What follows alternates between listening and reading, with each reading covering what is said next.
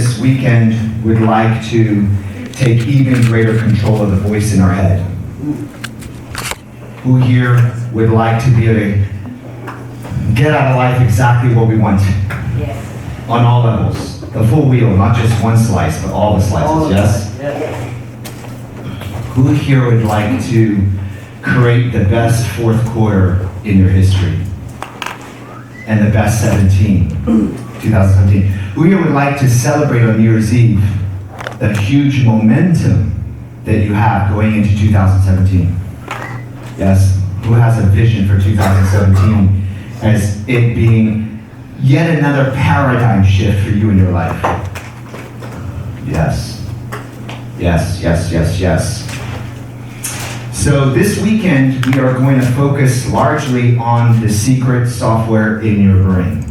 We'd like to learn how to decode the secret software of your brain and learn how to use all of your faculties, God-given, whatever your spiritual belief is. We'd like to learn how to master that. Yes. So, who here has pictures in their mind that empower them? Who has pictures in your mind that maybe in one area of your life, by reflection of the results in that one area of your life, maybe money, health, maybe relationships, maybe marriage, maybe something, who here has a picture of one slice of their life or more that it just isn't that of a positive picture in one area of life? Who here is human? Anybody human? We'd like to create change, massive change in that quickly, in a matter of seconds or minutes. Who here works with other people? And since they say 97% of the globe is 1 or 2 paychecks from being homeless, in many cases, a lot of people are homeless, but in America, they say people are 97% of the population is 1 or 2 paychecks from homelessness, which means that if they didn't get 2 months worth of paychecks, they would not be able to pay any of their bills. Does that make sense? Who here knows someone who's struggling either financially, in relationships, health, or something? Who here would like to learn how to master, in a matter of seconds, how to change the pictures in their head? So maybe I'm doing pretty good, but maybe I need to learn how to master working with other people to shift them. Who here also knows people that they have that voice in their head that talks to them all day long and talks them out of the deal? Right? Fear, concern, worry, doubt. And you as a communicator, you need to learn how to change the voice in their head. Who would like to learn how to change their voice in their head?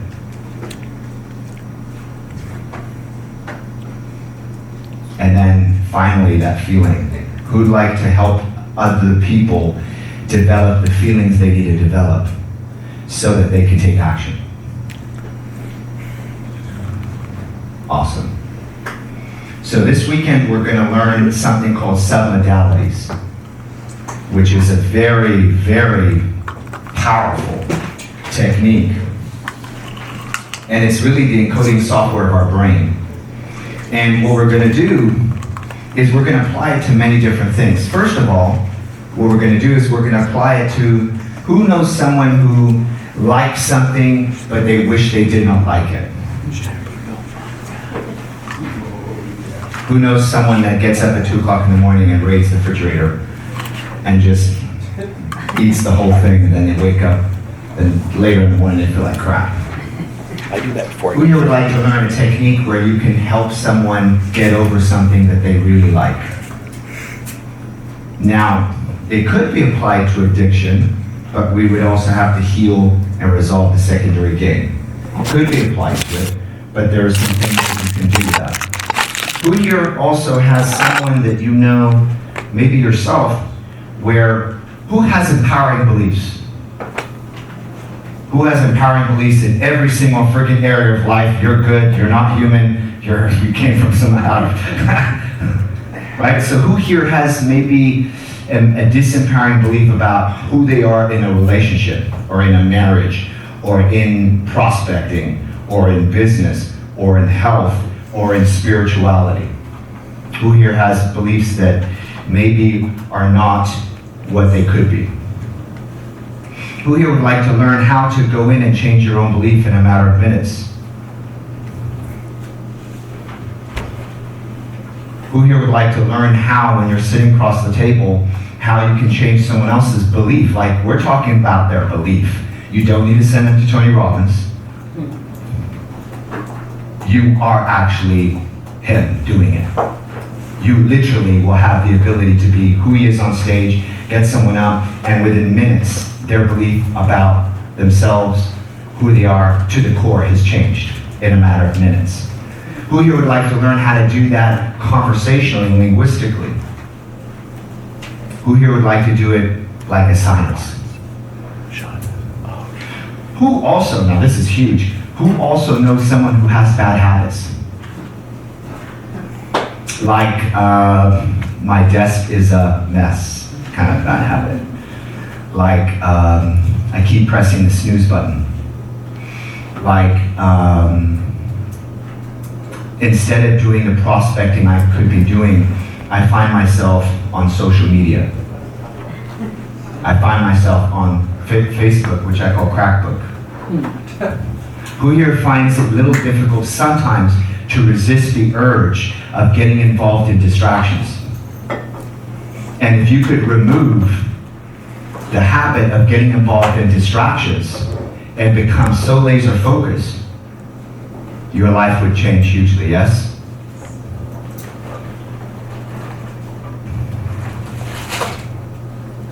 Who knows someone that they have bad habits like biting nails all the time, or stress, a repetitive habit of biting nails, or something that is something related to stress? Who'd like to learn how to change that for yourself and for them? Who'd like to create the habits that you want to create? By the way, let me ask you a question. How many times have we gone to hear a broker owner or some leader, talk to you about you need to develop good habits? And they stand in front of the room and they tell you got to do the habits. You got to develop these habits. You got to develop these habits. And maybe they even say you need to just do it and repeat. And then after a certain amount of time, you would integrate those habits. Have they said that to you? Have you found that they didn't actually know a way for you to change your habit other than will yourself to do it every day? They're talking about habits, maybe they even have the habits, but they can't impart on the other person how to actually change their habits. The how is missing from a psychological, behavioral perspective. Who'd like to be able to go into behavior modification? So you literally have the scientific method of changing habits. Who would like to say, I think people talk about the 30-day rule. They say if you do something for 30 days straight, that it will develop into a what? Some people say 26 days, some people say 21 days. There's different theories, but I've known it as the 30-day rule. Who realizes that by the time you have to wait 30 days to integrate a habit, most people have already broken the pattern and they have to start all over again? Who here knows people that they've had their habits for 25 years? Who here knows people that even gone to seminars where the conversation was changing habits, or gone to a company where the conversation was changing habits, and they've gone through that seminar, or they've gone to that company, gone through that culture, and they still have the old habit? Who here knows people that have to go to the same seminar 5 years in a row, come back with the same freaking problem? Every year they need to go and get hyped up at this thing and come back, and their production is pretty much the same. It goes up for a month, and then after a month, it kind of just goes back to the default. Habits are stubborn, right? Stubborn. Who would like to learn how to change someone's habit, not in 30 days? Less. 20 minutes. Who'd like to learn how to change someone's habit, not in 20 days, but less? Who'd like to learn how to change yours or someone's habit, not in 10 days, but less? Not in 5 days, but less? Not in 1 day, but less? Not in 5 hours, but less? Not in 3 hours, but less? Not in 2 hours, but less? Not even in 1 hour? Do you think it's possible to hardwire a new habit in someone in 20 minutes and bypass the whole 30-day thing that no one ever does, hardly? Do you think it's possible to take a pair of pliers and go into the part of the neurology, nervous system, where they have this thing called habit, pluck it out like a weed, throw it in the trash, get this other program, this new habit, and install it like surgery, and it's there, and it holds, and it's strong, and it's who they are now? Do you think that's possible? I'm not suggesting. I would never suggest that that is possible. I would never, ever make such a suggestion. So that's what this weekend is about. Who's excited about this weekend? Yes, yes, yes. Now, we are also, a lot of us are in real estate, yes. So, and some of us are in entertainment. And by the way, is anybody not in real estate and not in entertainment?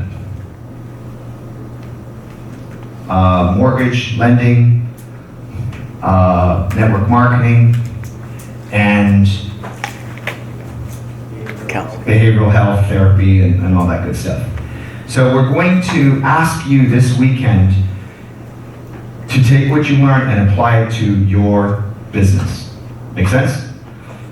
So what's the beliefs that you're going to change regarding you and your business, regarding you and your marriage, regarding you and your relationship, or whatever that is? Make sense?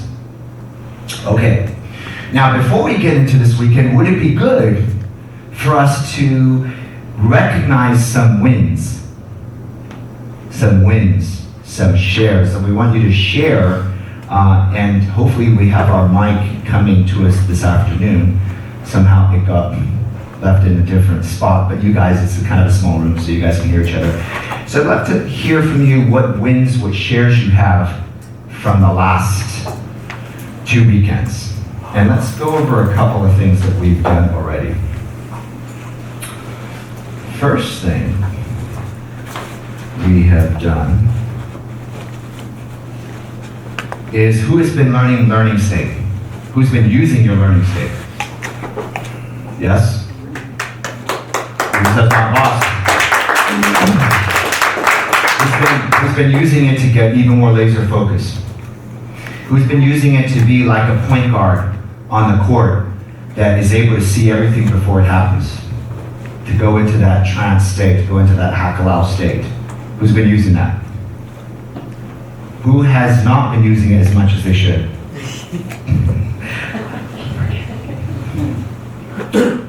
So as I'm going through these, I want you to write down what you feel is a win or a share for you.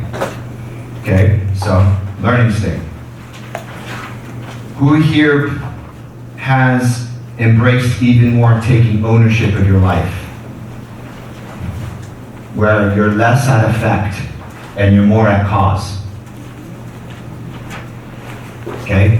Where you try not to blame others, minimize, deny, justify. What you end up trying to do is say, how am I at cause for this? How can I own this? The good, the bad, and the ugly. Such that if I own it, I can do a thing called what? Can change it, yes?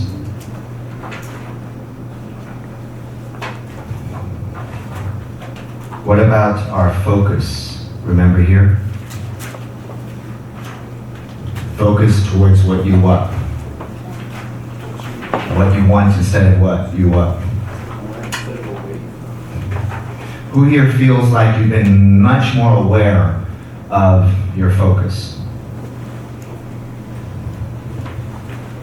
And what's the thing that can tell us whether we're focused towards what we want or focus on what we don't want? Results. Results, and what else? What's something immediately? Language too. but even more, even faster than language. How do you feel, right? Focusing on what you want, you're empowered, you feel good. Focusing on what you don't want, it sucks. Okay, next one, prime directives. Who here has looked over your prime directives of your unconscious mind to learn more about everything that is what we call your subconscious mind? Who in here feels like you're starting or you're continuing to, or you're even elevating fast to, develop a new relationship with your feeling mind, your unconscious mind, your feeling mind? Conversation, right? Feedback mechanism. That one's a little harder to do because it's not a process, it's just 21 prime directives, yes? And you just study those and just realize that that's what you have within your capability. What else? What else? What else? Who here feels a big shift after timeline therapy? Who here feels like you don't get triggered as much? Or who here feels like I can't think of anything that has made me angry in the last 30 years? Unless it happened today. Because anger in the present moment from something may be a natural response. Make sense? Someone cuts you off on a freeway, or if someone tries to steal something from you, it's okay to get angry. It's a human response in the moment. But who here would have a hard time thinking of something 10 years ago and still feel angry about it? Or sad about it? Who here has felt a shift when we did releasing fear? Boom, this room likes that. So we released fear. Fear of success. Fear of failure. Fear of I'm not good enough, I'm not smart enough. Fear of the unknown. Fear of prospecting. Fear of criticism. Fear of rejection. Fear of loss of love. Fear of ill health. Fear of death. I mean, I don't want to die, but don't have a fear of it. Would that be kind of cool? Right. Ooh, who loved that exercise we did last weekend where we became one with everything? Who now understands what it means when we say we are infinite?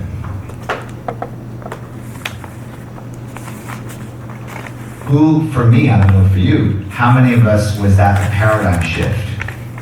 Realizing that if I am everything, I am everywhere all the time.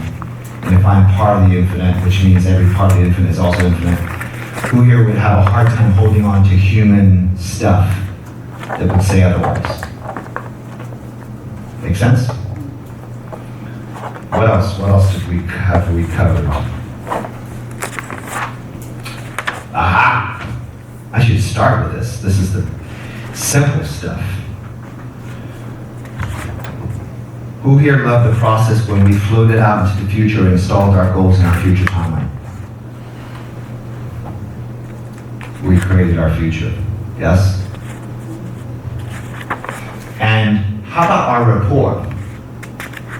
Who here has been using your sensory acuity to see all the minuscule things that are happening with a person's eyes, focus, defocus, with their lower lip, with their breathing, with their facial gestures, with their skin tonus, with their skin color? Who's been paying attention to all of that? To read the body language. Who here has been mirror matching? Who here has also been not only mirror matching, but pacing and leading? Who here feels like they could pace and lead more after you mirror match? Because guess what happens? We always remember to mirror match.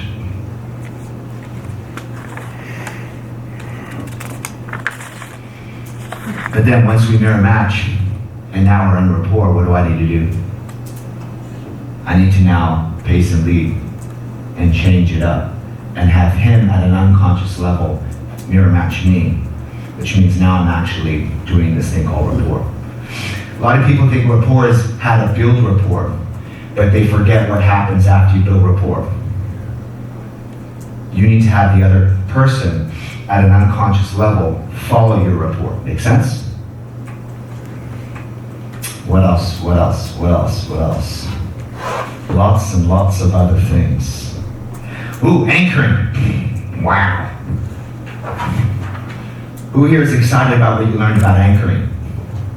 Procrastination to motivation, yes? And then also, who here has used your resource anchor? Who here remembered to stack it, stack it, stack it, stack it? Yes? Every time you have a win, what you do is you keep stacking it. Right as before you're coming up to the peak and up to the peak. Yes? Keep stacking it. Keep stacking it. Yes?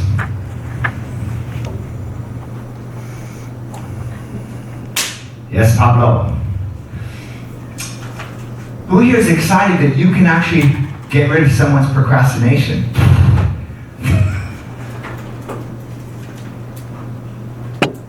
I mean, that's incredible, yes? You can have an office, people are procrastinating, and you can sit down and in 30 minutes you can get rid of someone's procrastination at the neurological level in 30 minutes. Crazy, yes? Amazing, yes?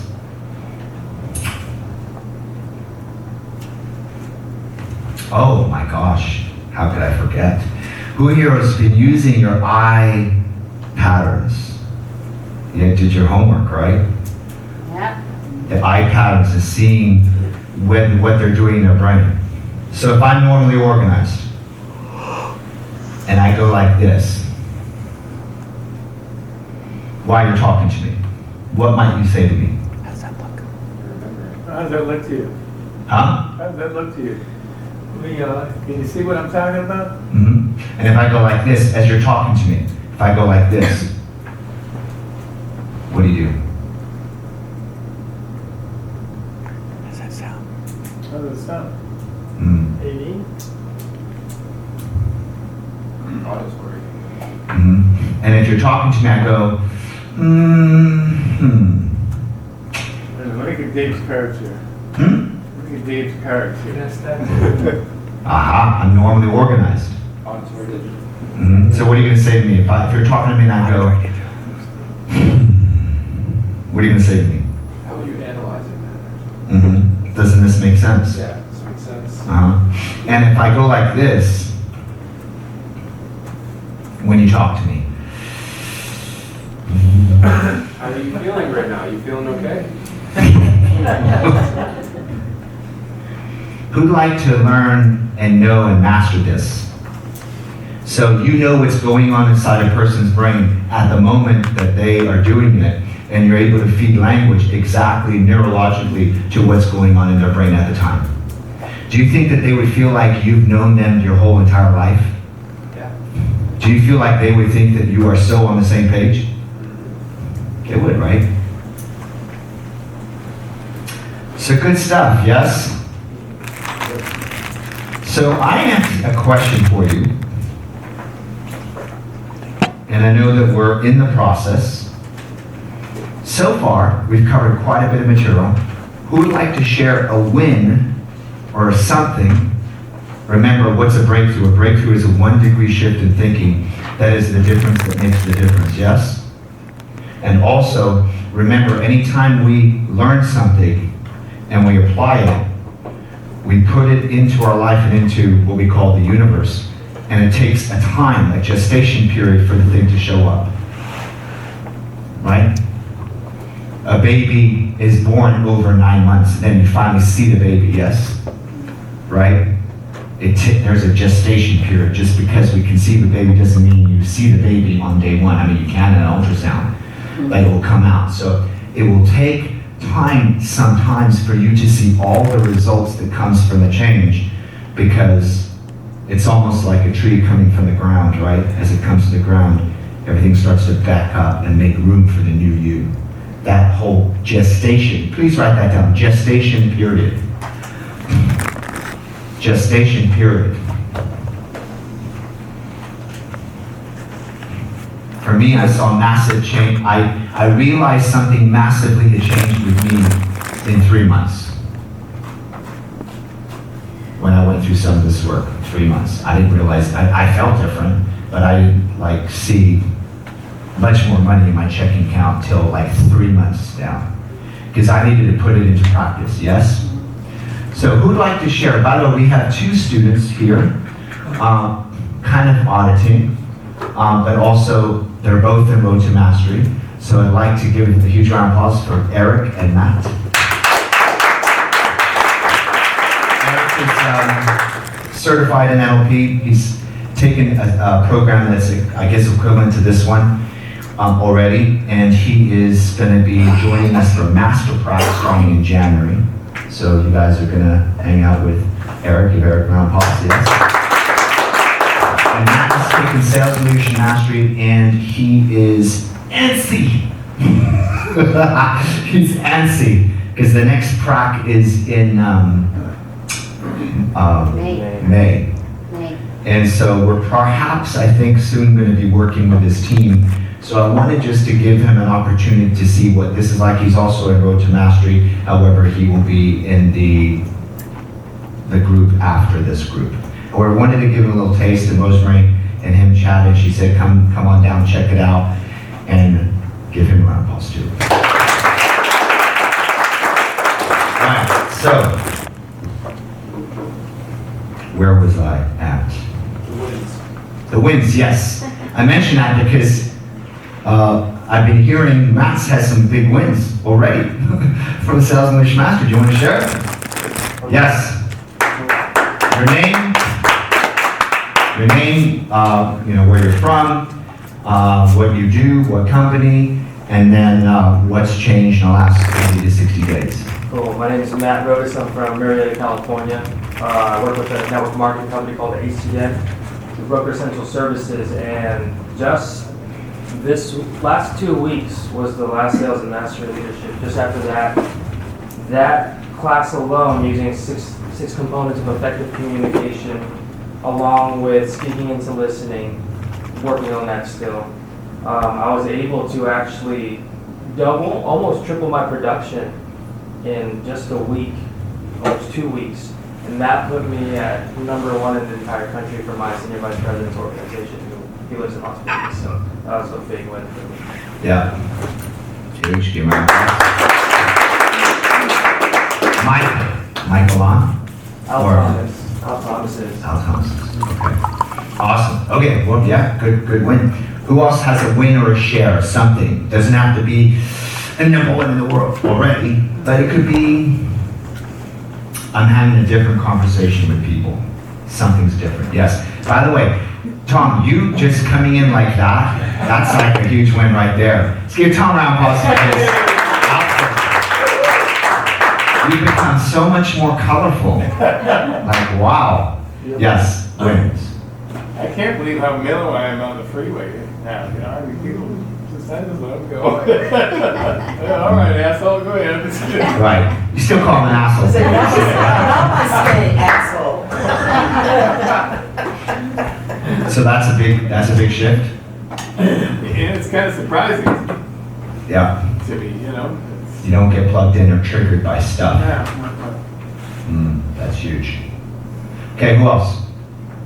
Win shares, yes. For me was just being able to change my state, Mm. recognize what I'm being or what's going on right now, and then be able to change, like more control my state. And that's I'm working on that. Mhm. It's been nice. And you've seen a shift. Yes. That's huge. Because state is very important, right? Your state affects the what? Just everything. I mean, Everything. everything. But the state actually produces a what? The action. Just ignore all this. Ignore it. Ignore it. Ignore it. Here we go. That's what I wanted to show you. These are your brother. I got that. Thank you.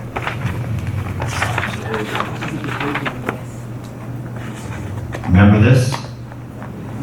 Boom. Behavior. Whether you are going to be prospecting depends on your state. Whether you're going to be making the calls you need to make depends on your state. Right. Whether you're going to be taking action in your life depends on your state, or in some cases, or not. People that are not doing any of that has to do with what? State. So if you're saying you're in control of your state, or you're learning how to master being in control of your state, that's freaking huge. Huge. Yeah, because Huge. it got me out of the, I want to say, funk that I was in. Mm. And I had to like, okay, I need to stop what's going on. I mean, okay, I need to change my state. And I did. I changed it and I felt great. My whole day went well. I prospected and I did my thing. And I was like, oh, wow. So I'm like, if I can do more of that, more often, Mhm. it'll work. Do you feel it's more the procrastination and motivation? Or do you feel it's more the resource anchor? Or do you feel it's more the focus? Because remember, all of these things up here affect the state, down here affect the state. Which one do you think was the biggest module that we processed, that we did, that had you physically notice more a shift with your state? It was the procrastination one. Mhm. That what if I don't, this is what's gonna happen. I don't want to go there. I don't want to feel that feeling inside of you. Oh, so in other words, the thought of procrastination motivates you. Yes. Interesting. Did we hardwire that? We actually hardwired that. The thought of procrastination within 2 to 3 seconds neurologically motivates you. Whereas most people, the thought of procrastination turns into this thing called procrastination. Pretty crazy, huh? Let's give a round of applause. Yes. So Awesome. mine's kind of a two-parter. It's getting over the procrastination and also the release of fear.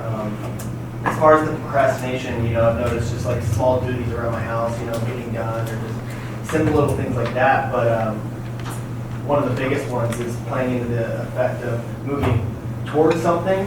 I realized I want to I started a new job, I started a new career and stuff, but I realized I could probably do something else. So I went back to my old company and created a new position there. And with that, that kind of released some of the fear and kind of pushed me forward to just doing more. Mm. Awesome. Okay, and that's the 2 parts? Mhm. Awesome, let's give a round of applause. Mike?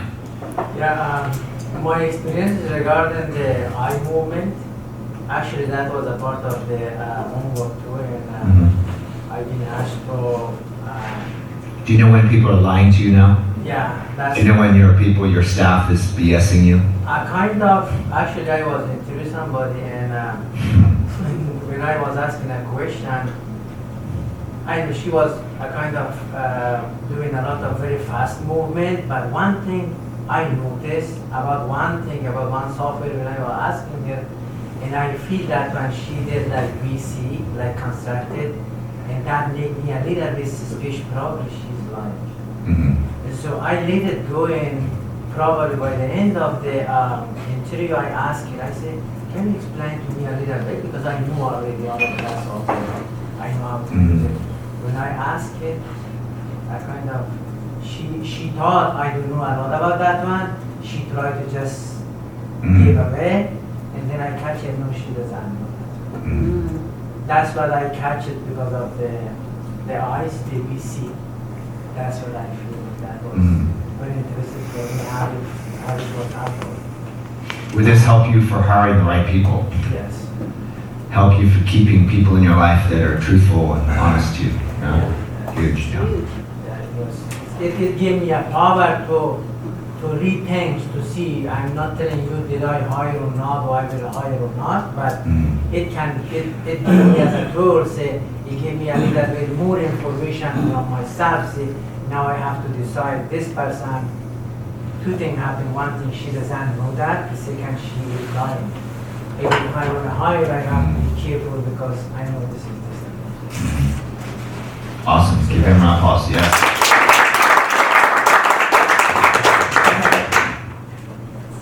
Josh. Josh, you had some huge breakthroughs last weekend. Yeah, Yeah. I was supposed, one of the breakthroughs I had was definitely recently is anytime I do a lot of thinking. So now if I think of something that I need to do right away, I do it right away. So like the procrastination, I get rid of that. It helps me out a ton.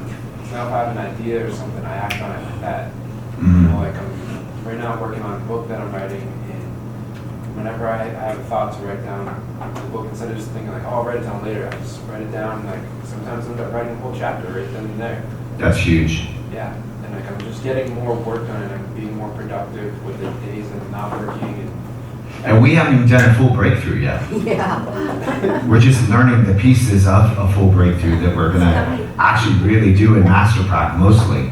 So I'm just suggesting the fact that you're having big breakthroughs and seeing life change already, when we're just building the foundation of this is huge. Yeah, and also like just not fearing what's in store for me in the future. Just Yeah. doing that, just focusing on what I want. Mhm. It's a big breakthrough in itself instead of focusing on what I don't want. Mhm. Wow, that's huge. Yeah. Whatever you focus on expands. Yes, give Josh. What I've been doing the last 2 weeks, I didn't get it at the beginning, but I thought it doesn't apply to me. But I never thought it was gonna be the way I am, but trying to work very defensive with every person.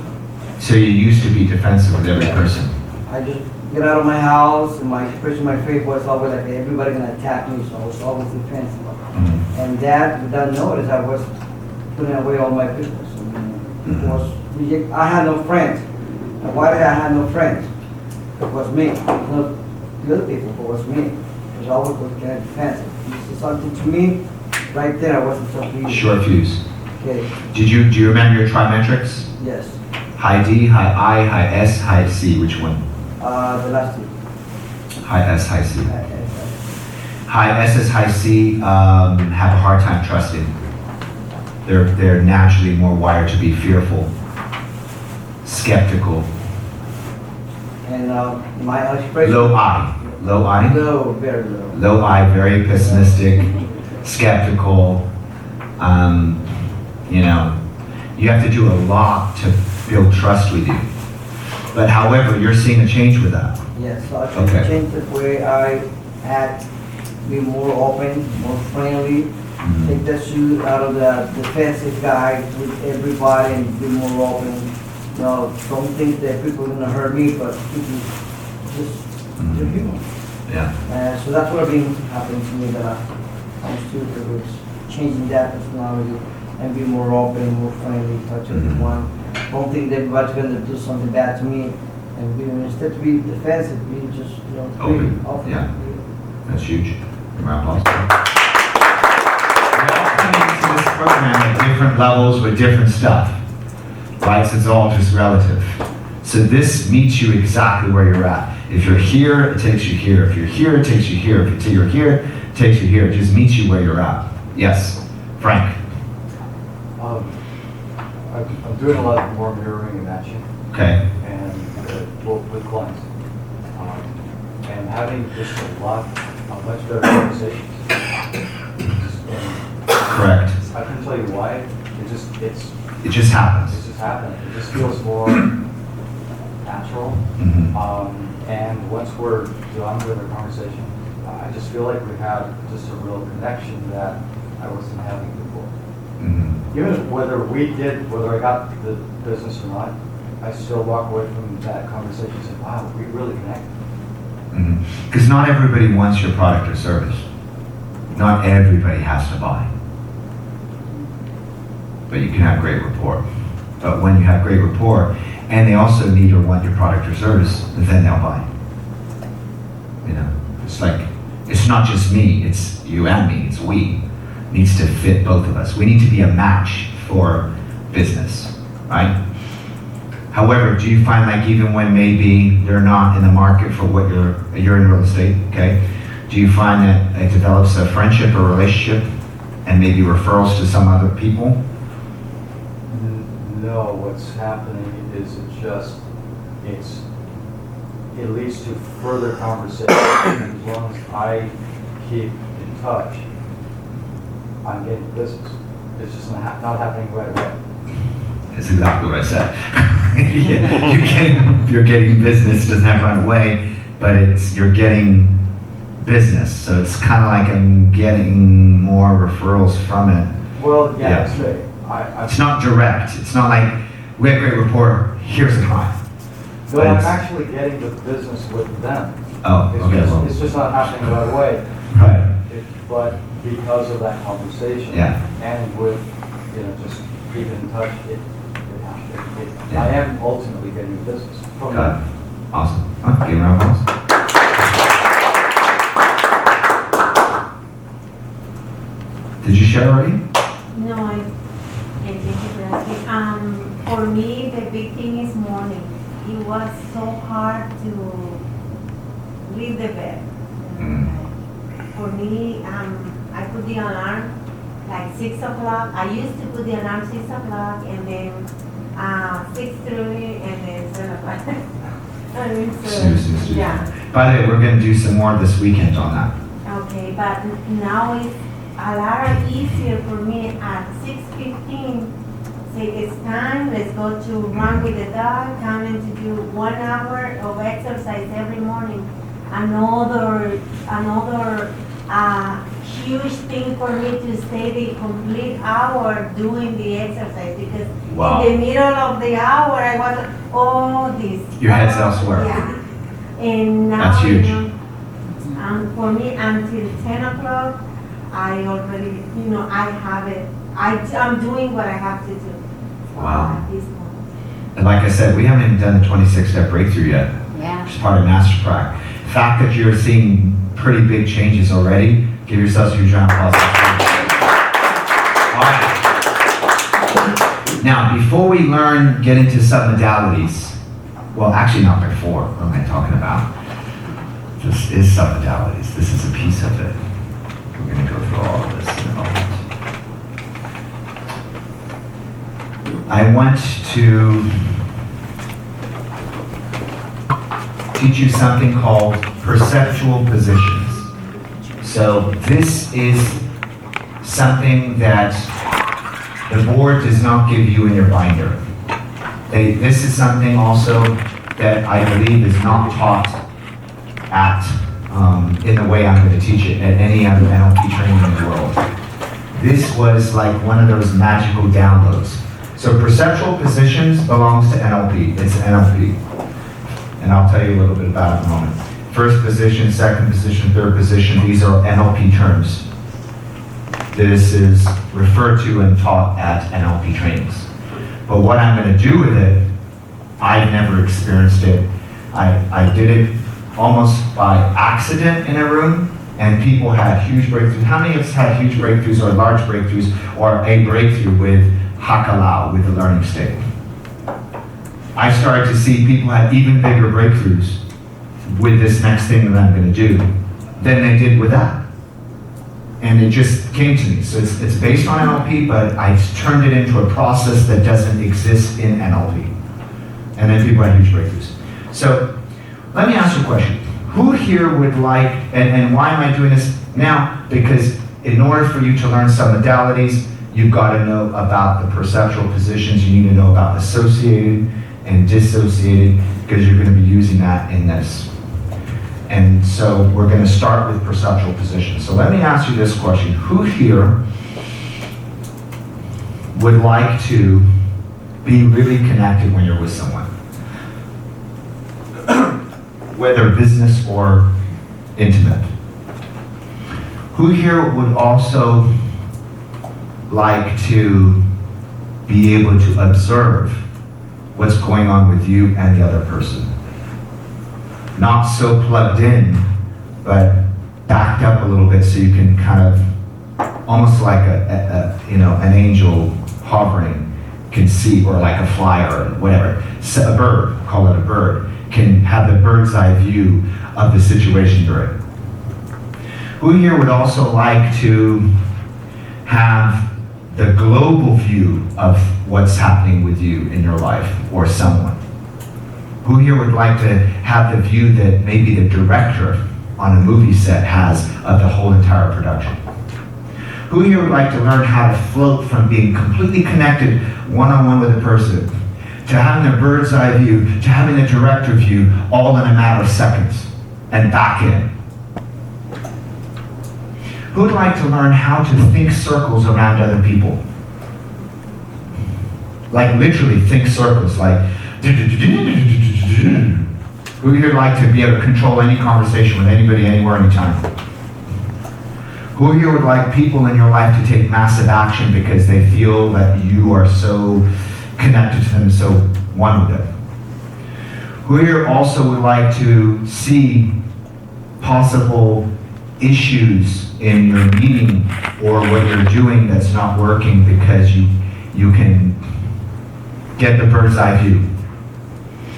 Who here would like to make those corrections in there in the moment? Let's say something's not working, you catch it, within seconds you can catch it, course correct, and fix it, boom. Who here would like to actually free yourself of stuff? Who here would like to be able to detach yourself from stuff so that it can just roll right off you like water off a duck's back, and you can walk in with no tension, no stuff. You can just walk in with just a very abundant mindset in every situation? Who here would like to find solutions to a problem that no one can find, but you can find them all the time? Who here would like to be the best problem solver you would ever know? Like you'd be the guy that they would pay the millions of dollars to be the problem solver of everything. Even if it's your own marriage. Even if it's your kid's situation. Even if it's your business, production, anything. Yes? Who here would like to learn the most powerful technique for conflict resolution with anybody, anywhere, anytime? This, and who here wants to have a massive breakthrough this morning? Who here wants to have a breakthrough, just a breakthrough? Who here wants to have, oh my God. Okay. This is the reason why, for my coaches in the back room, this is the reason why you want to learn perceptual positions. Now, there's no page in the binder. This is the board stuff. But I'm going to give you a couple of definitions you can write down on a piece of paper. And we're actually going to learn this by going through breakthrough process. Is this cool? Okay. Write down, please, perceptual positions. This is one of the things I love to teach the most. So fun. Write down perceptual positions. And under perceptual positions, I'm going to explain to you what they are now. So now we're in the what of what they are. We have first position. By the way, these are not positions as in, unless they are. I mean, they could be. Whatever you want to make these, why not? They're positions. So first position, and write down, first position is associated. Write down the word associated. And definition of associated is, I'm in my body, I'm looking through my own eyes. And this will all make sense to you in a moment, so don't think like, what is this horse crap? It's going to make a lot of sense to you in a moment. Just giving you some definitions. So first position means it is associated, A-S-S-O-C-I-A-T-E-D.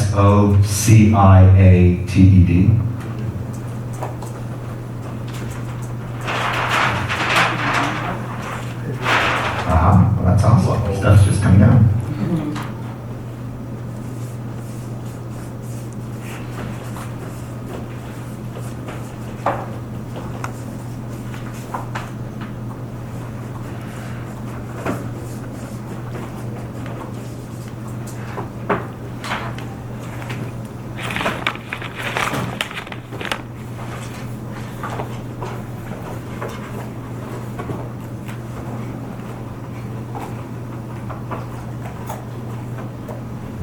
First position is associated, and the meaning of associated, the definition of associated is I'm in my body, I'm looking out through my own eyes.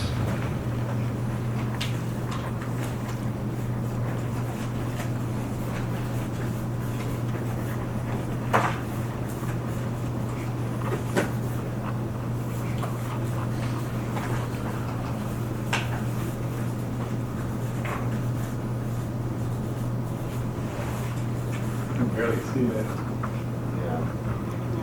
Like, I would imagine those guys can't If see you have a it. mock-up, look at any other color other than black. Or black is fine too. I mean, I could do it in black. you catch? Black is good. I mean, I've got black ready. Wow. Do that one more time.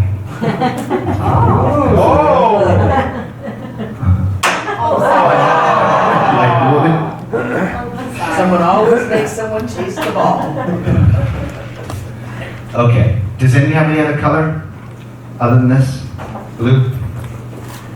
Purple. Ah, Purple. Ah. What a color, purple. Do you want green? Yes. Our microphone and the crayons that we have hopefully will be here. Do you want blue? Hanging out Do together. you want blue? Blue will be good, yes. Throw it at him, throw it at him. I won't do that. That's exactly what I have, but for some reason it's not dark enough. Bless you.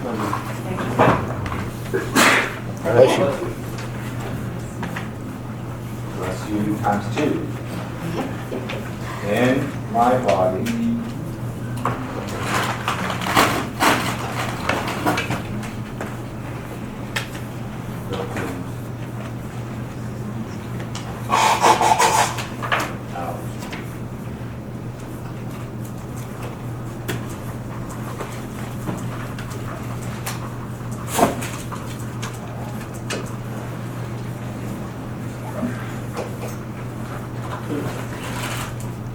You all see that? Okay, that's first position. Second position. Bless you. Bless you, yes.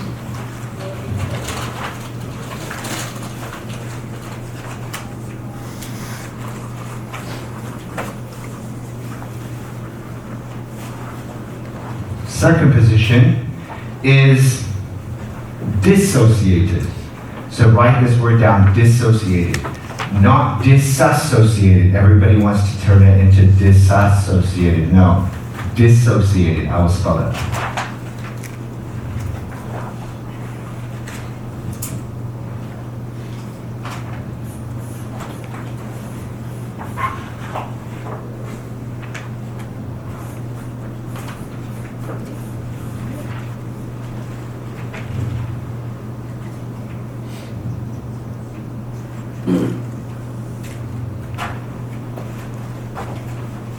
Dissociated.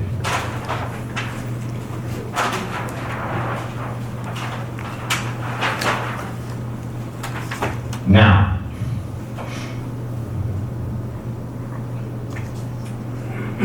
definition of dissociated is I see my body in the picture. I see my body in the picture.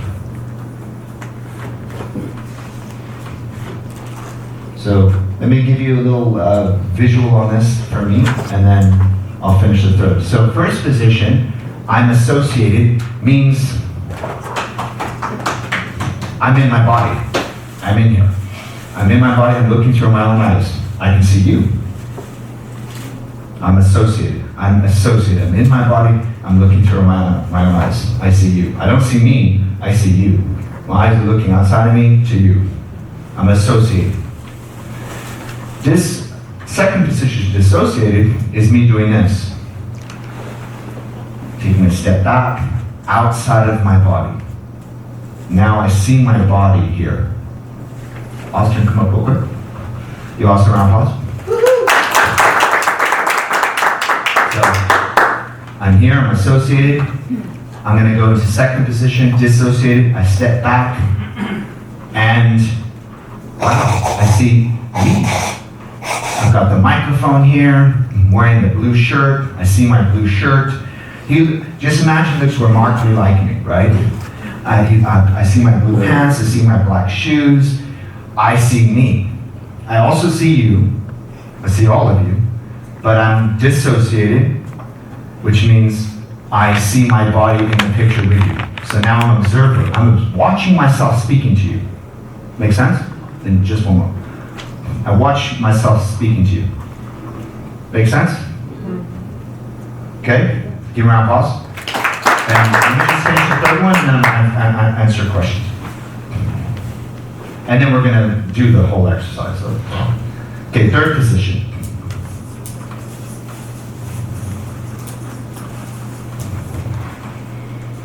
This process will solve every problem you have in your entire life.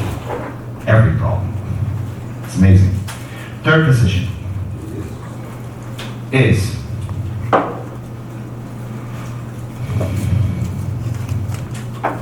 we could say this is, does everybody see this? Yes. Y'all see it? This is double dissociated.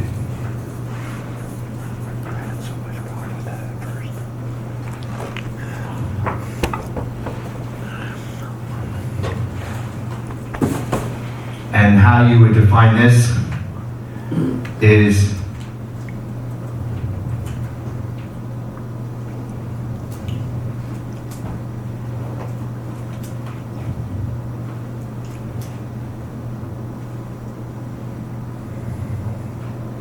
I don't really have it's just double dissociated. So here I'm in first position looking at you.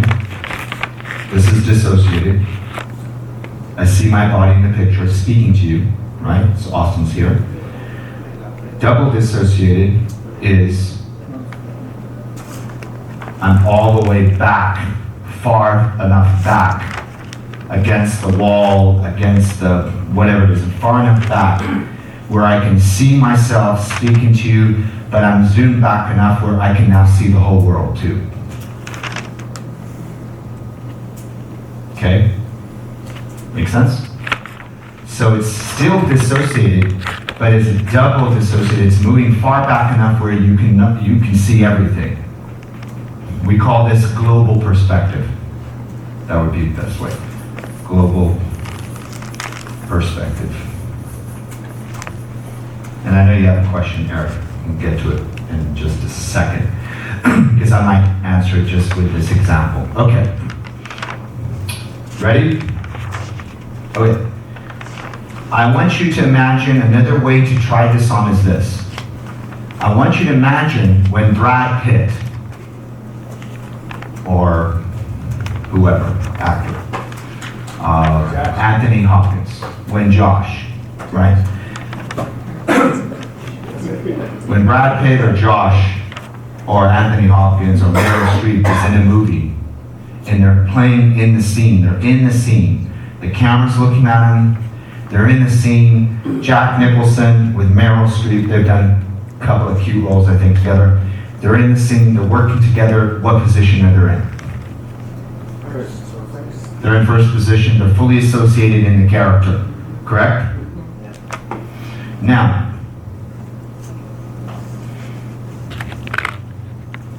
the camera operator, the DP, director of photography, what position is he or she in? I know I'm explaining it like to a 5-year-old, I get it. I'm doing that on purpose. I've even had people who, when I became a trainer in NLP, they had done PRAC, mass PRAC, they had done everything. They got to the final exam and they got this answer wrong. After a year and a half of NLP training, they didn't even understand this concept. And they were not certified and they were sent back home. It's like, dude, how can you not know this? Like literally. They had to wait a whole other year to get. It's like, some people just get it confused. So, the DP of photography is in second position observing, although not a good metaphor. Scrap that, not a good metaphor. Let's go with the actor. Let's go with the actor, a much better way to explain it. There's a duality here, I'll explain to you later. So what I just took about the director of photography, put it on a side burner. I promise I will bring it back in and I'll explain how this ties into the whole thing, but right now it would confuse us. So you've got Brad Pitt, Angelina Jolie, whoever, you've got Josh, you've got Jack Nicholson in first position in the scene with the other character, yes? Now, the movie comes out 6 months later and they go to the premiere, correct? When they go to the premiere, they walk the red carpet, they take the pictures, cha-cha-cha. Eventually, everybody gets in the theater, and they have the reserved section, VIP section, so now they're watching their movie with executive producers, with the studio heads, blah, blah, blah. So now Jack Nicholson, or whoever, is in the movie theater, in the front 2 rows, VIP section, watching himself on the screen with Meryl Streep. What position is he in? When he's in the theater, in the front row, watching himself on the screen. What position is he in? Second position. Second position. Now, he goes, okay. He walks up from the first or second row of the movie theater, having watched himself. He gets up and he walks all the way up the ramp. There's all these chairs here, all these people sitting here, walks all the way up the ramp, comes all the way to the double doors, and now he's back all the way to the very back of the theater, watching not only where he was sitting, which was in the front row, which was second position, watching the movie, but he's all the way back here. He sees where he was sitting. In fact, if a stand-in or someone looked like him sat in that chair, he would see what he kind of looked like sitting there. But he's also watching the reaction of everybody else, and who's laughing to what, whose body language is getting to the movie, what is the emotional level of the whole group watching the movie. What position is he in here? Better way to describe this is this. He actually gets up the stairs, and he goes to the projection booth. You know where they have that thing, the light that shines? So it's actually the best way to describe it. He's not even in the back theater, he's in the projection booth, watching the whole, everything. Watching the image float to the screen, watching the entire audience, watching the person that looks remarkably like him in the front row, and also watching himself on the screen. Make sense? Yeah. That's the best way to describe first position, second position, third position. Make sense? Now, remind me, because once we understand everything and we do the process, I will go and explain the director of photography, but that would confuse some people for now. I'll bring it in and I'll explain how that ties in. Okay, so right now we're going to do we have a break and then we're going to do the exercise, yes? Yes. What was your question, Eric? NLP, for me, is an understanding of there are specifics that are common, and then there are people's interpretations. Right? And so I'm trying to get a balance. I'm a 2080, right? So my obsessive compulsive is off the charts. Yeah. And so my perception of first, second, and third position, as it's been taught to me, is first position is associated through my own eyes. Second position is through the other person's eyes. Correct. We're going to tie that in. We're going to tie that in. Not behind myself, but actually floating up into the other person, looking at me. That can also be another version of it. And Yeah. the third position is an observer. Yeah. Looking at the two as a disassociated. Yeah. Looking We're at going to tie the that two. into. Yeah. So that has been my association to the perceptual position. The way that it is taught, we're going to do exactly the same thing. Okay. The way it has been taught is only on me and my communication with another person. Me. Yep. And now I'm speaking to you. Now I'm stepping in your shoes, looking back at me. and now I'm out of both shoes. This is what we do when we do conflict resolution. Now I see me talking to you, you talking to me, and now I'm observing both of you talking. Before we get to that, which we're going to get to, something that's extremely powerful is let's eliminate the other person.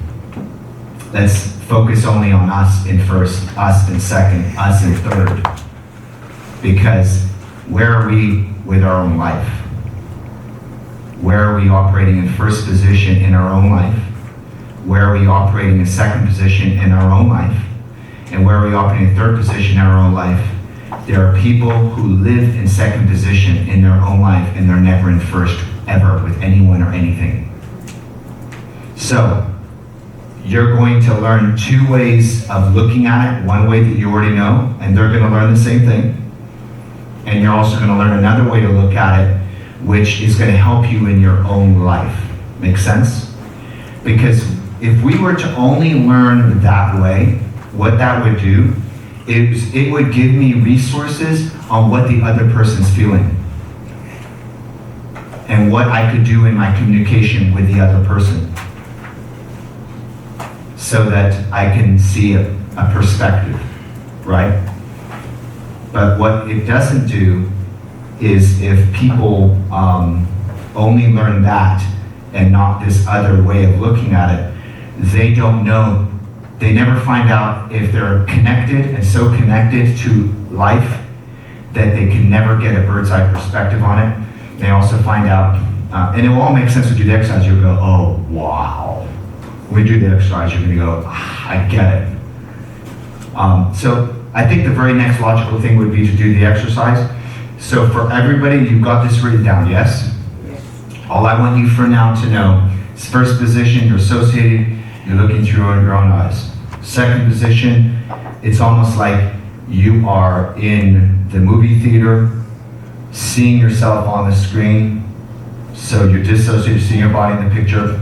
And third position, you're in the projection booth, looking at not only yourself in the movie theater, watching the action, but you're able to see the entire movie theater and everything that's going on.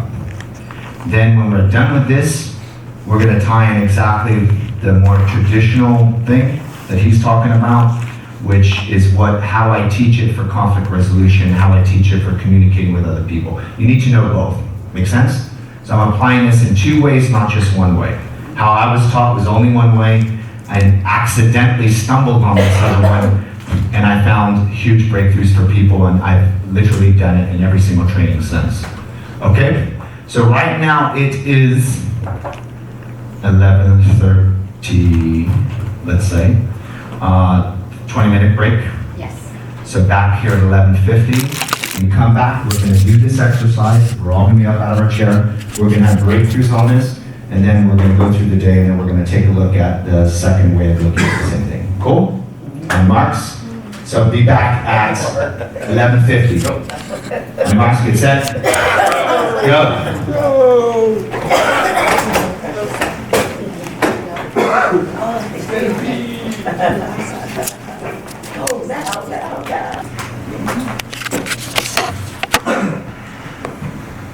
And come this way.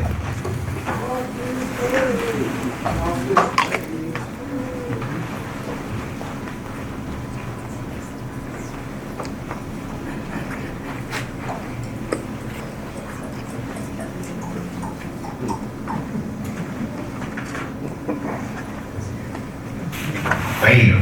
There you go. Okay. So,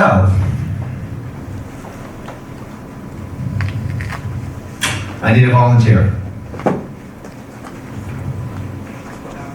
This will hurt. By the way, you're gonna die. There will be blood. Who wants to volunteer again? Rosa, come here. Give Rosa a round of applause.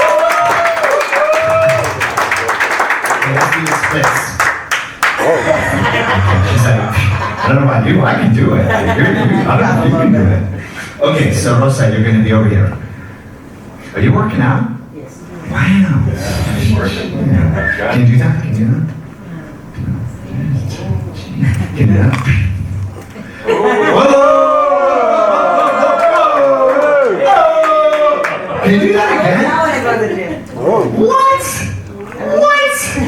What? Give her a round of applause. That's amazing. Okay, so you're here, yes? Now, what I want to do is I'm going to take each one of us quickly through first, second, and third position. Okay, let's start with Pablo. And you're going to repeat after me. I'm on mic. Our mic hopefully will be here this afternoon, so just speak loud so everybody can hear you, okay? Okay, Pablo. Pablo. Yeah. Say, I'm in first position. I'm in first position. How do I know? Say. How do I know, say? How do I know? How do I know? Because I'm associated. Because I'm associated. And I'm in my body, I'm in my body. right? You're in your body. And I'm looking through my own eyes. I'm looking through my own eyes. And you see Rosa. I see Rosa. Yeah. Okay? So one more time. I'm in first position. I'm in first position. How do I know? How do I know? I'm associated. I am associated. And I'm in my body, And I'm in my body. looking through my own eyes. Looking through my own eye. Okay? Now,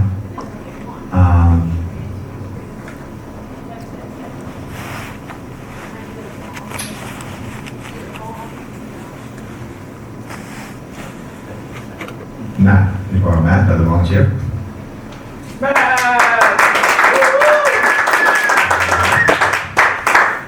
Okay, so you're in first position, looking in your body, looking at your own eyes. Boom. In a moment, I'm going to have you step out. So not in her, but step out to here. And we'll see, it's completely different.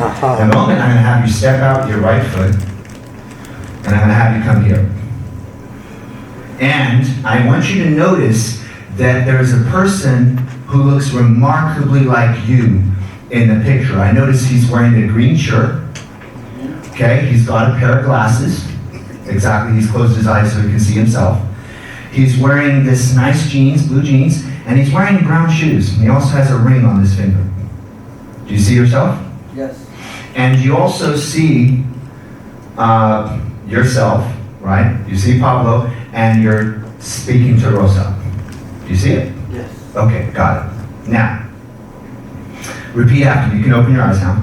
Repeat after me. I'm in second position. I'm in second position. How do I know? How do I know? Because I'm dissociated. Because I dissociated. How do I know I'm dissociated? How would I know that I dissociated? Because I see my body in the picture. Because I see my body in the picture. You all clear? Yeah. Okay. Frank. Okay. We're going to repeat this one more time. I'm in second position. I'm in second position. I'm dissociated. I'm dissociated. How do I know? How do I know? I see my body in the picture. I see my body in the picture. Okay. Now take another step back with your right foot. Come all the way back. Let's see, it's completely different, right? Now I want you to go all the way back to the wall. Now, say I'm in exactly. It's already happening. Look at his face. Already there's a shift happening inside you already. Interesting. Why are you smiling so much? Fascinating. Okay, do you guys notice that? As soon as he went there, boom, sword of energy starts to happen.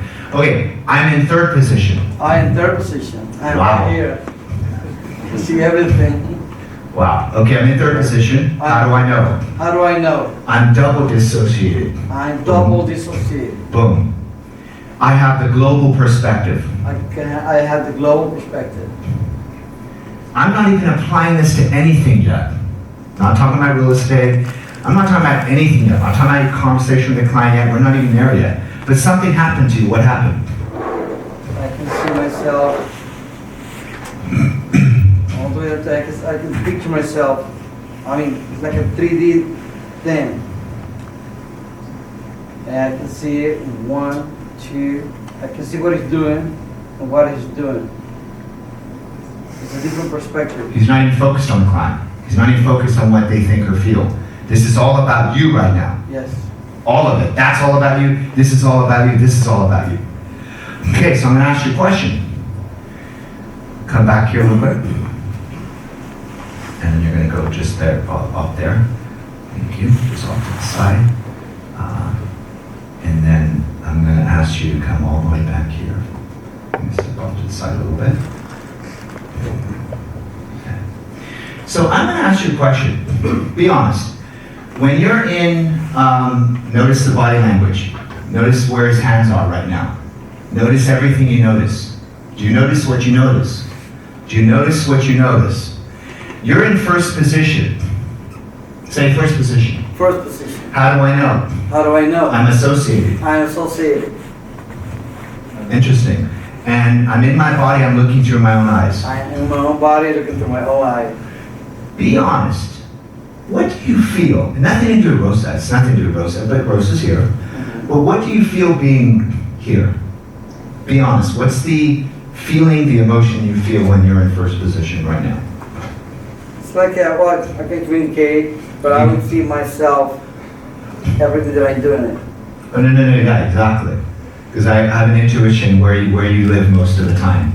So let's forget that for a second. What are you feeling right here? Be honest. Not about her, in your own body, first position.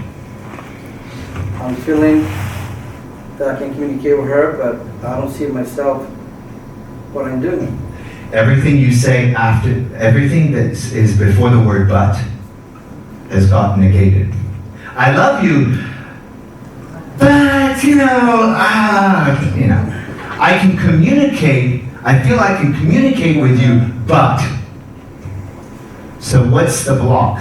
What's something that you're feeling here? Be honest. What's something you're feeling here that is, and I don't want to put any words in your mouth because I could start adding words and you can go, yeah, I'm feeling that. Yeah, I'm feeling that. But I'm not going to put no words.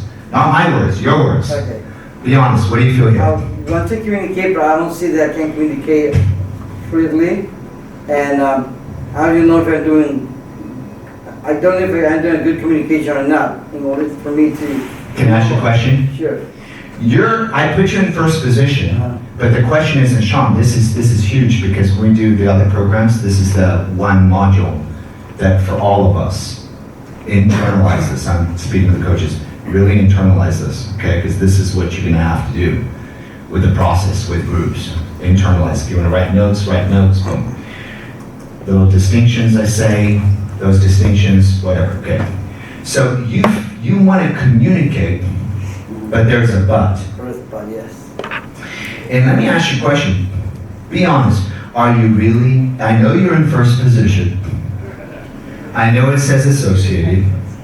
I know it says I'm in my body. How do I know I'm looking through my own eyes? But are you really in your body or are you in your head? I'm just in my head. And are you really being present? Are you really connecting? Or are you worrying about, I'm not even allowed to finish the sentence. I am not in my body. I don't feel that I communicated. I don't see myself that I can engage with her. It's like I'm here, but I'm not here. This is a program.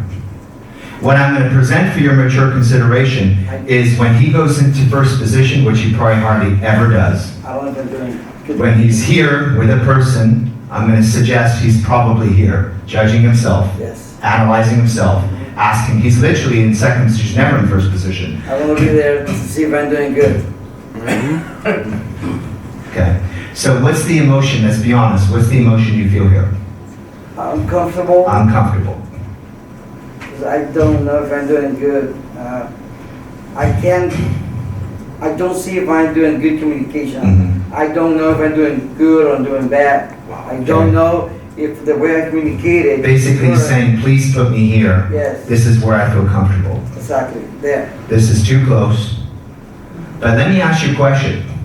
When you want your customer, your client to take action, we're not even going into what you think yet. We're not even probably going to do that this morning.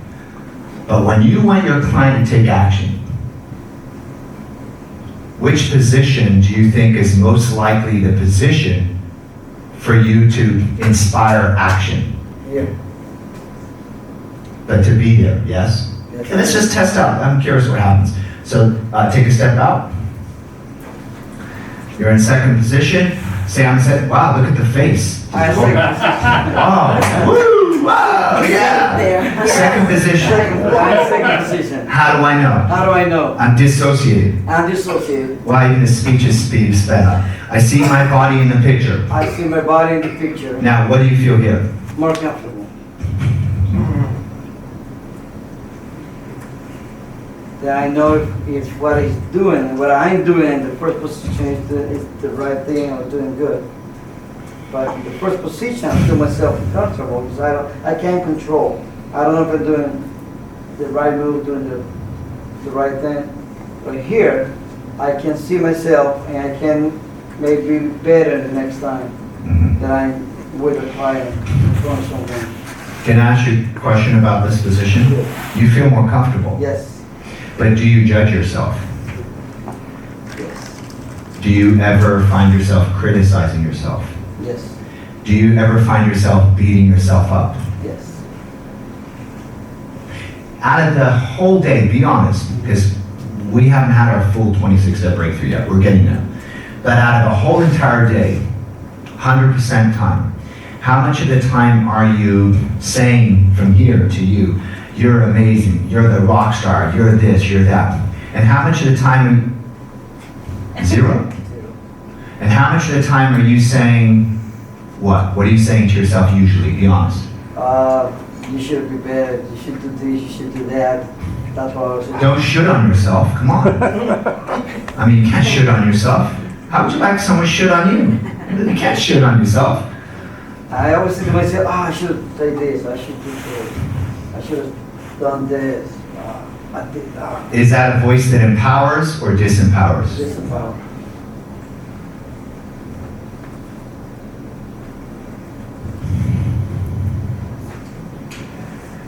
Go like that, now in the wall. Now, say third position. I am third position, Double dissociated. double dissociated. I have the global perspective. I have a global perspective.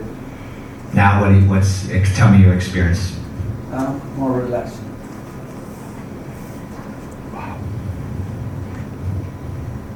What are the advantages you have here? What? What advantages do you have here? I feel that that I can probably program myself for the future, what I want to do or what should I say. Next time they're going to be in front of a client or a customer. How often do you spend in your day here?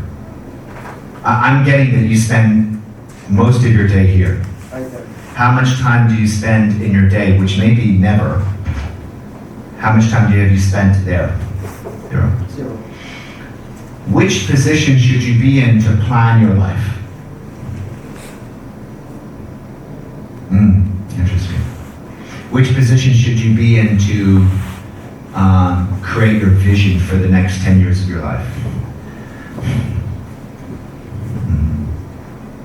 So what are you feeling here that you weren't feeling here, that you weren't feeling here?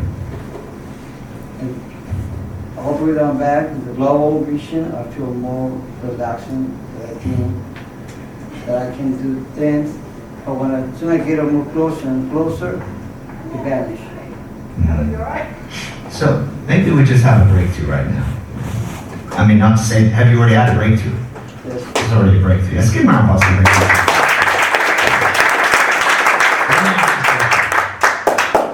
So how comfortable do you feel right now? 100%. 100% comfortable? Yeah? Do you think you can take this with you? Yes. Do you think you can take it with you? Yeah, Can you take the comfortable in a bottle? with me, Yeah? and move to the second position. Yeah, you have it here. You're carrying it with you. Yeah, I can try it. Okay. Well, I mean, do you want to just do it, or do you want to just I try really it? want to do it. Okay. So just take it with you. Let's take a walk. Are you carrying it comfortable with you? Yes. You're sending that down to the bottom of your feet and all the way to the tips of your toes? Yes. Awesome. Continue taking that comfortable with you. And come in second position. Actually, even though you're in second position, what's different, he's doing exactly. even though you're in second position, you have this thing called comfort with you. Yes. Do you feel good? Yes. Okay. Okay, and just keep walking. Keep walking, just carry the comfort with you. Keep your eyes closed. Keep your eyes closed.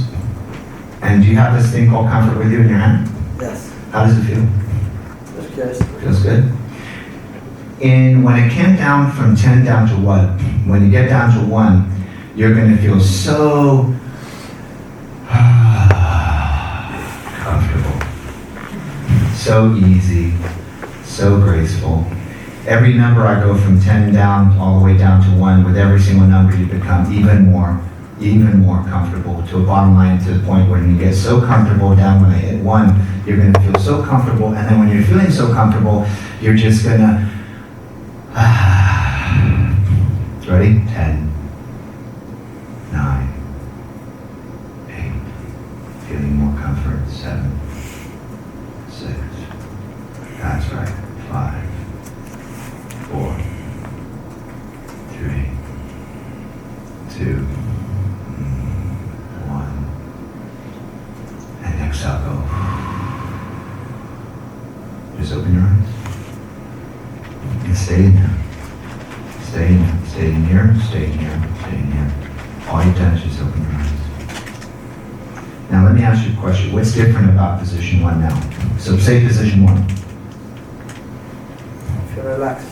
Say position 1. Position 1. Associated. Associated. How do I know? How do I know? I'm in my body. I am my body. I'm looking through my own eyes. I'm looking through my own eyes. But you also have this thing here. It's called what? What's this? It's my, Exactly. Exactly. But what do you feel right now? I feel good. Feel good? It's Okay. more relaxing. Yeah? Okay, now put your hands down. It's here. It's all here. It's not even in here. It's actually in here. There you go. Okay. So what's different now? Oh, a little more relaxing. Mhm. I'm also tired like early. Mhm. I'm also tired a few minutes ago. Mhm. I'm more relaxing. Mhm. More, And now how do you feel about communicating with her? more open. I think I can start You can conversation. give her a hug if you want to. It's totally okay.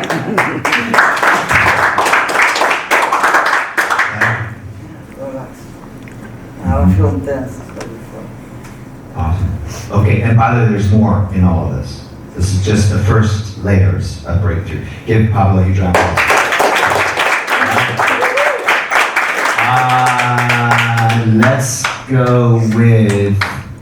Let's go with Tom. I like your colors, Tom. Chicka bow wow. Chicka bow wow. All right. Same system, okay? Exactly. Exactly. I mean, of course, exactly. Do you get it? Yeah. All right, so again, by the way, this is where we open up, right? We open up. In other words, if you're really feeling something, just open up and say, start feeling. It's going to be in the past anyway, but we got to recognize, we got to acknowledge it. Make sense? In order to shift it. If we go into, oh, I'm okay, I'm in denial, then it's going to affect our production. It's going to affect. Do you feel that you have something that can help you produce at a higher level and connect to people better now? Yes, that's my problem, connect with people. So that used to be. Yes. Okay. All right. Do sometimes people feel more comfortable there than any other spot? We're going to see that everybody's different. Okay, good. Yes. Okay. All right. So, Tom, say first position. I'm in first position. How do I know? My own body. I'm associated Associated. and in my own body, looking through my own eyes. My own eyes. Okay. So, again, it's not about her. She's just literally a person, but it's more only about you. So nothing's about her. It's all about me. It's all about you. It's all about you all the time. Yes. Yes. So, what's your experience at first position? I'm cool. Okay. We are cool. I mean, we're cool. We're very cool. We're cool. It's cool to be cool. Okay. Come into second position. Back up a little bit more. Say second position. In second position. Interesting, his voice tonality just changed. Did you notice that? I'm in second position. Lower, more congruent, more confident in the language. Second position. In second position. Dissociated. Dissociated. How do I know? How do I know? I see my body in the picture. I see myself in the picture. See myself. You've got the same color shirt, this color right there. He's wearing the same, it's basically you. So, what's your experience of second position? Fine with it. I'm fine with it. Anything else? Well, I mean, obviously they're not in the same position, so Yeah. how is this different? How is this different? Which one do you feel more what in? Probably two. You feel more what in two? More ease, I would say, I guess. Do you notice that I did not feed him the word? On purpose. Get that? So you feel more at ease in two. What does that presuppose you feel in one? Less at ease. Less at ease. And some of you are going to go, oh, that's all of us. I'm going to share with you that some people are the exact reverse. You feel very comfortable here, and you feel very awkward here. It's the complete reverse for some people. So it's fascinating. More at ease, anything else you want to share? It's really, it's like no big deal. Yeah. Just like the way you're acting, it's like, okay. I invite you to take third position, all the way to the mat. Say third position. Third position. Interesting. Look at his body language. How do I know? How do I know? Double dissociated. Double dissociated. I have a global. Interesting. And I'm in the global perspective. Yeah. So what's different here? Can you tell by his body language how much time he spends in third position? Puppet master. So what's your experience in third position? King of the world. Wait a minute, you get to third position and all of a sudden you feel like you're the king of the world. How often do you spend honestly in first position in your day? Percentage of 0 to 100%. Be honest, how much time do you spend in second position? Which I think is a great bit. How much time do you spend in your day in third position? Be honest. Spend a lot here, I think. You spend a lot here. And while you're over there, do you feel safer? Do you feel that someone can't hurt you? Do you feel like someone, can I use the language you want to use? Yeah. Do you feel like no one can fuck with you? You're untouchable? Are you connected, though? No. Do you have meaningful relationships, though? By the way, at any point, if you want to shout breakthrough, you can have anybody literally, as I'm walking someone else through this, you could go, breakthrough for me. Anything else you want to share about what your experience has been?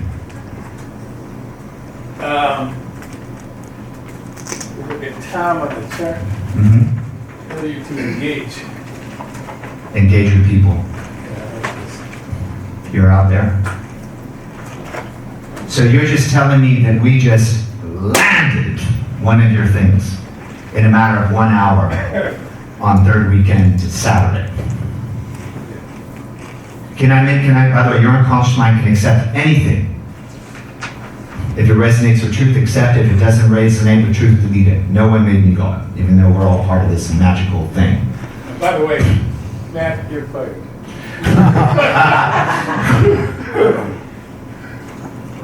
Can you explain why he said that?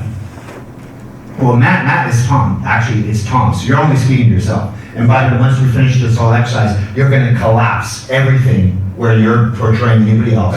When we're done with it, you're going to be collapsing all of it. When we're done with it, you're going to be collapsing all of it, and you're just going to be 100% you, and you're going to be just 100% you. Remember these distinctions, yeah? Okay. So I'm just curious, why did you say, Tom, you're fired? Well, it's an issue I've been dealing with, and I personally, I think it's lazy. You know, I should be engaging with people, and I'm not. Can I make a suggestion? Yeah. Don't be hard on yourself. I actually think this has nothing to do with laziness. I personally feel this has zero to do with laziness. I feel this has, in your unconscious mind, I can accept or reject anything I say. Resonates with truth, accept it. Doesn't resonate with truth, delete it. I have a feeling this is due to safety and not being hurt, or not being judged, or not having to be criticized, or never having to lose anything, because if you don't have it, how can you lose it? How can you lose a connection if you just never made sure you ever had a connection? It's very safe. And you know something funny, but when I was doing my the 10 modalities, The 21 prime directives, or the... No, the 10, they are homework. I felt very... Yes. You know, I felt like I really was the puppet master. Like I was pulling the strings. Mhm. I was very proud. Can I ask you a question? Yeah. Is that an empowering position? Oh yeah. Does it feel empowering? Yeah. Would you all agree that's an empowering position and it feels empowering, yes? Absolutely. But the question is, do you actually have power?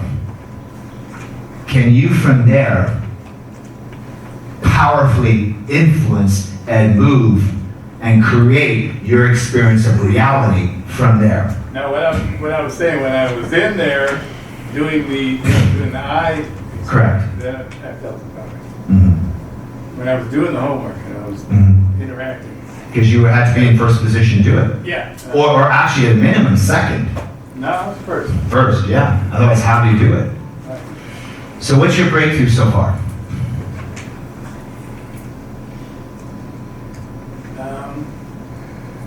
Take back the power. Yeah, that you already have.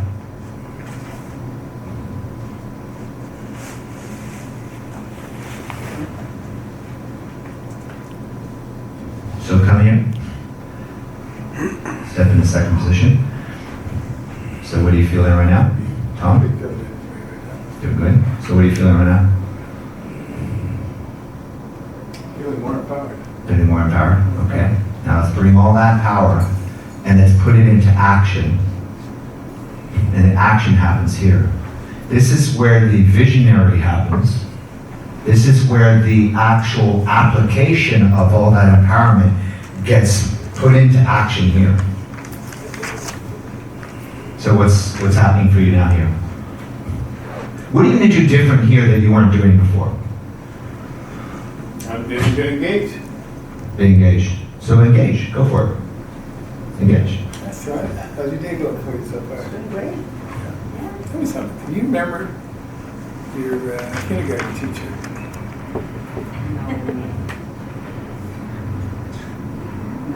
Oh, she's all over. What's up with that? So did you notice that he had to go to do something specific? So now I'm just going to do this. I'd like you to engage with 0 words.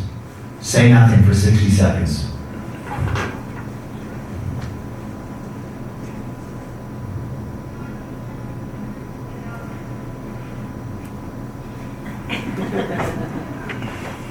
And keep, if it's okay with you, just hold them up for a little bit. Thank you, by the way.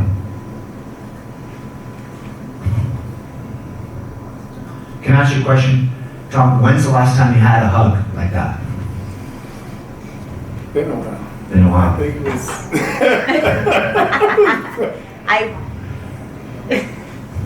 What comes up for you now when you have that hug? I'm sorry? What comes up for you?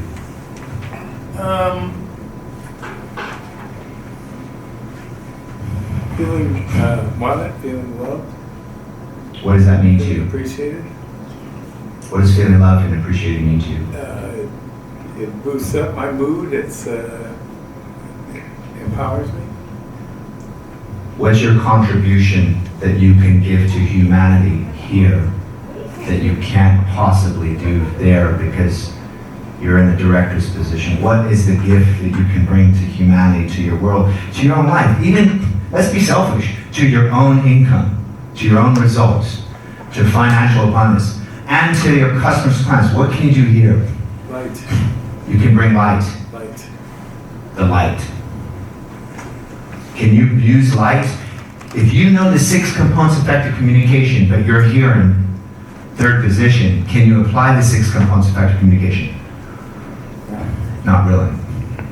Y'all look great back there. All right, what's your breakthrough?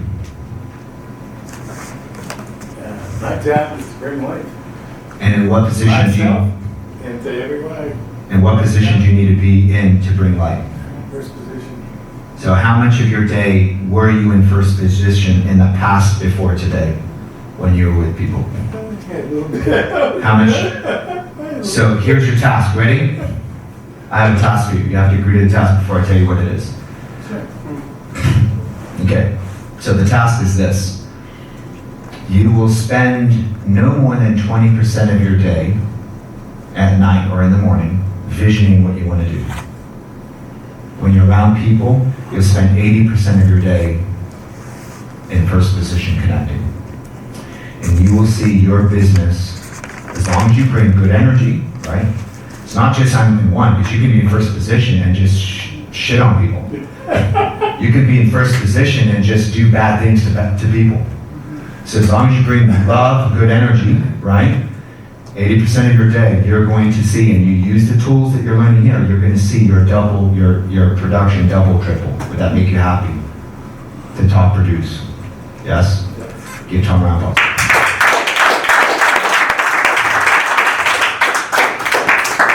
Very proud of you, buddy. All right, who's next? I can go in any order at this point. Who's next? Just whoever's the next person come up, with exception of Matt and Frank for now. Josh, give Josh a round of applause.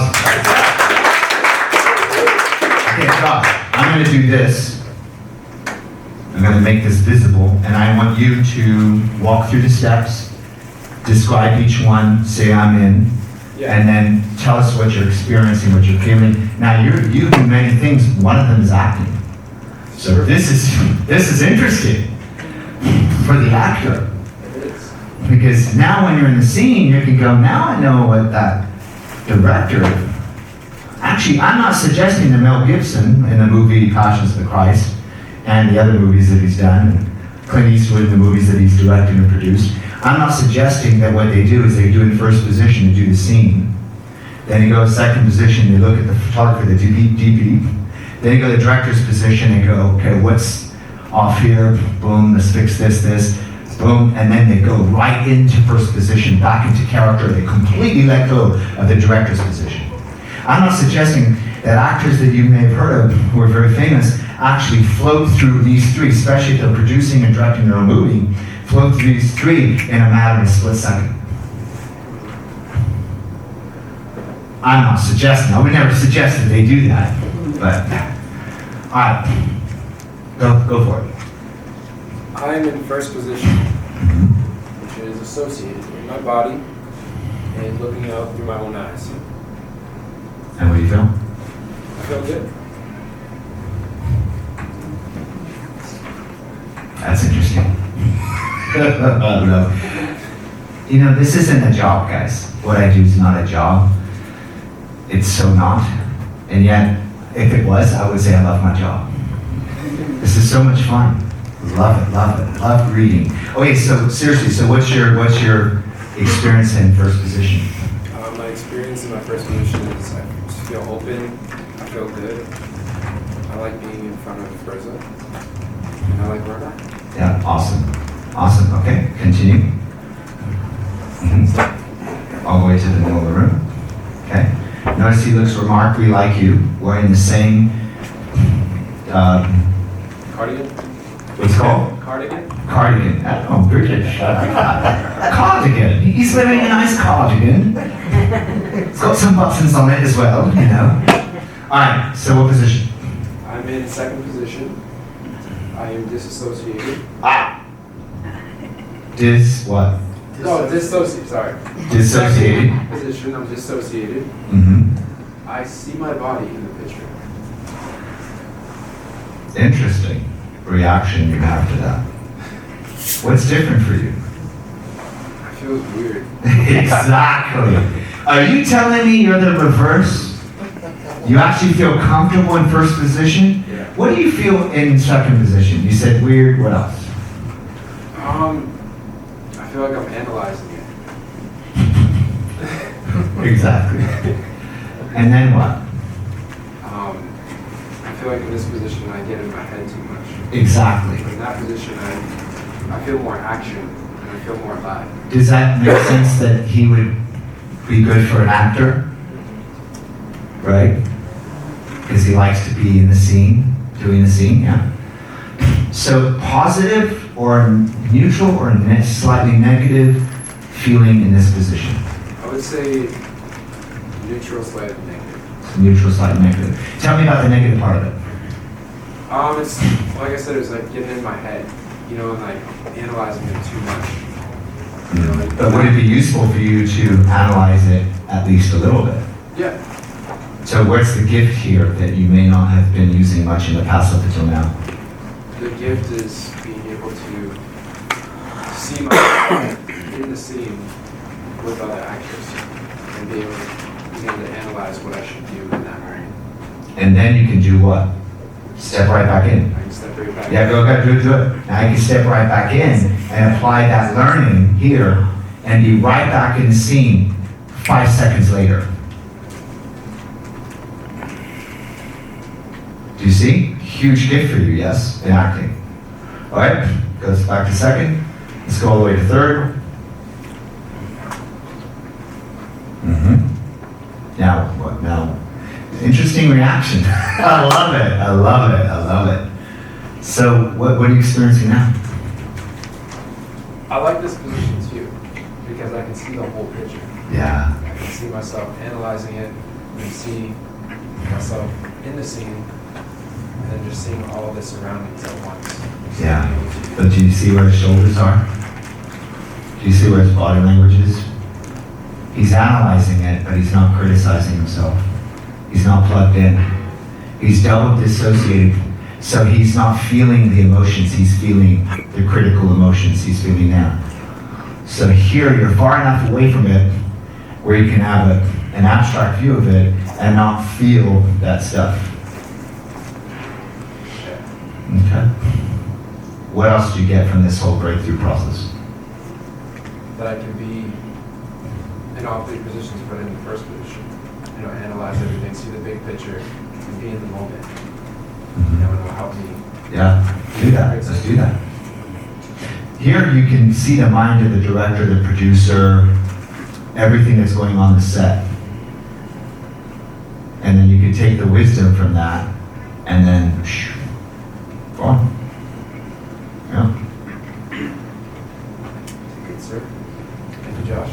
So now let me ask you, what's different about position 1, first position, as a result of having gone to 2, gone to 3, come back to 1? Do you see a difference in his body language? See it? He's a little less giddy. Did you notice when he was there first? He was more giddy, more playful, more childlike, more like, giddy. But what he did, what I noticed, he went here, and he was like, oh, okay. Mm-hmm. Then he went here, and then he kind of just went. So then what you did when you came back to first position, I saw you more grounded here with her. Did you guys catch that? Do you feel a little more grounded? I do. Less needing to do something? Yeah. Do you feel more letting go in the scene? I do. And just letting it flow rather than having to do something or make something happen, allowing it just to be? Yes, I do. Will that open you up and free you up even more, Jeff McGrill, in your acting? Yes. And Josh, is that another breakthrough? It's another breakthrough. Yes.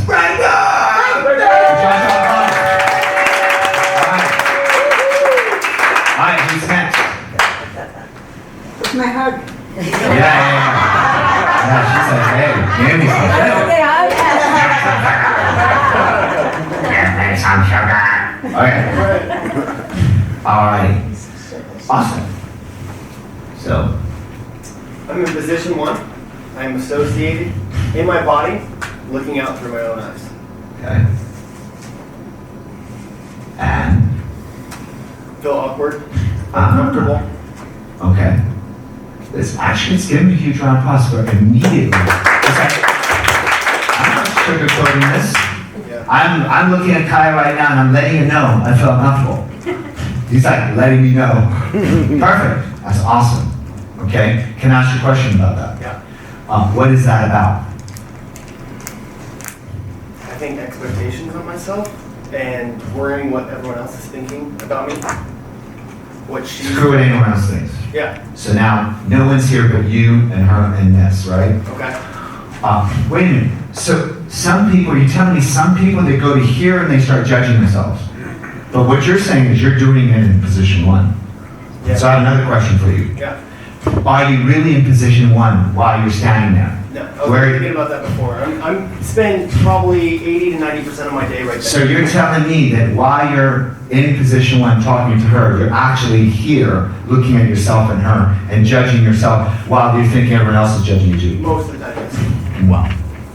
Can I ask you a question? Yeah. If this was another seminar company, I would ask, how is that working for you? That's the question they all like to ask. I'm not going to ask that question. But if I were to ask it. Not great. Huh? Not great. Okay. So let's go a little deeper. What's this really about? Not being comfortable in my own skin.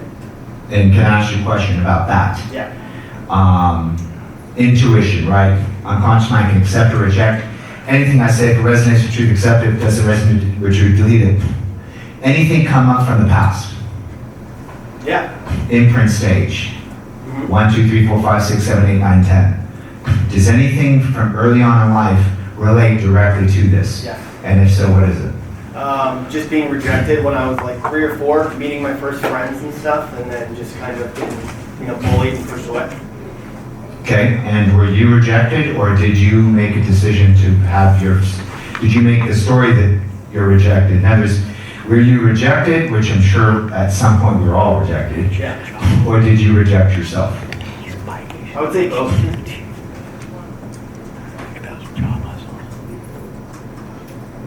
Okay. So we're going to be doing belief change this weekend. Jeff McGraw. And might this be something that you can get rid of literally this weekend? Yeah. Awesome. Okay, position 2. Don't get too happy in position 2. I know you're gonna, no, go. I'm just, like, tone down the excitement in position 2. What, wow, look at that. See, look, he's like, boom, party, let's do this. So what's happening in position 2? Oh, by the way, yeah, sorry. I'm in position 2, dissociated. I'm seeing my body in the picture. I'm still judging. Okay. I usually think, why are you standing like that? What are people going to think when you're doing that? Why are your hands in that position? Why is she, looking at you in a certain way? Did you do something wrong? Yeah, it goes off. It goes off. It goes off. Interesting. How much of it is empowering, lifting you up, and how much of it is disempowering, putting you down, or focusing on what's not there, or what's missing, or what's lacking, versus, wow, how amazing I am, blah, blah, blah. So there's different scenarios, and I feel like from what I've learned here previously, it's gotten better. But I would still say majority of the time, it's not empowering. Because we haven't even worked on this really yet. Yeah. We've learned other things that will influence and make improvements, but we've not hit this, I could call it a zit. We haven't addressed it directly. Yeah. But this is the opportunity to address it correctly. I lived in England for many years, they called them zits. So does that make sense? Yeah. Okay. Anything else you gathered from position 2, other than you're there most of the time? Just hypercritical. Hypercritical.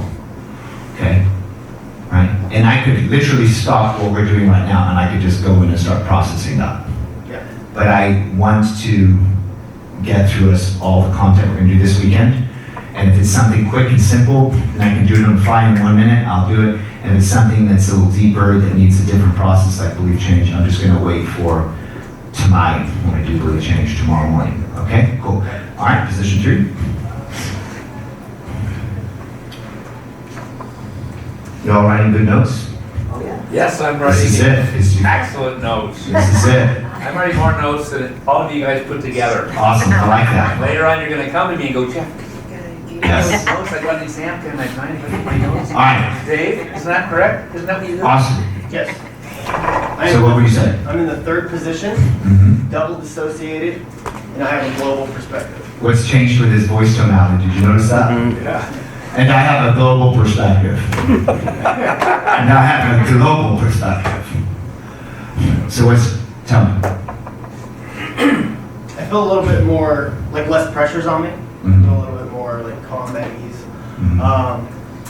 I feel like this isn't really a big deal anyway. What's going on right there? Like, Mhm. it's not going to matter in a day or two. It's not Are going you to matter. telling me you're getting freedom? Yes. Are you telling me you're getting ease and grace? Yes. Are you telling me you're gathering resources? Becoming more resourceful there? Mm. I'm curious, could you take that ease, that grace, that this really doesn't matter, it's okay, just chill, just boom. It really doesn't matter. Can you take all those resources, the detachment, the no expectations, no stuff, and just go back and just be? Can you just go there and just be? Yeah. With all these resources? Yep. With every single step, by the time you take 8 to 10 steps, by the time you get to the 10th step, you've let go of all those expectations. Yep. You've let go of all of that, what I have to, what it is, and the critical, and you've let go of all that crap. And by the time you've hit the 8th step or the 10th step, whichever step it is that gets you to right there, you've let it all go, and you're feeling there, the resources that you have there, but you are in first position in your body, look into your own eyes, and connected.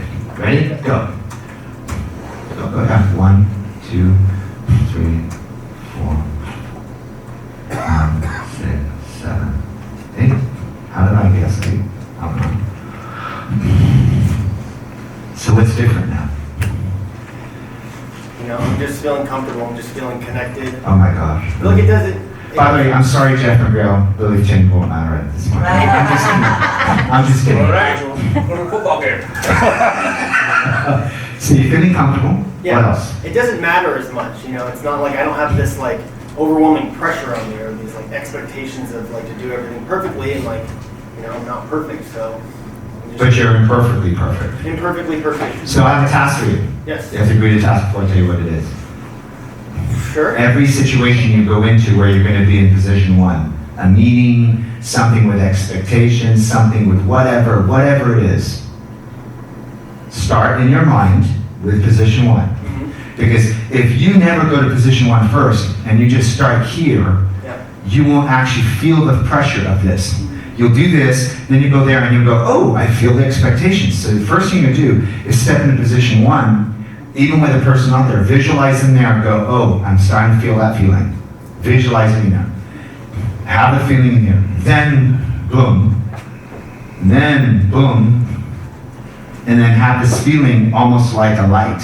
Yeah. Turning into any color you want it to turn into. And that light, whatever color, starts to move from here, down here, and starts to go down your feet, out your feet, and it goes into a little puddle on the floor. And notice that puddle just puddles away, all the way to the ocean, and it's gone. Like, then go back into position 1. Yes? Yeah. Anything else you want to share? Yeah. So I feel like this is kind of what I've been doing with Hawkalao. I feel like I get it. I imagine myself in this position. I kind of take a step back, go there, but it's not as like critical and stuff. I'm just like viewing it. It's pretty much just going exactly, you know, right to the third position. But you never addressed first position in Hakalau. Exactly. That's what Hakalau doesn't. Yeah. Hakalau has you here, but here, but this is very different. Yeah. Yeah, awesome. Give a round of applause. Who's next?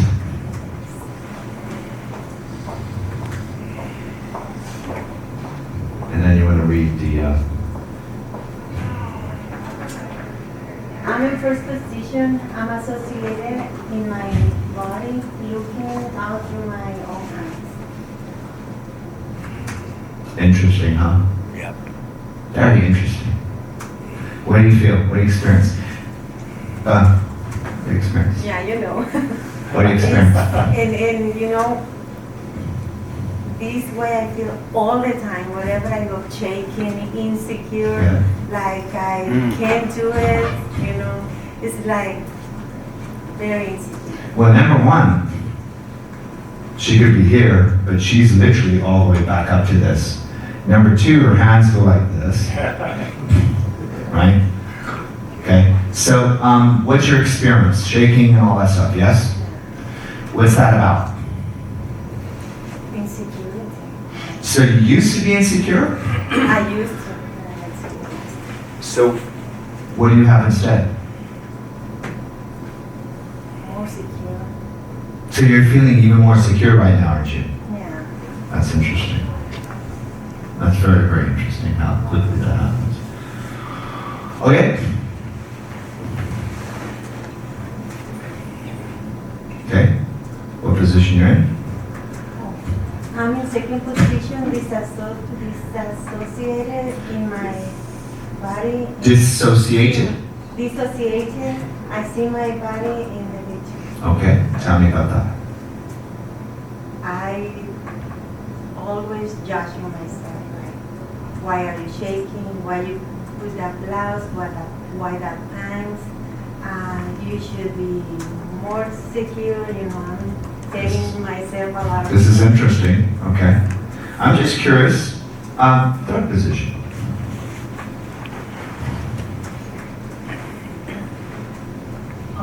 I'm in third position, global disassociated, and global first step.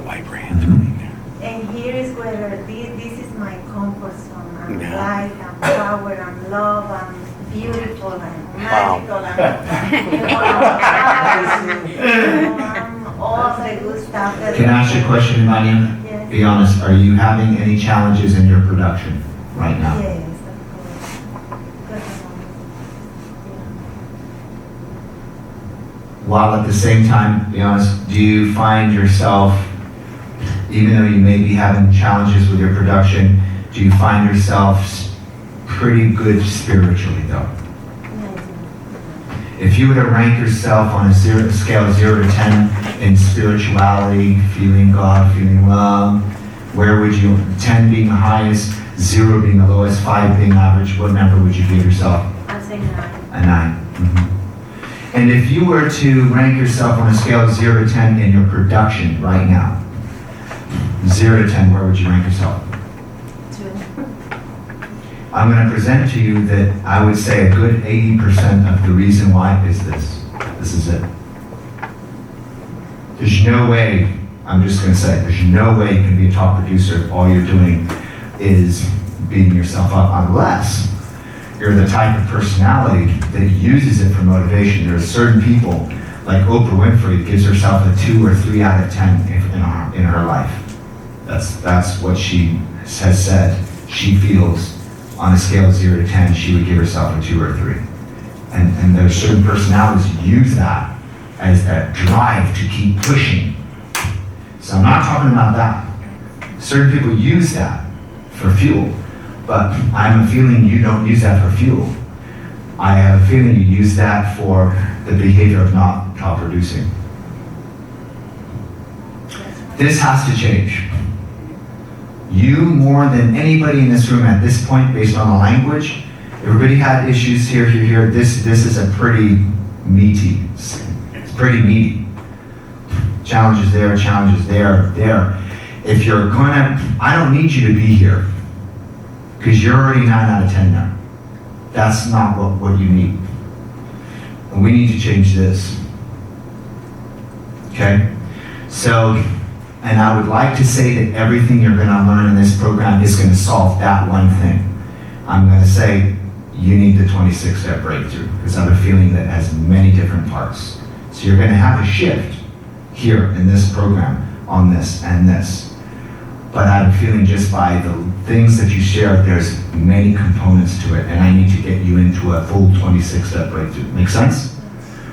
It's possible, and in this program, this is completely collapsed and gone, right, at this program. But it's guaranteed what we work on at Master PRAC. That's a complete A through Z thing. Make sense? I want everybody to know. In this program, we're building the modules that when you come to Master PRAC, we build on those, and by the time you've done Master PRAC, you have all the modules. So now we can do an A through Z. Make sense? Does this make sense? So, but let's do some stuff on it right now real quick. Who are you? I'm powerful, I'm normal. Energy and Okay. vision. Can I provoke you? Can I push your buttons a little bit? Knowing that if I say things that may upset you, that you'll know it's coming from love, and you'll know that it's to make you realize your greatness, not to put you down in any way. Okay? I'm going to suggest to you that based on what you're saying, I don't think you believe it, what you just said. There's a theory that I'm love, I'm powerful, this. But you're not putting it in here, you're not putting it in here. When you get down to the human level of you, on the human level of you doesn't believe it, based upon the reaction. Does that make sense? Makes sense. So let me ask you a question. I want you to pretend right now that everything you feel here, I'm what? I'm what? Beautiful? What? Powerful? Kind? Energy? Unstoppable? Right? Infinite? I want you with every single step to take the infinite with you. It's inside you. Where's the infinite inside you? Right there. Keep your hands there the whole time. The infinite's inside you, yes? Take a step forward. One step. Is the infinite still inside you? It has to. Because if it's inside you here, what difference does 12 inches of walking in a room make? It doesn't make a difference. It's still inside you. Correct? Take another step. Is it still inside you? Take another step. Is it still inside you? Yes. Take another step. Is it still inside you? Take another step. Is it still inside you? Is it still inside you? So what do you hear now?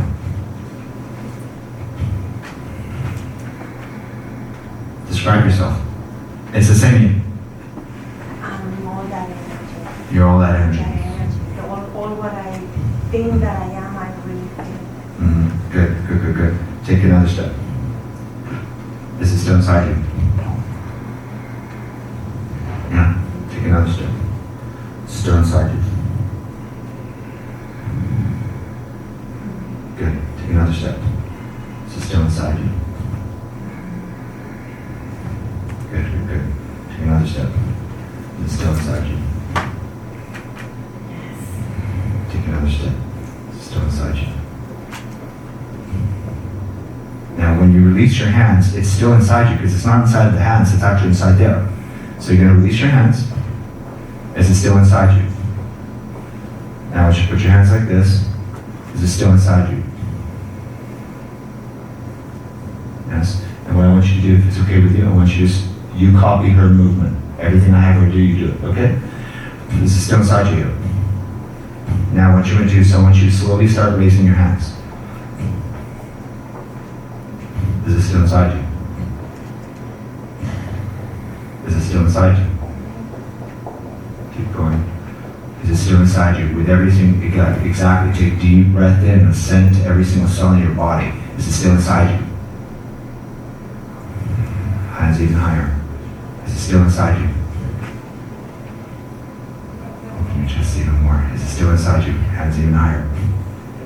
Hands even higher, yes. Is it still inside you?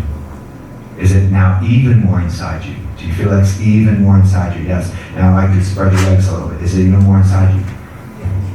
It's even more inside you. Go even higher. And even stretch out. Even higher. Even stretch out. It's inside. Yes. What do you feel right now? I'm powerful, I'm infinite. Now you're feeling all this in your body, yes? Now what I want you to do is take all this powerful energy, and I want you now just to bring it to your eyes. Bring all this powerful energy where it is, every single cell in your body and in your eyes, yes? Now I want you to just look in your eyes. Feed it. Feed it. Feed it to her. Eyes to eyes. And you versus eyes to eyes. What are you feeling right now? What are you feeling right now? The power, the energy, the love, the infinite. Yes. Awesome. Every single cell in your body knows this. The human part of you knows this. From here to eternity, yes? This is the truth. The truth is the other stuff is the bullshit. What do you think about the bullshit now? It's gone. Bullshit's gone now. You're out.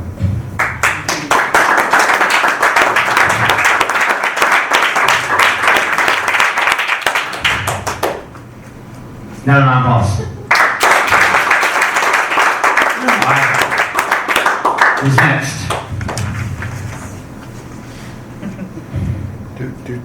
I don't want to get up and do that. That's pretty raw. Who was expecting this today? Exactly, nobody. Okay, who's next? Mike. Who hasn't gone yet? Mike. Oh, Mike. Mike. Mikey.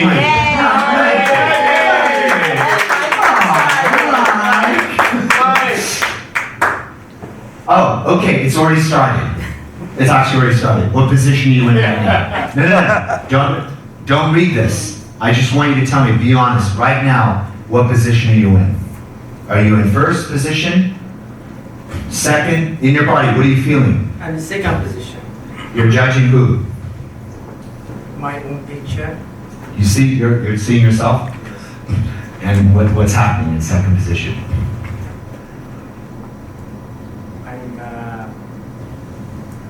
I'm watching my own picture with my eyes. And are you sending yourself empowering message or disempowering message? I don't see any difference. Neutral? Okay. Okay. Yeah? Are you paying attention to body language? Alright. Alright, Mike, come on in.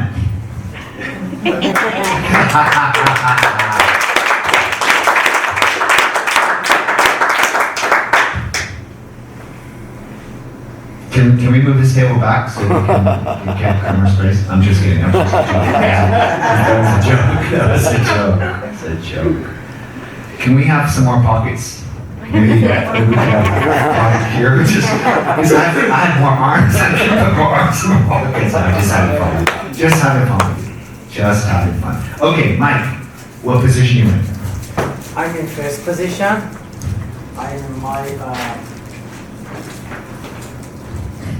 I am in my own body and Associated. associated, and I'm looking for my own eyes. Okay. And what tell us about this?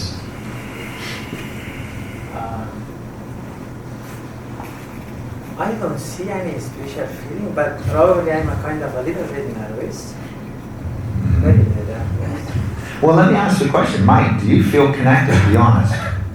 Do you feel really connected to her right now? Not about her. This could be John, Jack, Jill, Mother Teresa, Mike Tyson. This could be anybody. Do you feel really connected to the person in front of you? Yes or no? A little bit.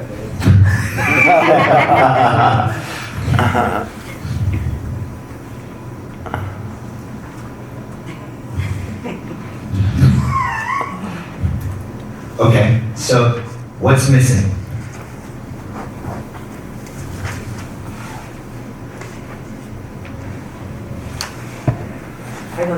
everything is missing. Exactly.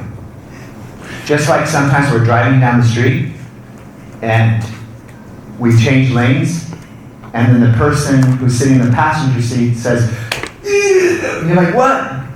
It's a freaking car. I almost went into a car. Sometimes we have blind spots, yes.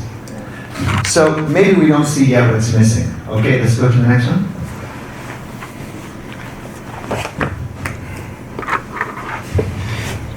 And what position are you?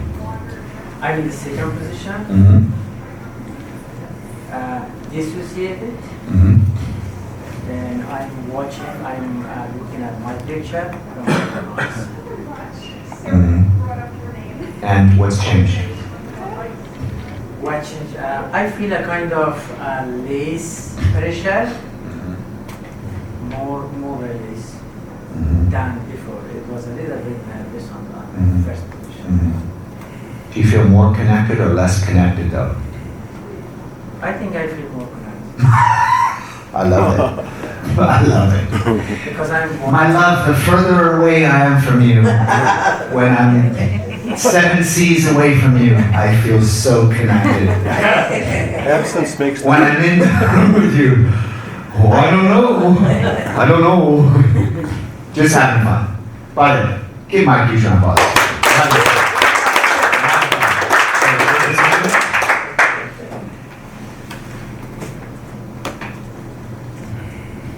Boom. I'm in third position, double dissociated. I'm global perspective. I am kind of watching everything, look like I'm in control. You feel like you're in control. Yes. Interesting. Wow. So you feel you don't have control here, but you feel you have control there.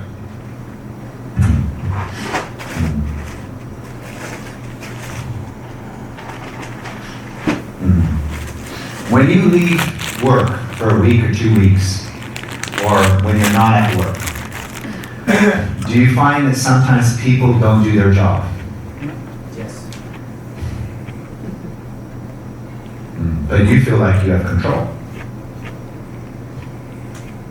But when I still probably I didn't understand the philosophy of this movement, but I feel I'm in control because when you are face to face with somebody you are talking, in that time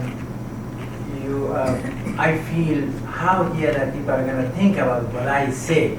Maybe they think I'm lying, maybe they say this is not true, maybe they think You know why you're saying those things to you, to yourself? When you're with a person, do you know why you're saying that to yourself? Why? Because you're not in first position. Okay. You're actually in second. And Did you get that? yeah, I got it. When you're here with the person you're speaking to, Yes. you're actually really here. Are they thinking I'm lying? Am I doing this right? Da, da, da. Make sense? So my question to you, Mike, is are you ever in first position really? Bless you.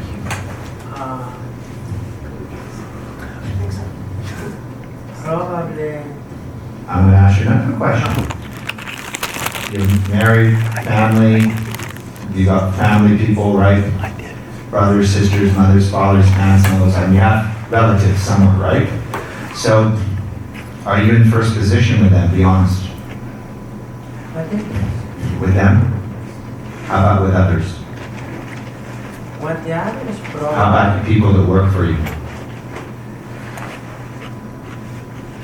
See, the thing is, if you ask them, they have a completely different idea. They are more close to me. They trust me. They listen. Correct. They respect me a lot. Exactly, but the question is, when you're with them, even though they feel that they're close to you, they trust you, that when you're with them, where are you really when you're with them? Yeah, I think I'm not in the first position. Do you think that do you think that has affected your ability to influence them if you're not in first position?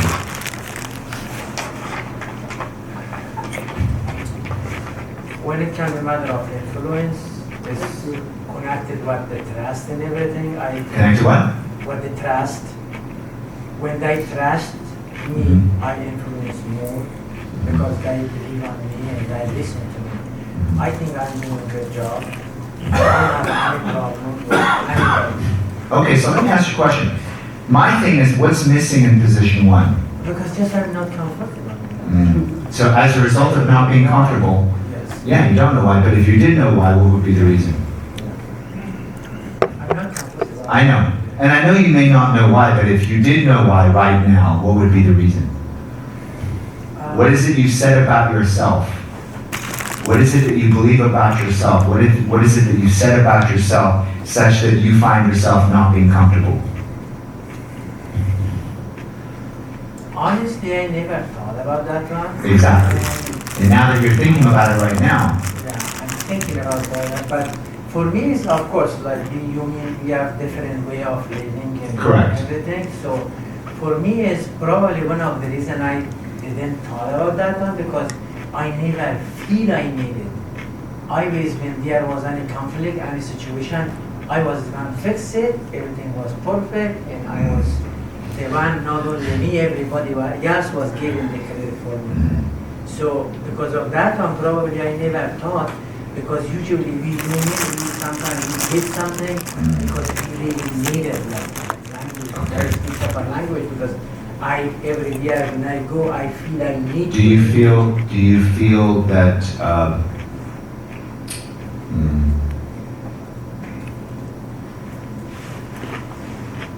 do you feel like you're missing connection, deeper connection with people in general? No? Do you feel like your influence could be better? You're getting people to do their job and to be committed and to show up and not to, you know.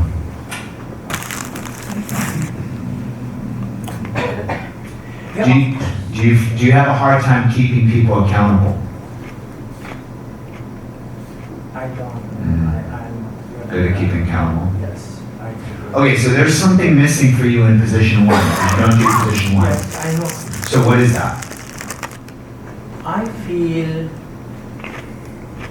probably that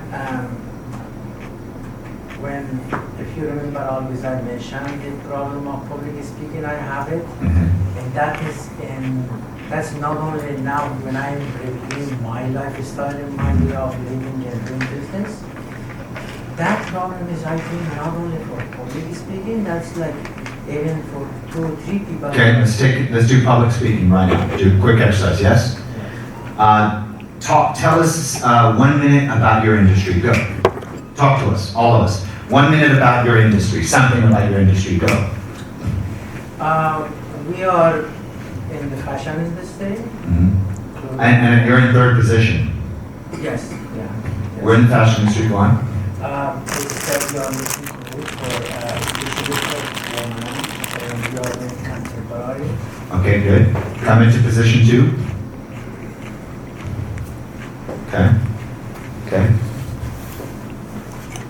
Okay, so you see yourself, okay? Tell us more about your industry. So we are doing about probably 80% overseas, the other 20% we are doing here in the change before we in the office. Something changed with you slightly. Did you notice that? You were a little different there. Now you're a little different here. What did you know? You felt no difference? Not much. Exactly, not much. Slight difference. Not much, but there was a difference. What did you feel was different? Do you think I'm more comfortable here? I'm not saying anything. I don't know. You tell me. I don't know. Maybe. Oh, okay. Come here. Come and talk about your industry. Come a little closer.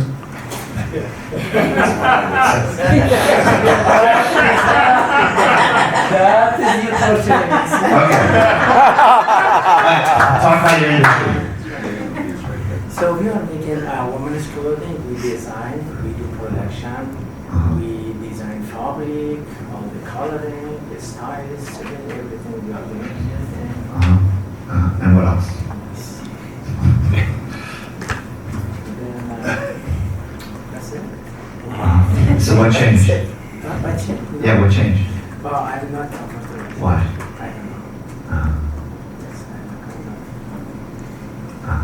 And would you like to change that? Yeah, probably. Yeah. Yeah. Okay. Can I ask you why? What's the root cause of that? If you know. What is this about? Let me ask you a question. Your unconscious mind can accept or reject anything I say. If it resonates with truth, accept it. If it doesn't resonate with truth, you can delete it. Did you not feel safe as a kid? Did you not feel safe as a child? Did you feel that when you got close to people, they could hurt you? No, I don't. I didn't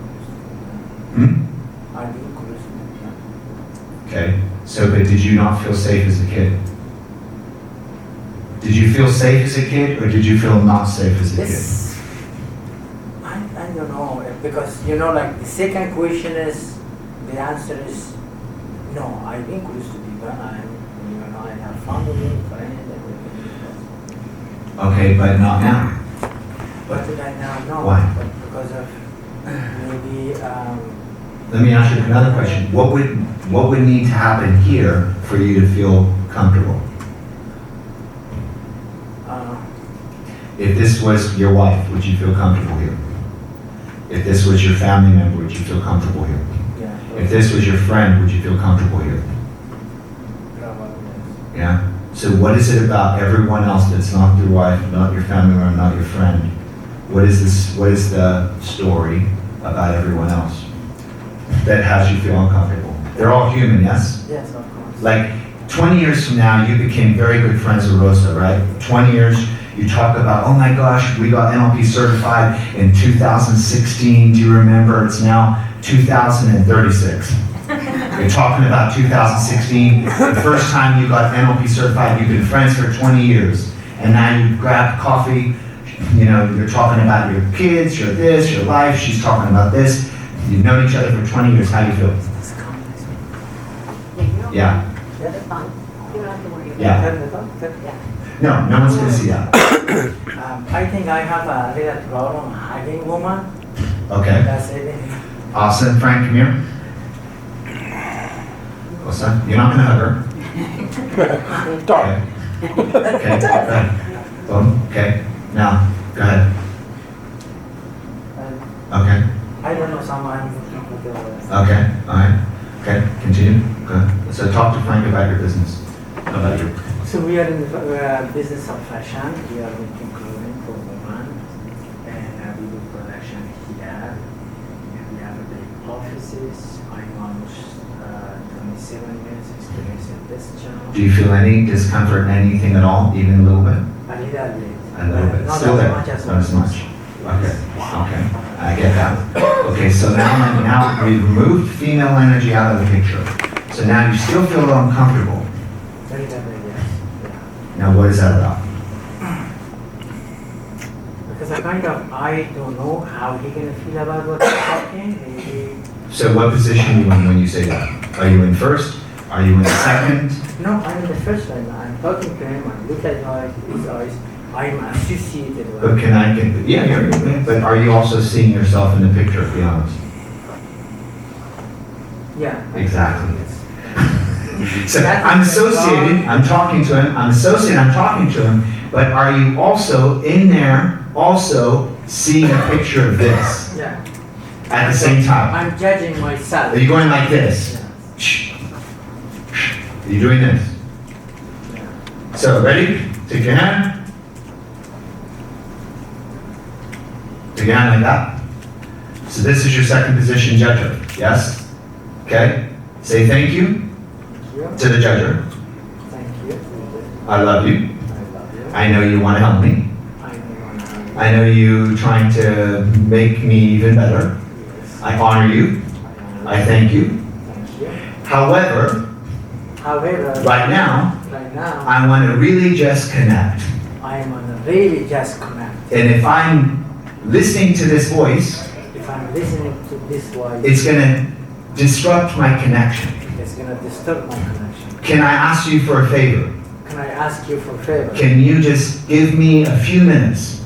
Can you just give me a few minutes? Can I let you go just for a few minutes? Can I leave you with just for a few minutes? You'll come back. I want you in my life. Yes. But just for now, just let you go for a few minutes. Go for a few minutes. And all I'm going to do is just connect. All I'm gonna do is just connect. Okay. And as you do that, push the hand down. Now continue talking. So I was explaining to you about how we are the men, we are in this business, and we are continuing, a lot of people are looking for us. What are you feeling different? I feel like more comfortable. No more comfortable. Yeah, kind of. I'm feeling now nobody else is, at least for right now, nobody else is judging me. I think he's just believing me whatever I say, and he's trusting me. And What are you feeling is different with him as a result of what you just said, or what you experienced? Sincerity.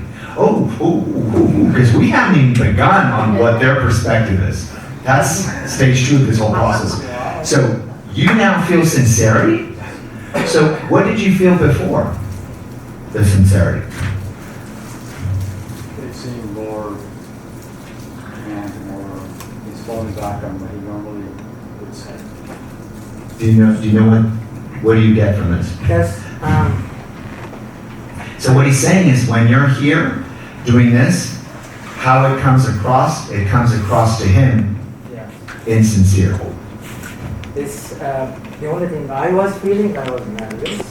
I was feeling nervous, so then that the fact, the way of by explaining my student what I I was feeling nervous. Did I ask you to say the word was? Who chose the word was? I did. You did? Yes, because now I'm not feeling that. I'm feeling more comfortable. What? Yes. Oh, like really? Let's give him a round of applause. What's your breakthrough? Can you stretch? Give Frank a round of applause too. Can we stretch? Do you feel a little uncomfortable? Can we stretch? Yes. Can you give Rosa a hug like that too?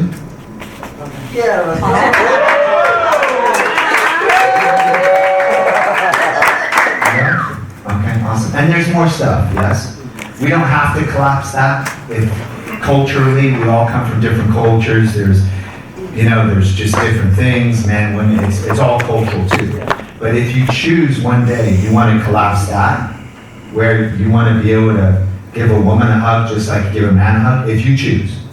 You want to override whatever programming you've received, because maybe it doesn't work, you're working in the fashion industry, or maybe you want to keep that, my wife's my wife, other women, no hugs, whatever you choose. But what I'm saying is if you choose that you want to change that, we can totally do that and we can collapse that too, okay? You just have to tell me. My goal is to help you get what you want, not project what I think you should be on you. Make sense? I need help on that focus. So you want to change that? Yeah.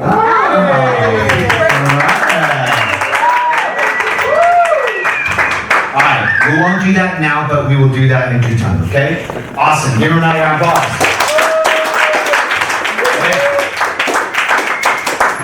Who else? So we have, obviously, Matt is here, Eric's here. Is everybody else on? Rosa. Oh, Rosa. I was being there. All right, Rosa. Do you want to have Eric go before Rosa? And Is Frank on? Frank needs to go, and Matt needs to go. oh, did you notice what happened in the room? That's awesome. Isn't that awesome? He wants to be you. Exactly. We started the exercise and he was like, bam, I'm here. Okay, cool. All right, ready? Cool. Go. First position, associated, I'm in my body looking out through my own eyes. Okay.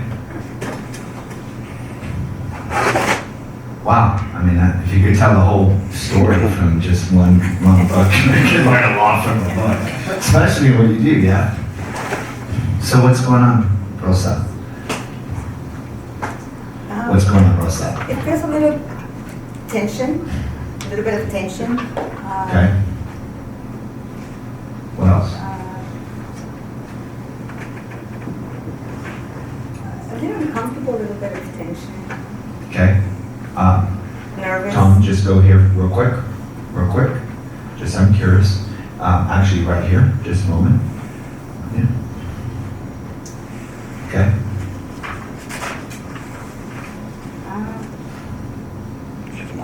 A little different. A little different. More comfortable. A little more more comfortable. But what I'm asking is about that nervousness and tension. Is there still some of it there? Yes or no? Be honest. A little bit. Oh. See, that's a sexual tension. Don't go there. Exactly. Exactly. So the reason why I do what I just did is because the male and the female can play into it, right? But what I wanted to see is if it's male, female, or if it's really just first position. Make sense? And what you're confirming is there is a first position thing that's nothing to do with man, woman, still there. Okay, cool. All right, what do you feel? Tell me. I just feel a little uncomfortable, a little insecure. A little. So you used to feel that way? Like less, like a little more like less than, like, oh, I'm not good enough. Oh, they're not as good as me, or something like that. Oh no, I'm not as good as them. Whoa! Whoa! No! Whoa! Did you get that? All these patterns coming out. I'm not good enough. They're not as good as me. Did you get that? The battle of the self-worth, self-esteem, and the ego course-correcting and going boom, right? Basically, a whole load of stories. Very interesting. Very interesting. Okay, go to the next one. Okay. The second position is dissociated. I see my body through the picture. In the picture. I see my body in the picture. So Dissociated. you're looking at yourself. You've got the long hair, right? You've got the tassels, the tight jeans, and the brown boots. Okay, so tell me. By the way, did you notice everybody what's happened here? Shoulders. Okay. What's different? And do you notice something she's done 3-4 times here too? She's doing this now. I mean, I don't want to do this. She's doing this. Every single movement has meaning. And by the way, what do we not do in this? In our academy, we're not the coach that goes, the fact that you're doing this means that this is this.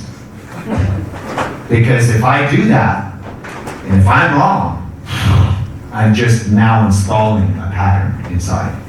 So if you notice, if I ever have an intuition about something, I always say, unconscious mind can accept or reject anything I say. If it resonates with truth, go with it. If it doesn't resonate with truth, delete it. What am I basically saying? I'm saying I'm not God. I'm saying your unconscious mind knows the truth about everything. I'm just going to present information, and you confirm what you feel you resonate with. Make sense? So, tell me more. Did you do double dissociated? I see my body in the picture. Yes, you did. Okay, what's your experience? I see myself, I've been hard on myself, telling myself, just criticizing myself, like just telling myself, I know you can be better, you can do better, you should have done this. Just a lot. I have an intuition about you. Can I share it? Now, let me ask you a question, and I'll pre-frame it just with what I just said. Your unconscious mind can accept or reject anything I say. If it resonates with truth, accept it. If it doesn't resonate with truth, delete it. Whereas we talked about with someone else, the voice was more disempowering. With you, does that voice sometimes make you better? Yes. Does that voice sometimes get you to the gym? Yes. Does that voice sometimes have you look in the mirror and go, don't want that, want to correct that, I'm going to build this up, I'm going to trim this up? Does that voice propel you to get out there and prospect and do it? All the time. So it's a critical voice, but it actually moves you to action. However, it also, on not a good day, it can make you feel beat up and make you feel like shit and make you feel like not wanting to do nothing. You see? Hers is a little different. Again, some people use this critical voice and it drives them to great I success. go to the gym all the time. I have Boom. to go, I have to go, I have to go. Okay. I don't want to go in certain ways, so I have to. You're judging yourself, and as a result, you judging yourself, you have guns. Right. Right? So, good. Okay, so the question is, let's talk about where it does not empower you, where it takes you off your track with your production, with your relationships. Which area of your life does it beat you up in such a way where it leaves you feeling upset, sad, depressed, beat up? Building relationships. Building relationships. What is it saying to you about you in the context of building relationships? What does it say to you? Because it's not easy to go to the gym and build that relationship. And the more times I do this, the bigger it's going to get. And if I add 3 pounds, I can control this. I can control this and build this. But how the frick do I control my relationship building? How do I make that a science? Exactly. I always ask myself, how do I do that? How do I do that? How do I control? How do I build relationships? You can do it, you can read it in a book with fitness, with other areas, but it's difficult to do it with relationships unless you learn NLP. So give a round of applause for being here. Everything you've learned is really, you're learning how to do it. And I'm actually, is that one of the main reasons why you're here? Is to learn how to use whatever you have to build even better relationships. All right, so position 2. Third position, doubles, dissociated global perspective. A little far, it feels. Do you just notice what's happening here with her? Don't move anything. Look at the gesture, right? So you have a hand here. It's not doing this. You notice what's the difference between what my hand's doing and hers? It's very similar, but there's a big difference. She's grabbing you. All right, so what's the meaning? Again, we don't tell her what the meaning is because you were 5 years old and blah, blah, bullshit. You know. What's that about?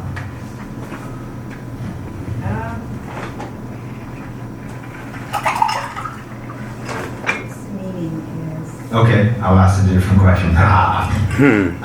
What's your experience in third position? Did you say this? Double dissociated? Yeah. What's your experience there?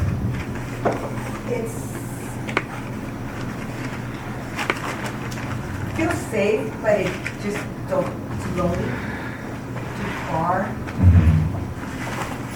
like way too far away. Too far away. Yeah. How often do you go here? Never. 0 I to. think a lot. You go into third position. So I see it. Too far away. Do you feel less control or more control? There. Less control. Exactly. Who here felt more control in third position? Yeah, more control, right? More control. She feels less control. Why? Because if we were to take both systems, your system and her system, and merge them together, you'd have a great system, perfect system. Why? She wants to be closer because she feels she has less control to move and shape and create because she's so far away. It's almost like watching a movie after it's been edited, it's in a movie theater, and now you want to change your scene, and it's a plan. There's nothing you can do to change it. Right? But that's what you guys like. So what she needs to go in to make the change, which is exactly what I'm saying to you.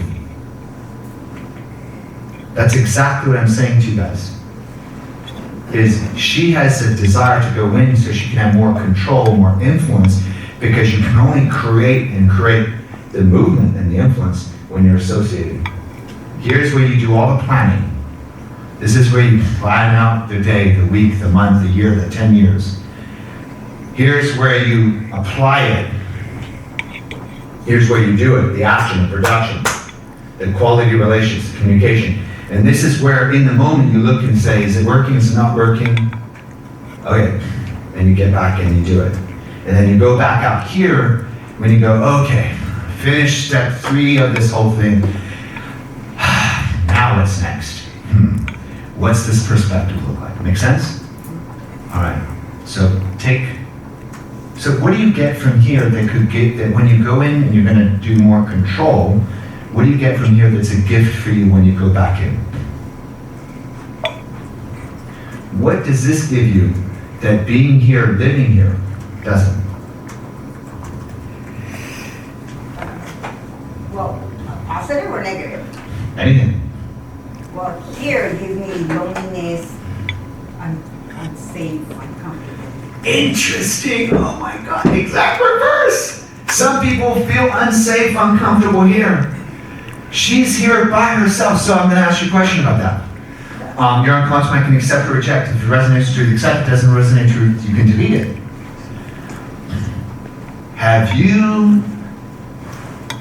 I'm just curious, do you have a fear of being alone? I don't have a fear. Oh, well, I like being alone, but I do have, yes, I guess I can have a fear of being alone. Yes. Have you, in the past, up until recently, have you been a person that has been in relationships where you could have been on your own, but the fact that you would lose love or you've been in relationships that you probably shouldn't have been in, Yes. maybe because you had a fear of losing love? Yes. Does this all make sense? Let me ask you another question. Are you pretty good at building relationships with other people? Do you think you are?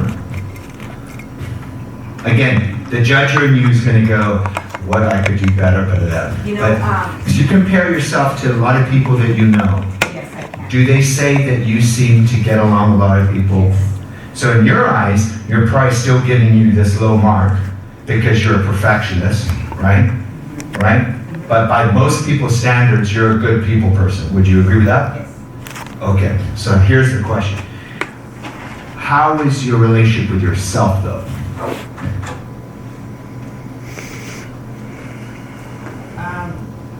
Do you feel like you... Huh? Very critical. Very critical. Do you ever feel like you need to fill yourself up by having people around you? Yes. Like being around. And is it hard for you to be by yourself? No, I like being by myself. It's hard being around people, but then again, I want to be. Exactly. That probably makes sense. So do you feel like there's a conflict inside you about being around people and do you find yourself a little bit like this in life with people, with relationships, even with intimate relationships, with a man, right, or woman or whatever, right? Being close but not too close, being close but not too close. But don't leave me, but okay, but, right? All right, cool. So,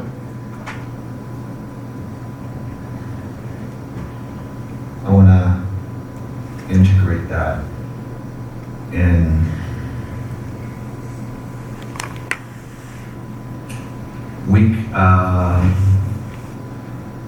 day 8 of this program. So the final weekend, we're going to do a process that's going to work with that. Okay? This isn't specifically the time for it.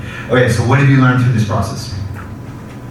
Oh, I've learned. I've learned a lot. I learned.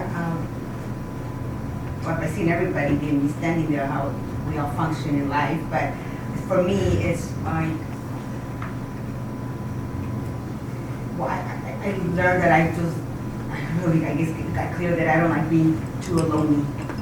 I like being close to people. That's why I like the middle, and because I'm still close to people, and I'm not that close, but you're not close, you're not close. You're kind of more here. I think. But when I'm there in the front, I also kind of. I kind of like it too. Of course. Yeah. Awesome. Give a round of applause.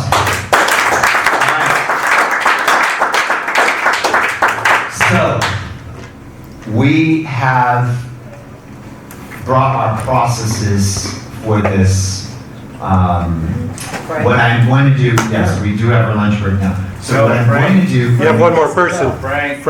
Oh, that's right, Frank. Where's Frank? Behind you.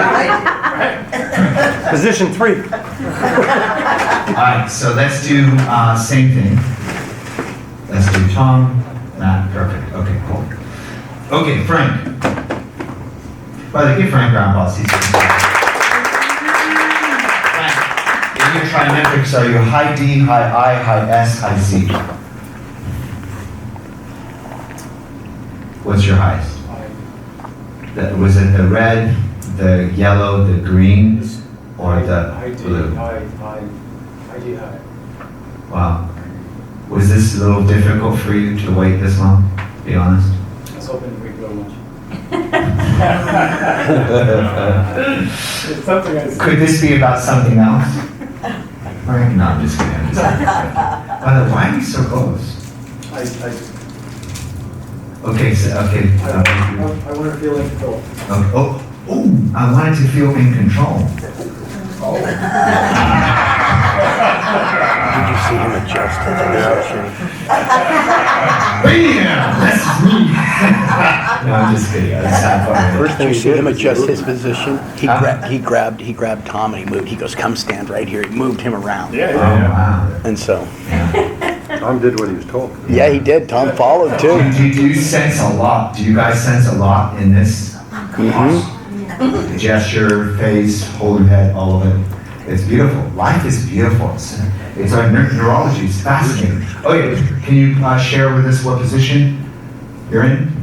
No. I'm first position associated. I'm in my body working out through my illness. And what do you experience?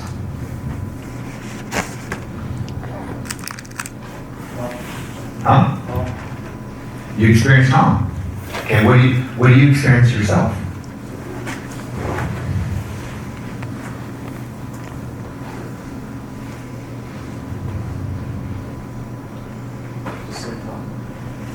And what's that feel like for you? Not Tom's per se, but you. What do you feel? Tom could be John, Jack, Jill, Mark, Lucy, whatever. It's only really about you. We're just putting there someone so you can imagine the person in front of you. But it's really about you. What do you feel with you?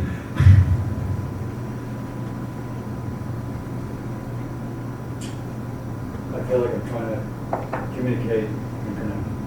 Okay. This is very strange. It's very subtle. Again, your unconscious mind can accept or reject anything I say for resonance to etc. Doesn't resonate to delete it. While you're here, are you so in that you're almost like inside him? Looking back at yourself. I'm just curious. Or no? A little bit. I feel you're so in that you're energetically like in. That's why when I was asking you, what do you feel yourself, it took a while for you to go, okay, wait a minute, back inside my body, what do I feel? Does that resonate? And I'm going to suggest that's a gift, by the way. That's a tremendous gift. You just have to make sure that you clip the chains, because sometimes when we associate, even momentarily, into another person, which we're going to learn about that with what Eric was talking about earlier, we just need to make sure that we don't have residual effects with that. Okay, cool. So, anything else you want to share? Okay, cool. Second position. I'm in second position, dissociated. I see my body in the picture. Okay.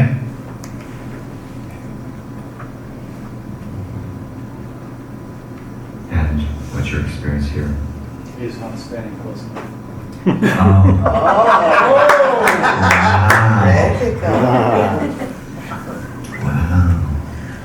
And can I ask you a question?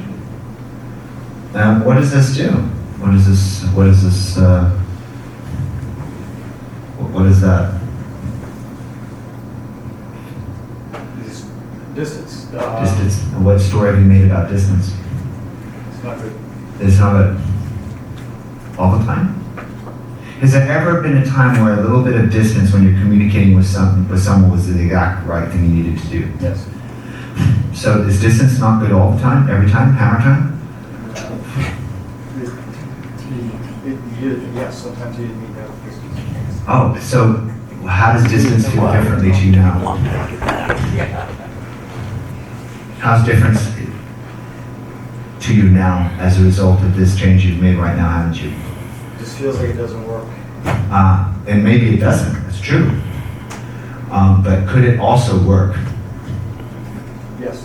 What would be, I'm just curious, what would be a situation where being here like this might actually work? Give me a scenario where being like this, not here. Because can I share with you something? You're kind of a tall guy, right? You've got a presence. You've got this high D I feel from you, right? I might be intimidated a little bit. I felt like he's in my space. And God forbid I'm visual. Remember we talked about visual at weekend at Sales Pitch Mastery? Yeah. Which means I represent the world visually. Yeah. If you're this close to me and I happen to be visual, which I am, just because nothing to do with your height and your presence and nothing, because you've got a lot of power coming from you, but you could be this high and, less presence. The fact that you're in my visual space, I would probably feel uncomfortable because it's too close. Then combine that with your power, because you have a lot of power, right? You're not like loosey-goosey, you're just planted. Boom. Hair, everything, you're just tight, boom, bold, right? So throw that in on top of me being visual, it might be too much. I might make a story that you're angry, or that you want to punch me out, and I don't know why. Now, I'm not saying that's what people think, but I might make that story. Unless you're in this proximity and you are really freaking smiling, like, oh my gosh. And you're sending me so much light, you know what?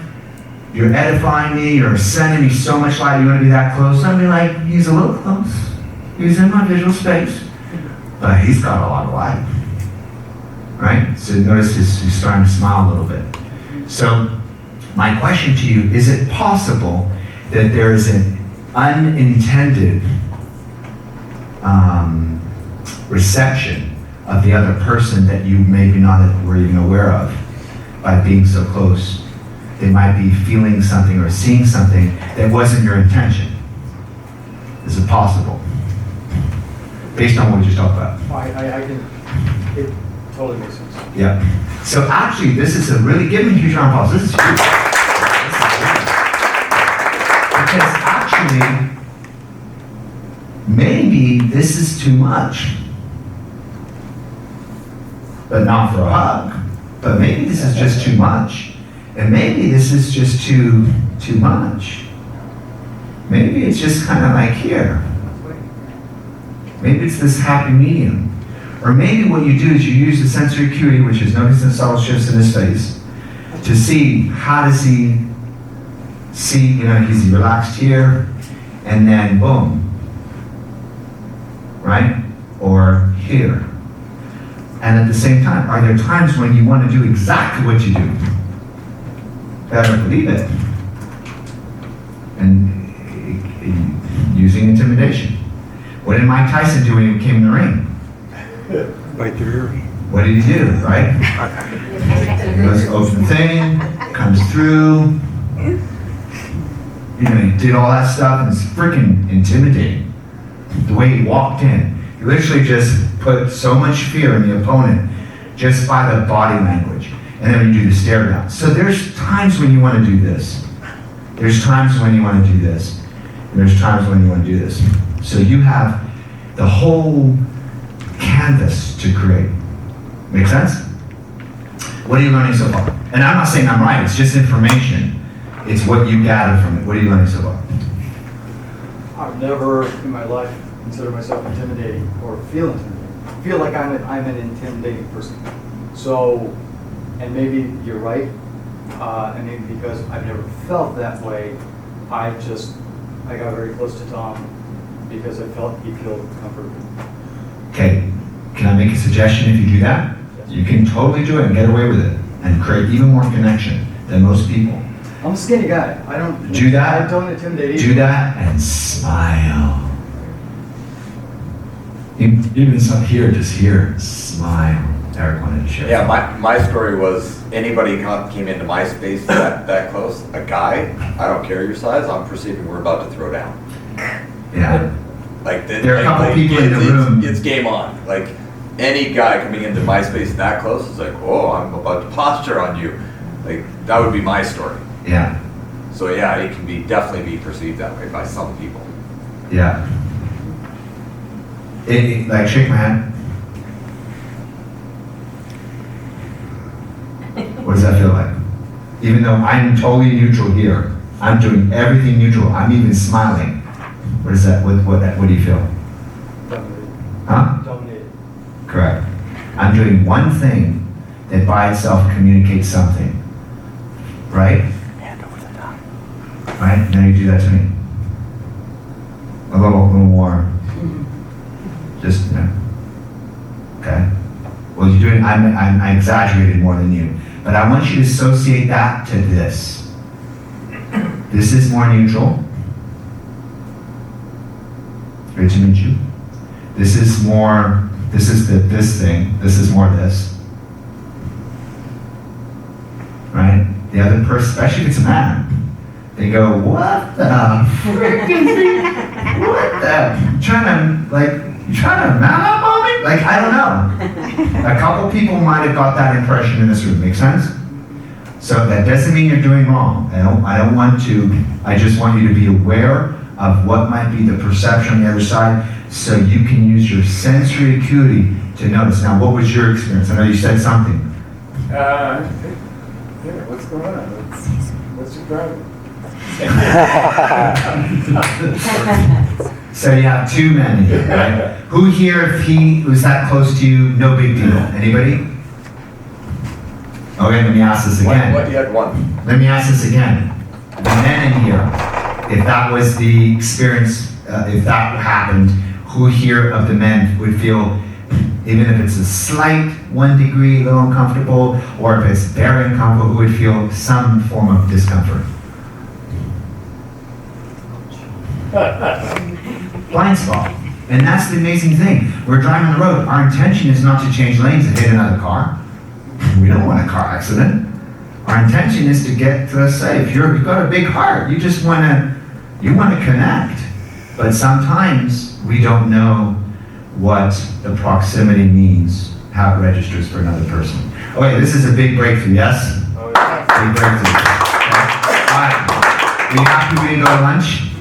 Exactly. Third position. He's like, third position.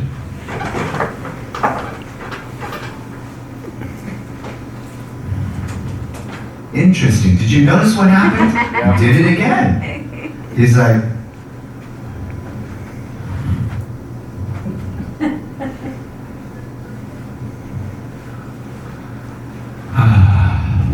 what's this like? Here, do this like this.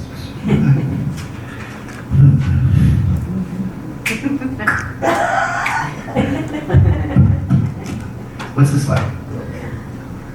See yourself in the front row, watching yourself come to communication. In this position? Yeah, and what position is this? Third position, double dissociated with the global perspective. In this position feels weird. Even though I'm trying to make it comfortable. Doesn't feel good. Okay. So what does it feel for you? I feel off. I don't feel grounded. I feel grounded now. Okay, you feel grounded? Okay, cool. Okay, so now what do you feel? Now that you're standing in your normal posture, but you're in third position, what do you feel? Or what's this experience like for you? What else? It's where all the planning happens. What else?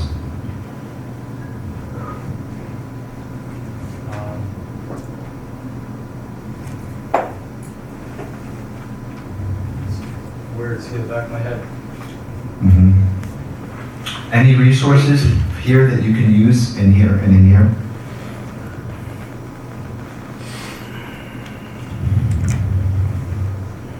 Feel distant here. Mm-hmm. Does does that feel what for you? What does feeling distant here feel for you? On one hand, it's eye-opening because I get to see more. On the other hand, I just feel like I'm too far away from where I want to be. So why don't you take all the things that you see, the learnings, the wisdom. By the way, can I give you another perspective on the third position? Who believes in God in here? Some form of spiritual something. This can be like God's perspective. You could take third position, or you could say fourth if you want to go. You could go so high up, so far back, that you're looking at the world through God's eyes. Or if you were there and were to imagine what God sees, you would have that. Make sense? So with that enlightened perspective, you can take the wisdom and bring it into a situation. Make sense? Let's give Frank a round of applause. Grab your seats, grab your seats, grab your seats. I'm going to send you off lunch just after a 30-second quick thing. Yes. Hugs all the way around. Yeah, you know what? Give each other a hug real quick. Give each other a hug real quick. Not because it's weird, but because I want to anchor the learning. I want to anchor the learning. Alright. And I'll give Frank a hug. Okay, grab your seats. Peace and love is in the room. That makes me happy. So, who here had a breakthrough today? Who here, this is a big shift? Yes. What questions do you have? What did you learn? What do I need to know about this? What questions do you have? What did you learn? What do I need to know about this? Just quick, I recall that I had a huge breakthrough when I did this, whenever that was. As far as being an owner of a company, I've always been more comfortable in position one. I enjoy it more. Yeah. And we've all heard that statement of where you need to work on your business, not in your business. Correct. And that's really getting back to position 3. And once I went to 2, that gave me, I felt good about that. And then 3, I was really uncomfortable. And then I found that was where, as long as I just stayed there for a little while, I could make some really good tweaks and changes in the business and see how things were affecting all the players, and then get back to where I was more comfortable. So it's that fluidity of moving all 3. So you don't have to worry about, you still get to play wherever you feel most comfortable. Okay. Anybody else? Questions you have? What did you learn? What do I need to know? Pablo. I understand now that in order to move forward in my life and be successful, I need to see things from the third point of view, and then think, be in the second, to analyze, and be in the first, take action. Take action. Good way of looking at it. Breakthrough, absolutely. Awesome. Good. Anybody else? What questions you have? What did you learn? What do you need to know? Okay. I just want you to have a visual on this. We'll get into this later today. I just want you to have a visual on what Eric was talking about, but I'm not going to teach it to you now because I want to send you to lunch. So I'm just going to invite 3 people up here real quick. 1 minute. I'm going to just show you what he's talking about, which is applying this in a slightly different way. 3 volunteers? Anybody up? Just come up. Okay. So let's say Tom is speaking to Joshua. I'm going to come back here real quick. So Tom is in what position? 1. First position, yes? And he's speaking to Joshua, yes? Now what we did is we said, Tom, stay there though. Tom would come back here, and then he would see himself speaking to Joshua. That would be what? Second. Then go all the way back to the back of the room, see himself here, watching himself, speaking to Josh. What position is he in all the way back? Third. Now, is there another way you can use this? Yes. There's another way you can use this. Everything we did so far was to give you breakthroughs for yourself and only yourself, namely. Make sense? Even though there is a breakthrough that came from Tom, a couple of you, when you were here, the receiver, you started to give some feedback to the person. Make sense? So there's some other stuff that happened. But could I use first, second, third position to learn about my communication with Joshua? A little bit less about my own breakthroughs, even though it's breakthroughs for me too, but a little bit more about specifically what's going on with me and Joshua. How would I do that? I'm not going to teach it to you now. I'm just going to give you a visual of it. We'll get into it a little bit later, right? What I would do is, what position is he in? Okay. What I would do is, I would step over here. Actually, go this way. This would be a little easier. Come a little bit more this way. He's in first position, yes? What I would do is, I would go and imagine I'm in Joshua's shoes. I'm going to step into Joshua's shoes. And what position am I going to be in then? Second. Second. It's a different way of doing the similar process. But I'm more focused on me and Joshua than just me and how I approach my life. Make sense? So now I'm going to step into Joshua's shoes. All I'm going to do different here is I'm going to pretend I'm Joshua. I'm going to say, what is Joshua feeling, thinking right now? I'm going to associate in Joshua, which means I have to get out of me, out of my first position, and I'm going to step in here and I'm going to be Joshua.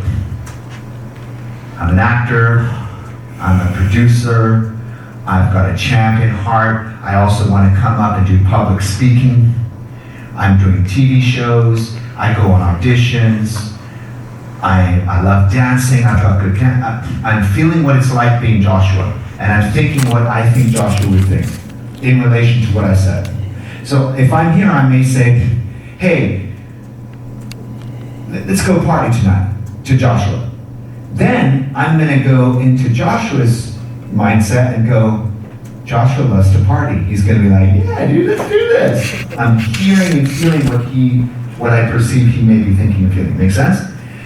But let's say I'm not getting results, as an example. Let's say we work together, we're on the same basketball team, or we're in this movie together, and I'm either getting great results, but I want to get even greater results, or I'm not getting great results. And I'm asking myself, how is my communication working? I know what I feel. I know what I'm saying. I think I know what he feels. I know what he's saying, because I've stepped in his shoes. But right now, I'm either in first position or I'm in second position, but what am I missing? Third position. Guess what's third position? Third position is this.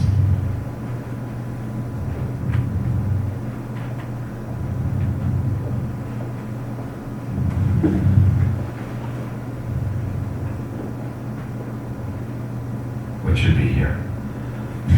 Third position is for me, I wasn't first, I stepped in his shoes, figured out what he's thinking, feeling. How many of us have done this in life? You've all pretended you were your mom or your dad. You're going to ask for this loan. What are they going to say? What are their mindset's going to be? I haven't even paid off the last loan. They're probably going to say no. So you've internalized you did something wrong as a kid. You're going to get punished. You're pretending you're your mom or your dad, and what you're thinking what the punishment's going to be coming back to you. We've all done this. Now what you're going to do is, having experienced that, you're like, well, how do I make this even better? How do I get out of this? How do I mastermind a solution to this? What you then do is you go to third position here, and you see yourself having a conversation with your dad. And you see yourself, what am I doing that's not working? What am I doing that's not getting results? And what do I need to do to change the results? So now you get wisdom, seeing this situation, positive or negative. You gather learnings from third position, almost like the coach. If you were the coach of yourself, talking to a client, what would the coach tell you? Then you take the wisdom and you step right back into a first position and you apply it. Does this make sense? Put your hand up if this makes sense. So this is traditionally how it's taught. Okay? And how many feel like you can do that pretty easy? It's just, well, right? The reason why I focus on the other one first is because this is actually very easy. It's the other one that people need to like walk through to really notice what they notice about their life. Make sense? Wouldn't you, on the first version, When I go to position number 2, on the first demo that you did, I do what you're just saying. When I go to position number 2, I say, okay, how am I doing in the situation? What do I think the other person's thinking? So I'm already doing that. Correct. But when you go to position 2, which is from here to here, you're still you in second position, observing you. You're not in their body. You're not wearing their mindset. You're not in their map of the world. You're in a dissociated map of world of your own map. Now here you're in a double dissociated map of your own map. But only when you do it this way do you actually go from here, dissociate out of your map and associate in their map. So now you're pretending like you're you. Make sense? If you want to model excellence, who wants to model excellence? Who has someone who is on the planet right now doing exactly what you want to do at the highest level and you want to do it at that level? You would use the first, second, third position. You know what you would do? You'd be here. You go, what would it be like for me to have my own show like Oprah? Or for me to be an investor like Richard Branson? So you would step in their shoes, see the world through Oprah's eyes, through Richard Branson's eyes, through the Dalai Lama's eyes, whoever, right? And then you would do your first and your second position. And then what you could do is you could go to third position, see yourself, see Oprah, and see, what am I missing here? What would God say if we're my coach or this angel who's helping me live my life to excellence? What would they say I need to do to bridge myself from where I am to where I want to be? Then you can take the wisdom that you learned being in her shoes, the wisdom you get from being in third position, then you can take all that wisdom, back all those tools, and put it in a first position and take what? Action. Get a round of applause. When you come back from lunch, what we are going to do is we are going to invite the amazing Sean Arnold. Some of you know Sean Arnold. Some of you have the experience of her booming voice and her, well, you've seen her dance, so you kind of know she's got some fun stuff for you planned as well. And we're going to get into some modalities. We have to do this that we did so far because it's a very big piece to learning how to do some modalities. And then what we're going to do is learn how to do some modalities, which is the secret software of the human mind. Who's excited about learning the secret software of the human mind? Yep. And then we're going to learn how to literally turn things that we like, that we don't want to do anymore, don't want to eat anymore, to dislike them. Like, let's say if you can't help yourself, you're eating bread or beer or chocolate or something or ice cream or whatever. And that is really not because we want to do that process. It's not the most important thing, but it's a teaching process that's simple and basic that we're then going to use the similar process to change beliefs. So we go for something that's not that important, but for some people it's very important. Cutting out beer, cutting out soda, diets, this chocolate, ice cream, bread, whatever. Some people that's a big thing. And then we're going to use that process to learn how to masterfully do the belief change. We're going to end up doing belief change probably later tonight and in the morning, and then we're going to get into another pattern called swish pattern, which is going to change all of our habits and learn how to change someone else's habit in a matter of minutes. Hardwire, not over 30 days, repetition, but right here, right now, in a matter of 20 minutes, we're going to learn that. We'll do some other things between now and the end of the weekend. Who's excited? Yeah. Yes. Give yourself a 3-round applause. On a scale of 0 to 10, how did you like this morning? 10. Amazing stuff, yes. All right, so right now it is 2:10. Yeah. Let's do 3:30. 1 hour, 20 minutes, 3:30. I may not agree with you, sir. However, I'm going to honor that that's how you see it. And I'm going to try on your map, even though I don't need to buy into it. I don't need to agree with it. I don't need to make you right. But I can surely respect you, yes? I don't need to make you right. But I can respect you, right? I can honor that to you, that's how the world is. Make sense? And just by respecting and honoring to you, that's how your world is, I'm going to instantly build this thing called what? Connection, rapport. But for me to really honor your map of the world, maybe I need to step into your shoes. See what you see, hear what you hear, feel what you feel, because when I fully step in, see what you see, hear what you hear, feel what you feel, I will then understand, oh my gosh, wow, I had no idea that this is what I was working with. Now that I know this is what I'm working with, I know what I need as the customer. I know what I need. Right now, maybe the thing that I need is someone not shouting at me, even when I deserve it.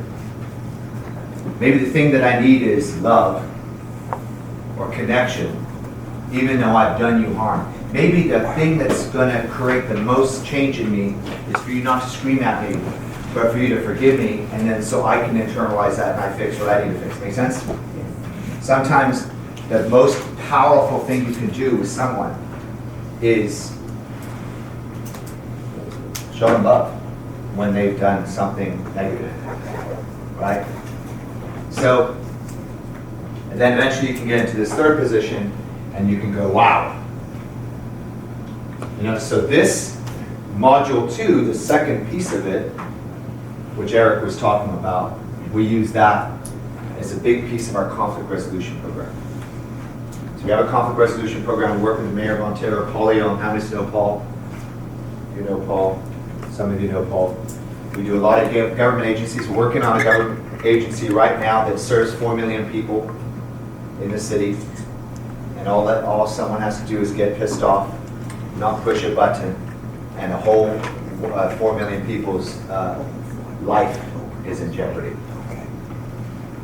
So I won't tell you what organization it is.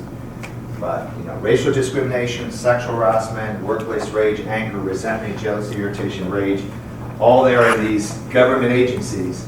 And these people have the power to one day just not push a button. And that, right? Have you ever heard of going postal? Right?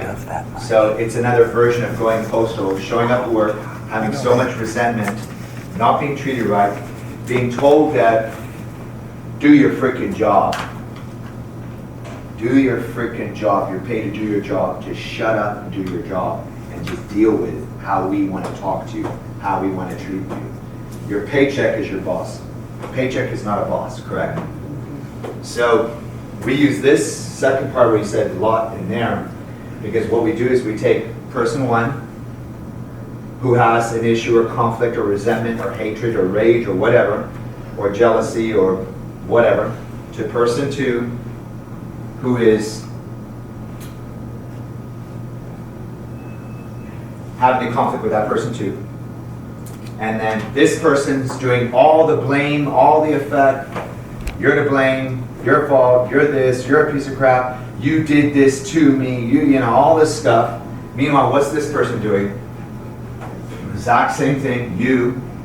Meanwhile, this person, organization, is going crazy. They're crippled, they're handicapped, they're what's the word? Kind of like crippled and handicapped to this thing. You can't fire them. Can't fire them.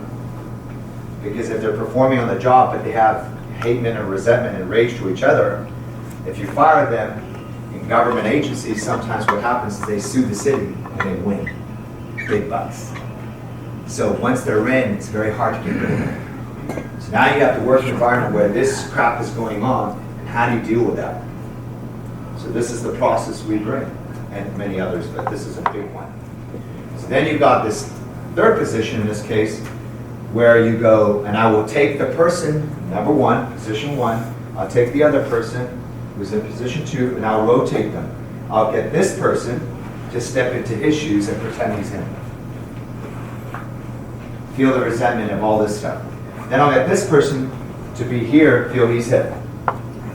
Then I'll take them both to this position where if you were to advise these 2 people, these 2 children,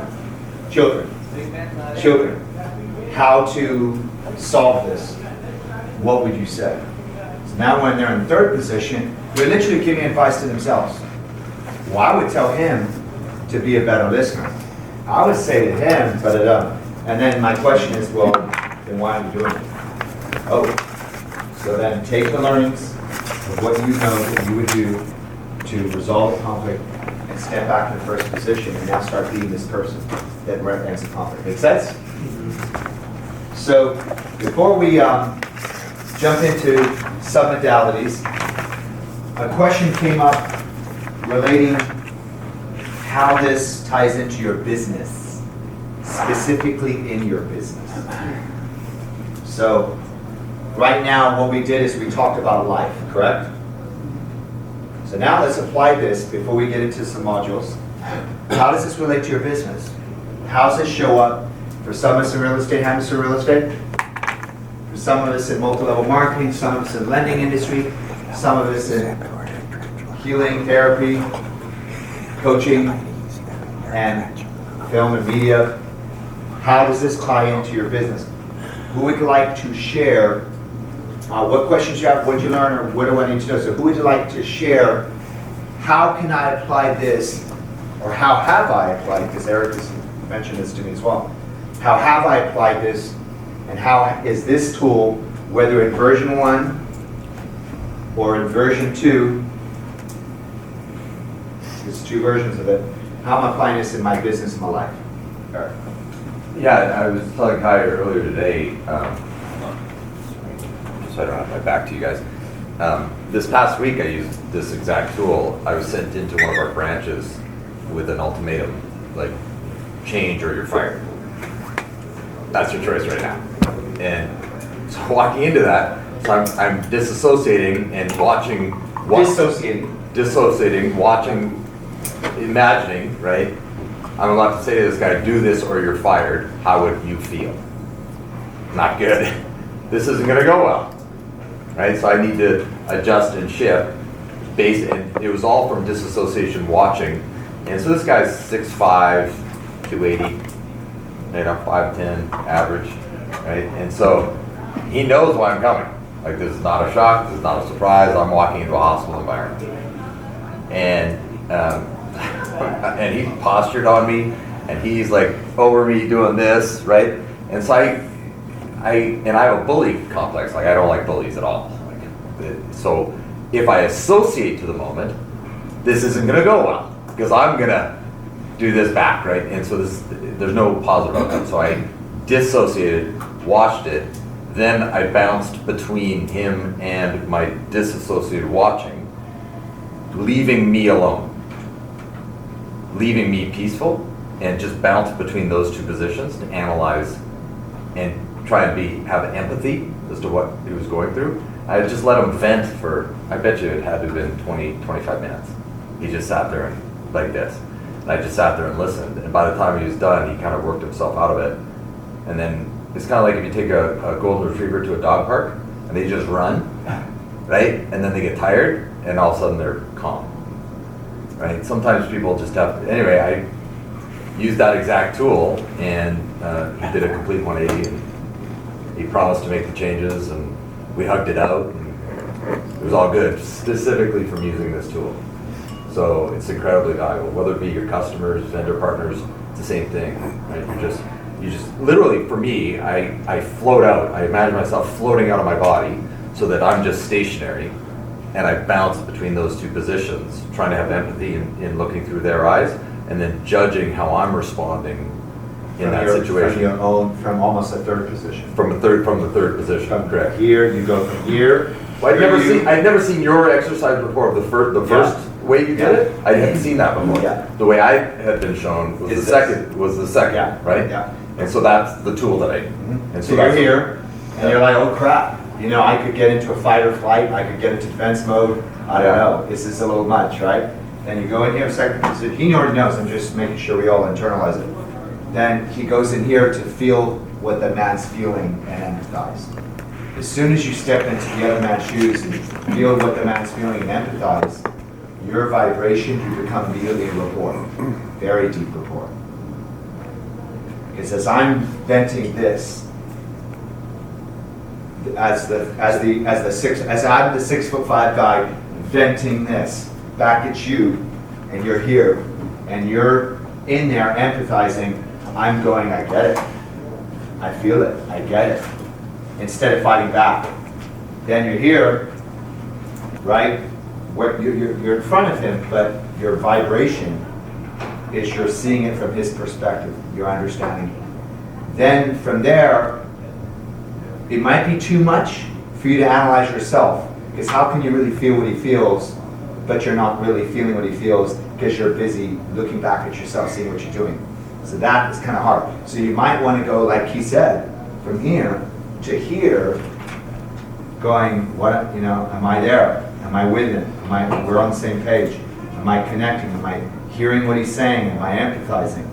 Okay, I'm okay. Let me get some more of what he's getting. Whoa, wow, this is loaded. He's pissed from this situation.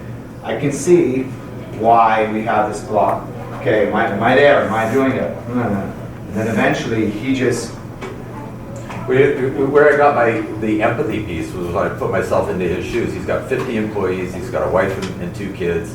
Like, he's there to protect, right? And so this is coming from a place of protection. This isn't coming from a place of I'm going to crush, kill, destroy you. This is coming from a place of, I have 50 people that I'm responsible for, and you're here to disrupt that, right? That's where it was coming from. And it's like, brother, I'm not here to disrupt it. I'm here to enhance it. We're on the same team, right? I'm a support mechanism to you. What components of effective communication do you feel with the last 2 sentences? What 2 components of the last 2 sentences? There, I'm on your team. Which is what? Air. I'm on your team. We're doing this together. Air. Air. And what was the other one? Which other one did you get? I'm here to support you. Earth. Right? It's very like this. Earth. And so, Air and earth. And so my dissociation, right, the third position, what I was monitoring of myself was my physiology, right? Was I doing this, right? Because that's not going to go well, right? Even any sort of barrier in between us, right? And so what I was trying to focus and project onto myself was this. Stay open. Right? So that I'm not a threat, I'm open, there's no barrier, right? And you might have your finger in my face, but I'm not feeling threatened by you. Right? I'm trying to stay calm and just be open. So that my dissociation was do this. Right? So I'm projecting this energy onto myself to stay in that mode, while then bouncing into him saying, he's just trying to protect 50 people. Like, what he's doing right now is actually quite noble. Like, I got mad respect for this guy. He's in my face at his own peril to protect his people. That's a good leader. I got mad respect for you, right? So it changed my association of remaining calm, because I now like the guy. Even though he's 6'5", 280 with his finger in my face, I'm like, dude, I like him. It's all good. Yeah. Now let me ask you guys a question. If he had stayed in position 1, and he's getting this intense physiology, and he's associating in first position, what might get in the way of him? Ego. Ego. What else? Self. What else? What happens when we're associated? State. We're plugged in. We're in our bodies. We're feeling the emotions. What happens when we go here? We're feeling their emotions. But what happens when we go here? You don't feel emotions. You start to see the logic, the wisdom. Make sense? So great examples. Give it a round of applause. I want to ask Eric, so how do you fight that reflex to respond? When somebody's in your face and yelling at you, how do you fight that? You know, the reflex would be to engage and respond.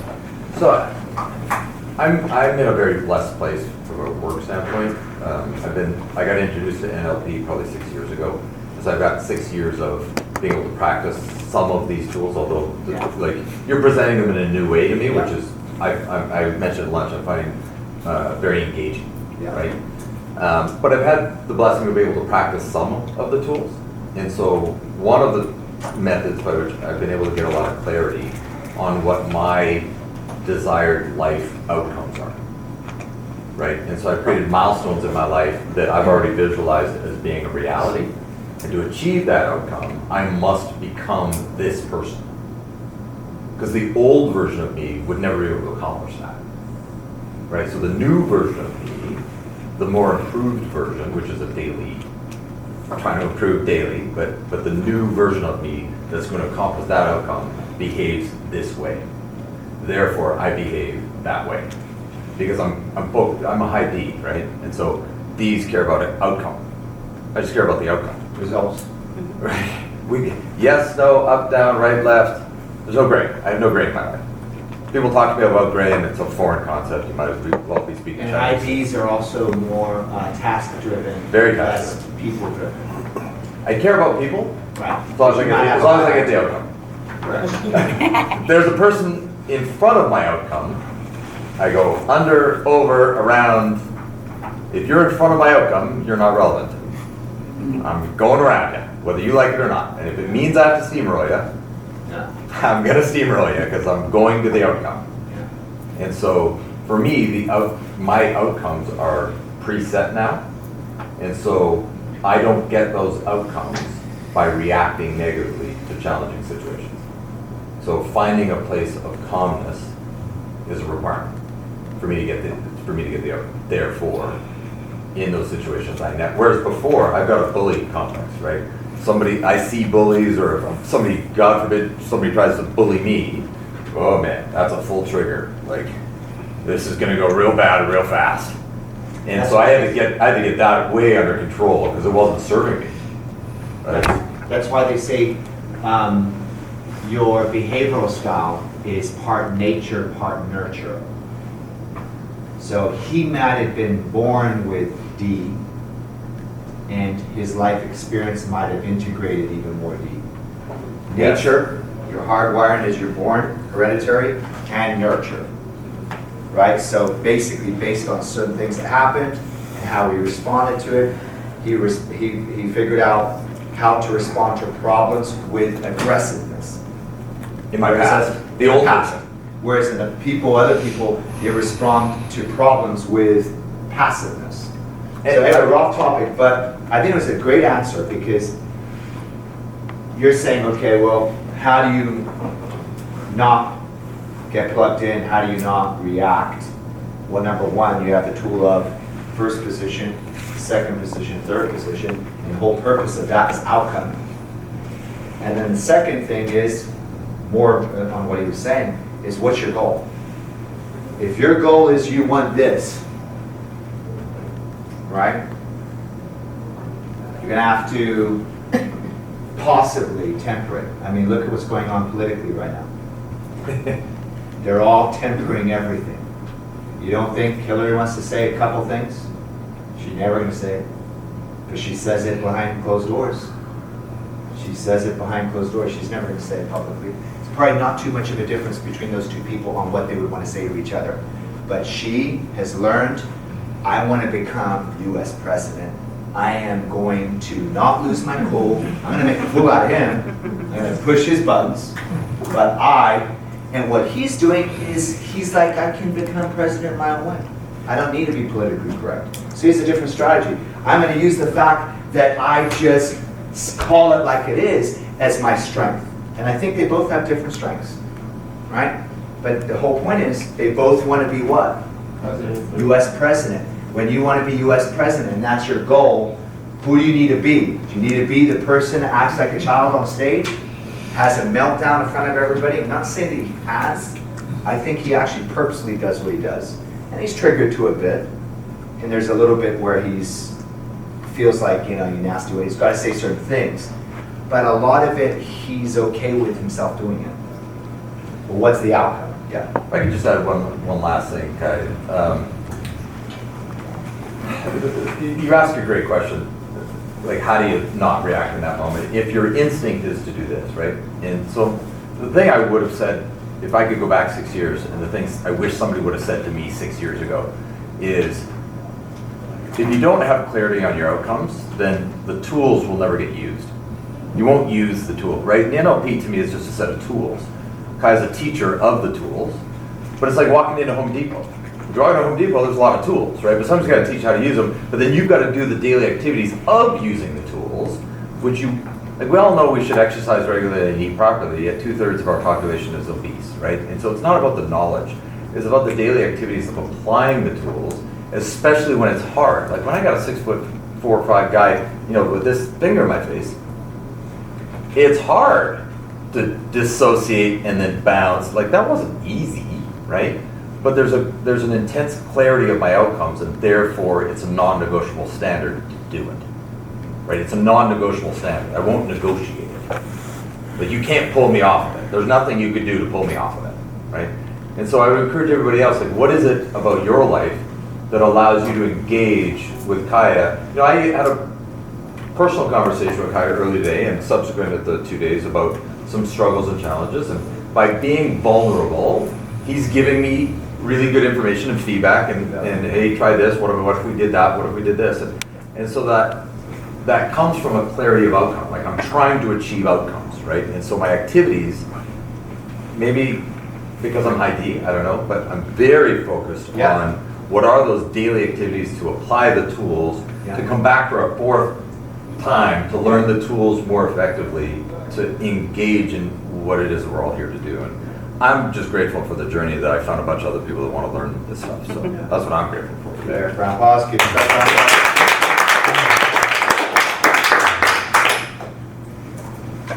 Good, great example. Anybody else want to share how you would use this specifically in your business? Because here's the thing, some of the things we learn, they're very powerful, very transformative, and yet the application of them, making them very applicable to your current business right now is another important step.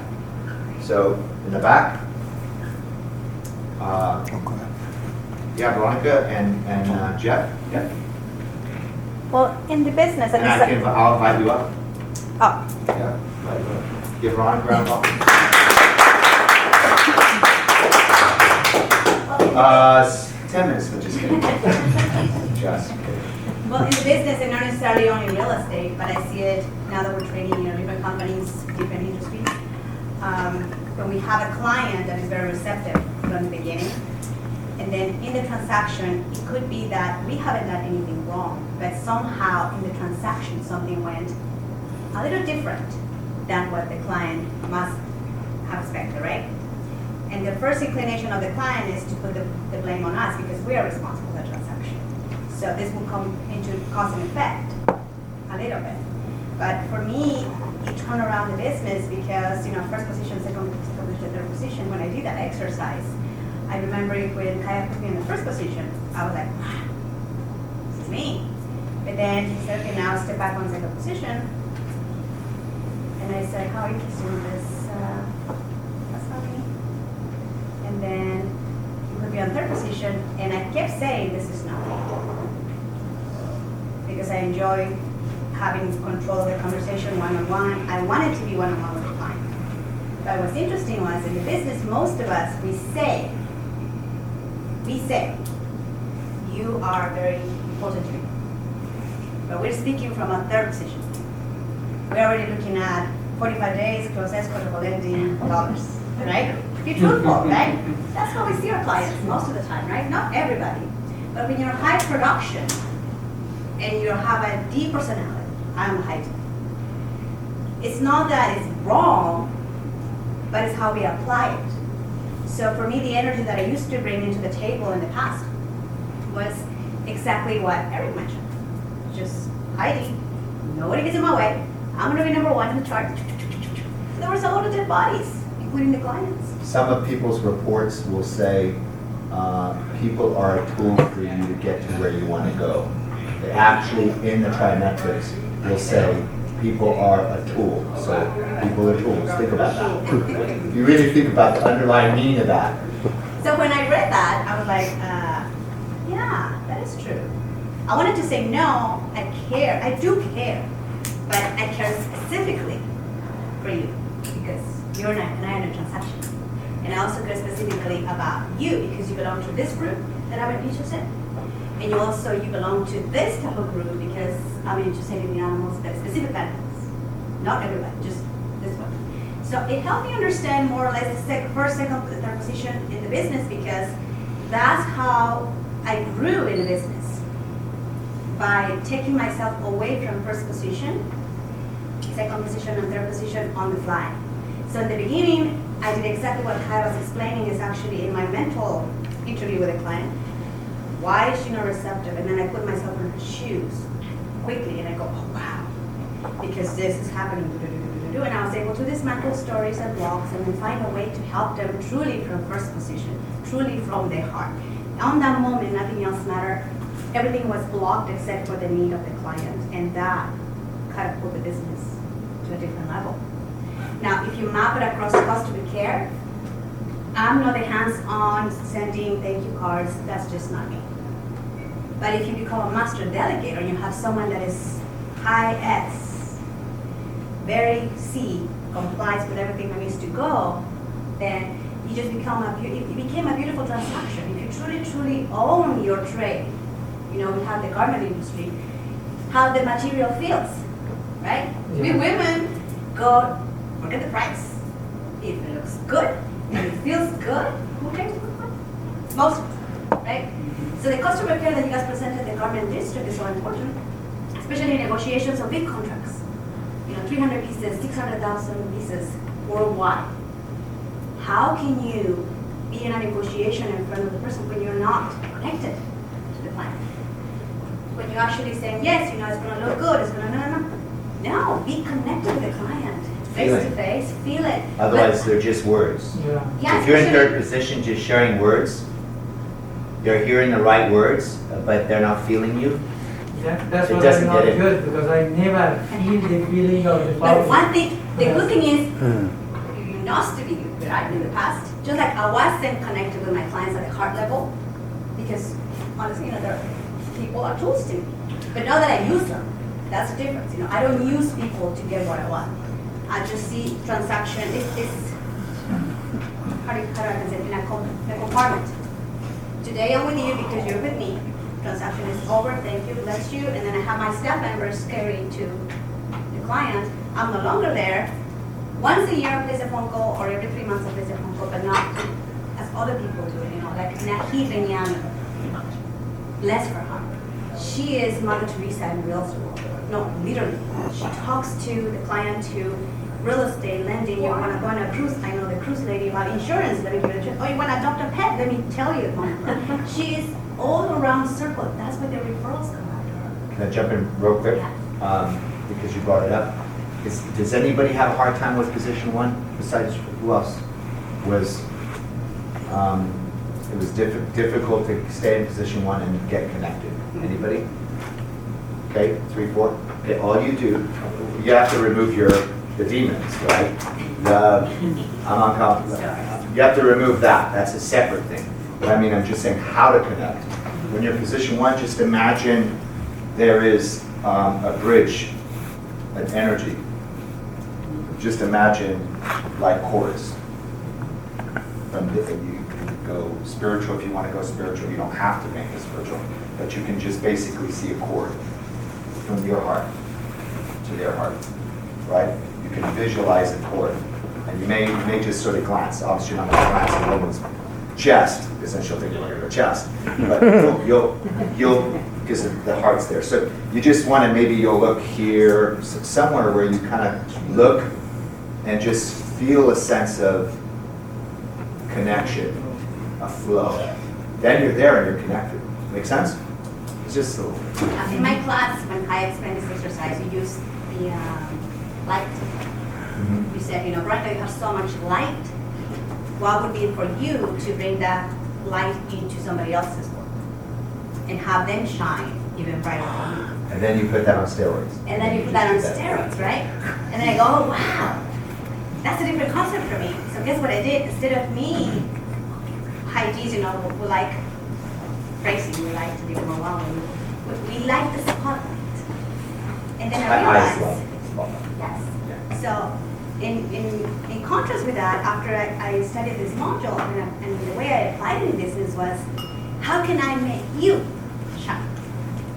Because I realized that the minute that you start to shine and just explode in emotion, explode of satisfaction of me being your professional assistant or however you want to see me as a realtor, then I realized the power of that.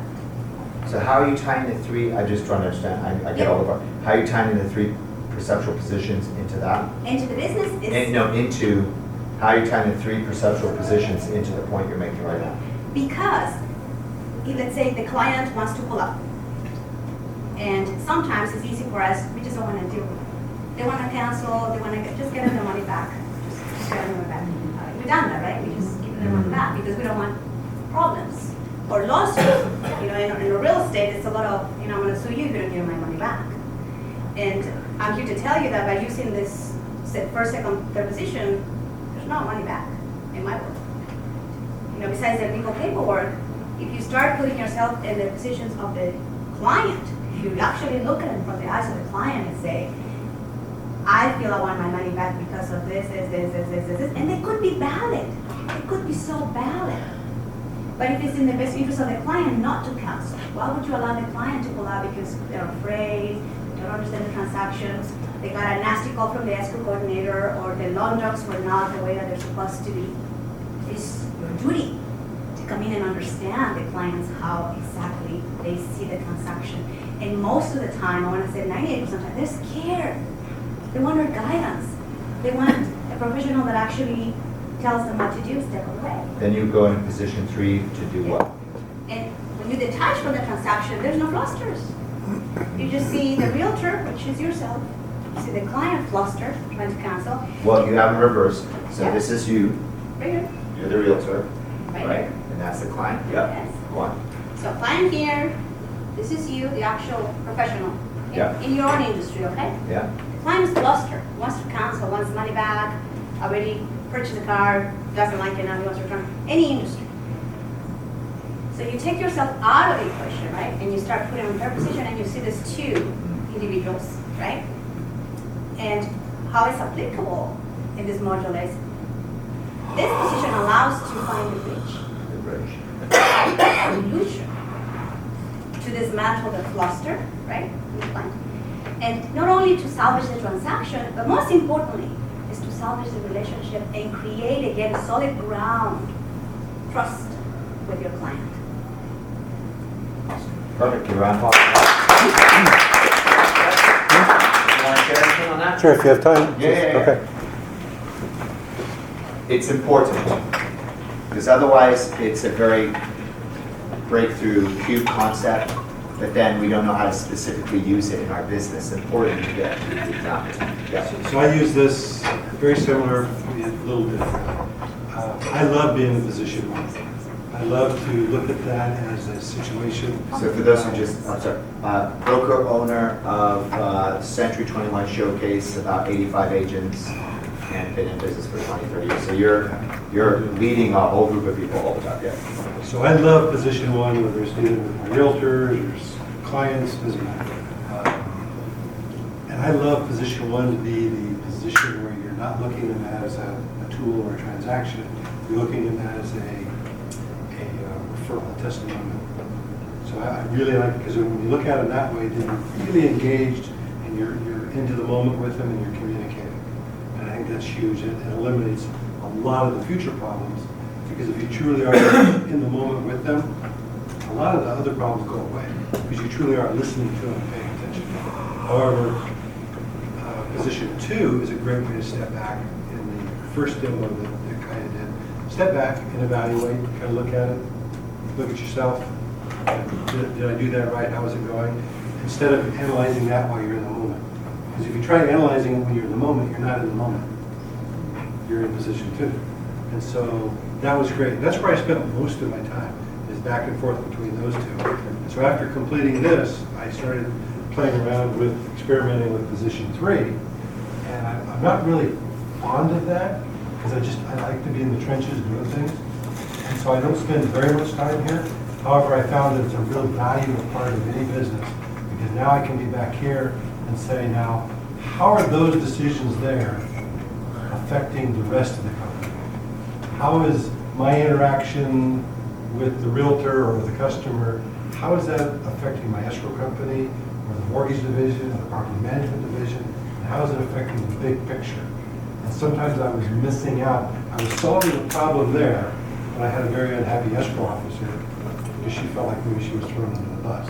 And so even though that wasn't my intentions, so I was problem solving. So it really gave me a great method to do that. And right or wrong, I do spend a lot of time bouncing back and forth in the Eric's version, and I just kind of do that on the move of, okay, I wonder how they're feeling with that. So I kind of bounce back and forth, but I consider that still in the moment because I care about how they're feeling about it. So I'm not stepping out and analyzing me. Do you still have an open door policy? Yes, I got to work on that. Yeah, my door's open all the time. So that's the issue. He's very accessible to all the agents, to a point where if you work at an office where the broker's not there, or you're there in the meeting and then their door's shut and you're just you're on your own, he's got open door to a point where it might be even... Yeah, disruption. I had to go park in front of Trader Joe's the other day for 2 hours to get some work done. To Frank's earlier question, how do you do this? It's a muscle like anything else, you got to practice it. And for me, the way I was able to achieve it, and I feel like I'm very good at it now, is I had to make it a little bit of a game. I had to make it a game of respond rather than react, and just have fun with it. Please write that down. That's huge, what you just said. Because that turns it away from I have to do this, or it's a way to solve problems, and associates it into, this is actually a game. It's fun. It's a fun little exercise. You get to play this game. And then I started applying it. I was mastering it at work, but I found my relationships at home with one of my sons, and make sure this isn't on the internet anymore. One of my sons is also my top agent. I wasn't applying it well with him at all. I was not responding. I was just reacting. And I was like, oh, why can't I apply what I've been learning over here? Why? And, Why? And Emotional attached. Yeah, it's like, hey, blood, you're supposed to get this. Yeah, so at work, I'm playing the game and doing this, but I should be able to just relax and be me at home, and then he'd say weird shit, and then it would be like, no, and I would be right in his face. And it's not good. And so I said, no, I got control of this. I can be at cause. Have you done cause and effect yet? Yeah. Okay. So I I've can done be it twice. Okay. We So I do can it be every at cause. training, a couple hours an hour or so. And so once I went to cause on that, then I was able to respond. I chose to respond rather than react, and I was able to apply the same techniques of this into my relationship with them. So it can work in every aspect, business, personal, everything. All right, good job. Wow. Almost got a preview of all the speakers this weekend. I like that. Yes, Tom. I can see where second position could be very helpful for me, because I like Jeff, I tend to react when I'm challenged. I argue. Somebody asks you how much is your commission, I instead of, well, let me confirm or repeat and confirm. Yeah. And just lose my shit, So I can see where this would be helpful for you to step back. What's your job? Okay. Let me see if I understand. You want Correct. Everybody wants as much values as they can get for the least amount of money. And actually, let's be honest, you want that too. Yeah, and would it surprise If you? someone wanted to come and do something at your house and we're charging you $20,000, you might try to talk them down to $15,000 or $12,000, right? So we can respect that. Everybody wants a deal. So I might approach you different. Hey, I get that. You want, hey, maybe you want me to do this whole transaction with you for free. Awesome, but unfortunately, and then you know the reframe on that because you guys do the industry, right? So what's your concern? You want maximum amount of money for your own? Correct. Whatever specifically your reframe Well, is. it's surprised you to know that. But don't make them wrong just because they want that, and then just reframe it. Awesome. Tom Ramos. Breakthrough. Work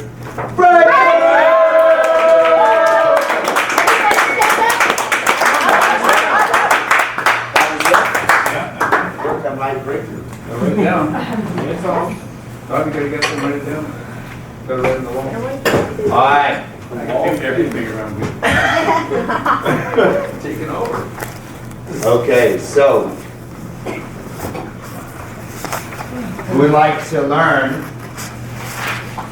the secret encoding software of your brain. We'd like to learn how to take control of everything that's in your brain. We'd like you to shut up and get Sean up. Now. What it is, Sean, is it's a bridge. Actually, Sean, this is what I want you to learn. This is what I want all of you to learn. It's the bridge, right? Always a bridge. So if you want to learn the secret encoding software for your brain, and you want to master how to change your experience of life, and how to step into, now that you learned first, second, third position, how in first position, once you know a little bit about their model of the world, in second position, how you can go back to first position and actually start changing the pictures, the internal dialogue, their feelings in their body such that they take action. I'm just like to learn how to do that. You've got to have a deep understanding of submodalities if you want to change not only yours, but someone else's pictures, sounds, feelings, basically their focus. You'll be able to shift their focus as well. Give a huge round of applause for Sean Arnold.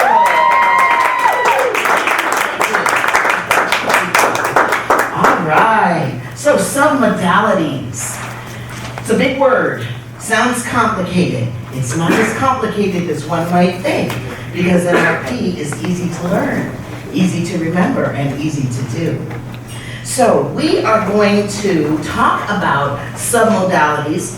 We are going to learn how to create confidence in ourselves. Would you like to learn that? Yes. When you're going into an interview and you're feeling kind of hinky, how do you get out of that? How do you create confidence seemingly out of nowhere? Wouldn't you like to learn how to create certainty? Sometimes we can be very unsure. We want to go left, we want to go right, we're not sure what the correct decision is. And wouldn't you like to just know what the correct decision is for yourself? Yeah? How about focus? That's huge. Now, I am blessed in that I was born an Air Force brat. And my father was one who was trying to whip us into shape. We were little soldiers. We were not little girls. We were little soldiers being whipped into shape. Now what that meant was he really taught us focus. He taught us how to focus on the homework, focus on the housework, focus on cooking dinner when it's your turn, focus on getting your chores done. So that is something that is a really big blessing for me, but I know that a lot of people struggle with it. Learning how to use submodalities will help you with your focus. You will also learn to create resourcefulness in yourself. In those times when you are feeling disempowered, you can actually use the changes in your submodalities. Now, we'll talk about all of that, what exactly that means as we go forward. You can do these things to actually create lasting change in your life. And then we all know that we have these pictures in our head and this voice in our head. Wouldn't you like to know what to do with that? What do you do with that picture? How do you make that support you? How do you make that help you get to where you want to go in your life? This is what submodalities will do for you. So working with these submodalities will actually change your life, create that lasting change that you're looking for. Working with submodalities is exciting. Working with submodalities gives you that resourcefulness, and quite frankly, it can create hope in you. You know, I remember when I was having my 38th birthday, my boyfriend took me to Las Vegas. And when we got to the hotel, we walked right past, you know, they have that little display that has all the discount cards in it for the things that you can do while you're in town. And as I walked past that little kiosk, I saw skydiving. And I said, I want to skydive for my birthday. And my boyfriend said, you're not going to skydive. I said, yes, I am. I grabbed that little flyer. I said, I'm going to skydive. So we went up to the room and checked in, and we were getting all comfortable and what have you, and I pulled out that little flyer, and I called the skydiving company. And he said, you're not going to skydive, you're crazy. I said, yes, I am, and I made an appointment for the next day for 2 people to skydive. The next day, excuse me, we got up. I'm excited, I'm gonna skydive today. And he's like, you are so not gonna skydive. So we went all the way out to the skydiving school. It was out by Lake Mead. And they put us through 4 hours of classes where they taught you what to do while you're skydiving. And then they pulled out these jumpsuits that they wanted us to go in, but they made us go pee first. And I said to the guy, I don't have to pee. He said, yes, you do. So I went and I did my business. I came back in my little jumpsuit. And I said to my boyfriend, oh, you're not in a jumpsuit. You're not going to jump? And he's like, is this the purse with the money in it? I said, yes. He said, I'll hold it.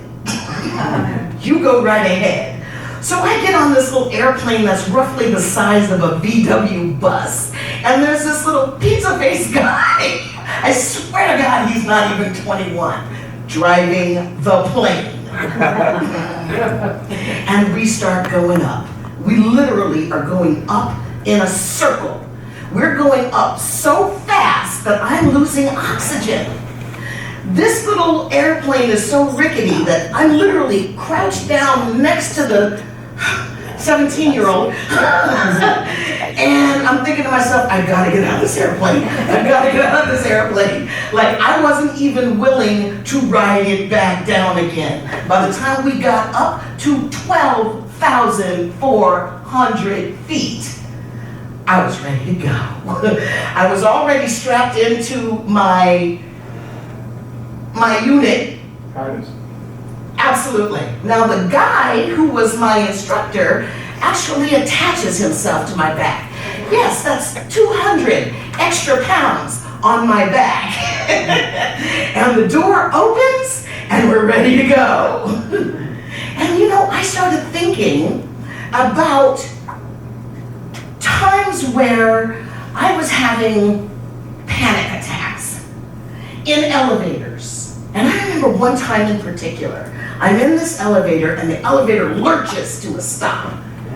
And I'm thinking to myself, I'm gonna be okay. And this little 12-year-old kid in the elevator starts crying. My panic starts to go up and I say to myself, oh my gosh, what am I gonna do to bring myself back down? It took me to a point of visualization. I remember one time when I was chairing a Relay for Life for the American Cancer Society, and we were on the steps of City Hall in downtown Los Angeles. And it was about 11 o'clock in the morning, and there was just all kinds of activity around the South Lawn of City Hall. I had band after band after band after band playing. We had face painters and clowns for the kids. We had masseurs. We had professionals who were talking about the link between hormones and brain cancer. We had all kinds of professionals and things going on, and it was so exciting. I remember I looked up and I saw this amazing butterfly. It was a beautiful butterfly. Now, the week before this happened, I went out and I put red acrylic nails on my hands. You see what my nails look like, right? No acrylic nails? Well, on this day, I see this beautiful butterfly, and I said, oh my God, this butterfly landed on my hand. I brought it down to face level, and the butterfly literally spread its legs and it sat down on my hand. And I'm just like trying not to freak out. The official photographer for the event happened to be standing right next to me. And if you go to my Facebook page, you will see that picture with this butterfly sitting on my hand. After about a solid minute, the butterfly hunkered down and it flew away. Oh my goodness, that was magical. So about a week later, I'm sitting in my office and I'm typing the thank you letter and the invitation to the wrap party for the people who were the volunteers at the Relay for Life. And I'm typing, thank you so much for everything you've done for the American Cancer Society. Because of the work you put in, when someone is in their most desperate hour, they will have what they need. They will have what they need because you did the work. So I'm just happily typing this little letter, and I load that picture with the butterfly sitting on my hand. And as I'm doing this, I see this bird like land in my window. Now mind you, I'm working in the Aon building in downtown Los Angeles. This building literally covers half a city block. I'm sitting there typing, and the bird has flown into my window, but it's just sticking, and I'm thinking, that's really strange. Because there are no window sills on the windows. You've got one window, floor to ceiling, wall to wall, and that's it. So I finished typing the letter, and I'm looking up at this bird, and I'm thinking, that is so weird that it's in my window. So I get up, and I walk over to the window, and I pull back the screen. And the biggest butterfly I have ever seen in my life, sitting in the window. This thing is bigger than my hand.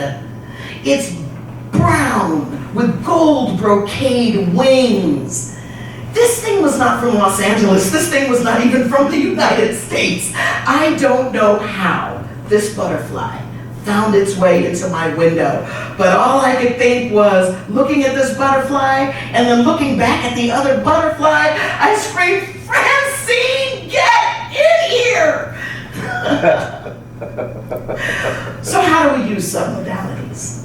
How do we use them? Well, first of all, let's define it. What is a submodality? Well, very simple. It is the breaking down of our modalities. I know that doesn't tell you anything. So what's a modality? Very, very simple. Our modalities are our five senses, plus our self-talk. Please write this stuff down that she's sharing with you, not every word, but when she tells you what modalities are, please write down the definition. When she says to you submodalities, please write down the definition because you'll wish you had them later. Oh, it's on. Ah, there we go. Thank you. Are you saying it may be on the test? I'm not suggesting. I'm not suggesting. So submodalities are used to break down our modalities, and our modalities again are our five senses and our self-talk. So what we're looking to do is produce results with our submodalities.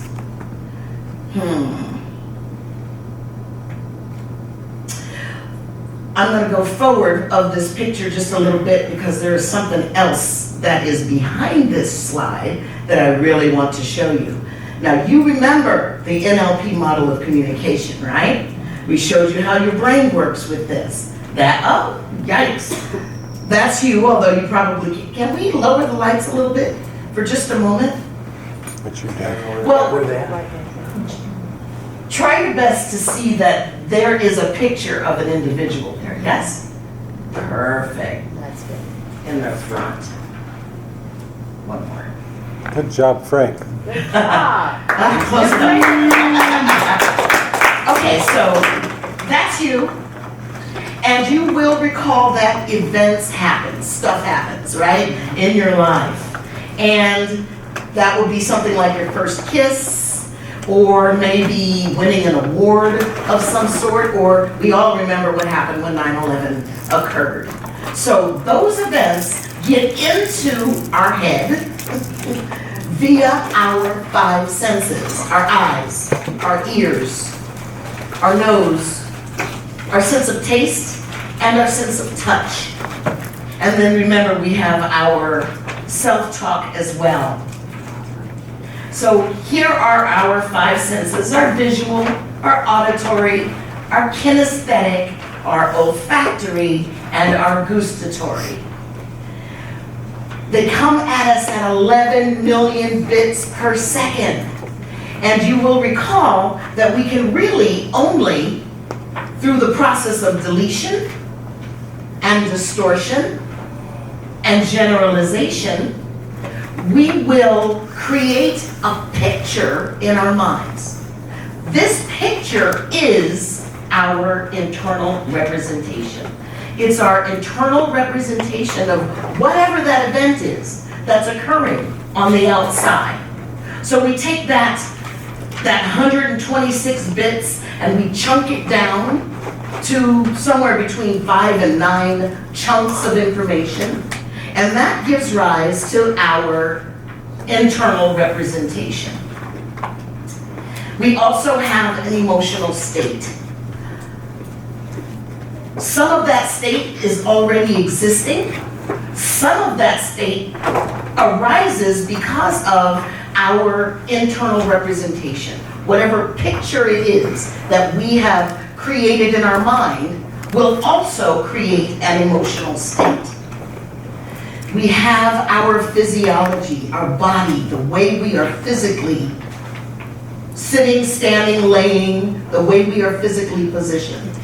And this has a lot to do with our emotional state. We recall that if you're standing hunched over, you're likely not to feel as empowered and resourceful as you do when you stand and you push your shoulders back. So that physiology can also add to your emotional state. So you've got an internal state, which is coming from your talking, your internal voice talking to you. You also have whatever was going on prior, which gave you some emotional content. And then finally, this internal representation presses down some perhaps new state. All of those things combine together. And we also filter this internal representation according to a lot of different filters that you're going to learn about in PRAC and also in Master PRAC. Filters like, what's your age? What's your gender? What country were you born in? Where did you grow up? A lot of different filters that we unconsciously apply to this, and then we act. So that is our model of communication.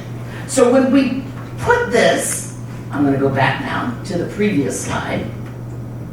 When we put this in the context of submodalities, what we're really doing here is taking that internal representation, that picture that we have of the events, of whatever is happening outside of ourselves, and we're going to look for the drivers. Now, what are the drivers?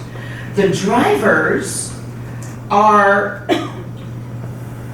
when you create a change in your internal representation, and that change moves you in some way, that's a driver. We're going to take a look at a checklist as we go along, and you're going to see how those submodalities break down. And you will see that if you make a change in those submodalities, that it can create a change in general in your system. So these drivers are hinted at or discovered through the use of contrastative analysis. So what is that? Well, you have a picture. And then you'll create another picture. One of these pictures will be a desirable picture for you. And one of those pictures will be an undesirable picture for you. One thing that you notice about your submodalities is that they have movement within a certain bandwidth.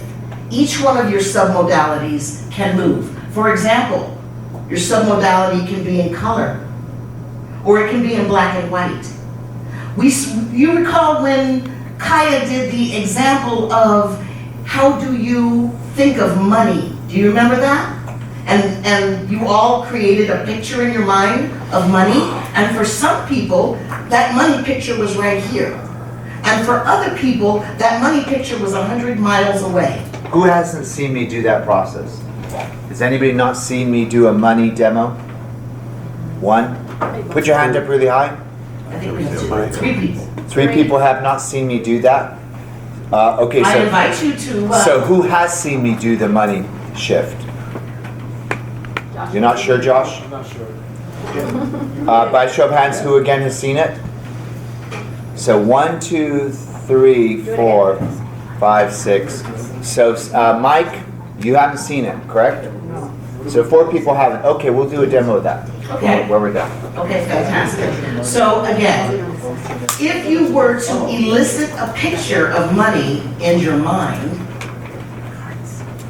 can you all think of money? And when you think of money, do you have a picture of it?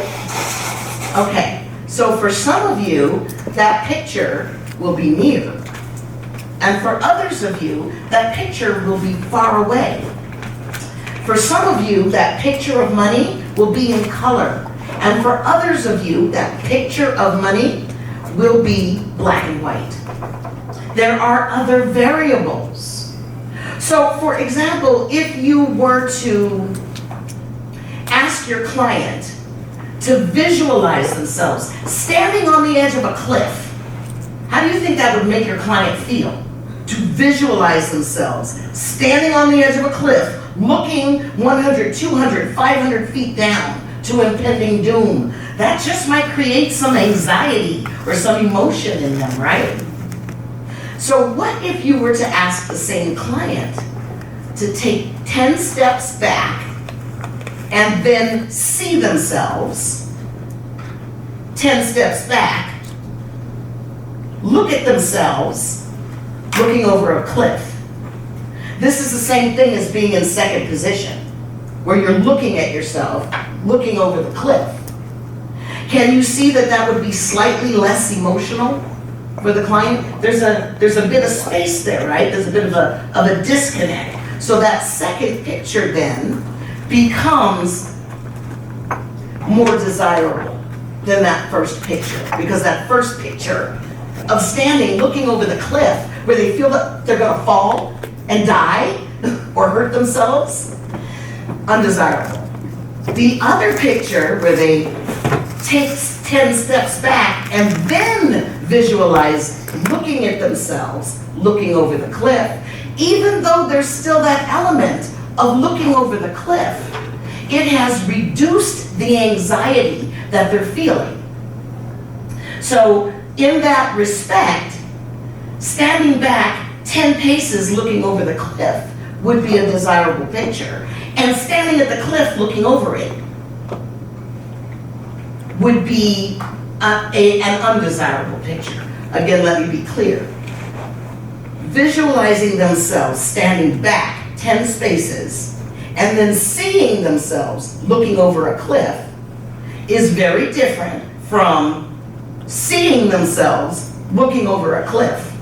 Okay, so we've got 2 different pictures here. We've got one picture which is desirable. This picture is in color. This picture is near. They are associated into that picture. Now, let me take one step back. This would actually have to be the undesirable picture here because of the fact that we've got this person associated. Remember, they're standing on a cliff. Whoop. Remember, they're standing on a cliff. So if they are associated into that picture, standing on the cliff, they're going to have a lot of anxiety inside. If, however, they are picturing themselves here, standing 10 steps back and then looking at themselves, looking over the cliff, this picture might also be in color. This picture might also be near, but this picture is dissociated, meaning they are looking at their body in the picture, looking over the cliff. And then they will be, this center, this reference here to center, and this reference here to upright.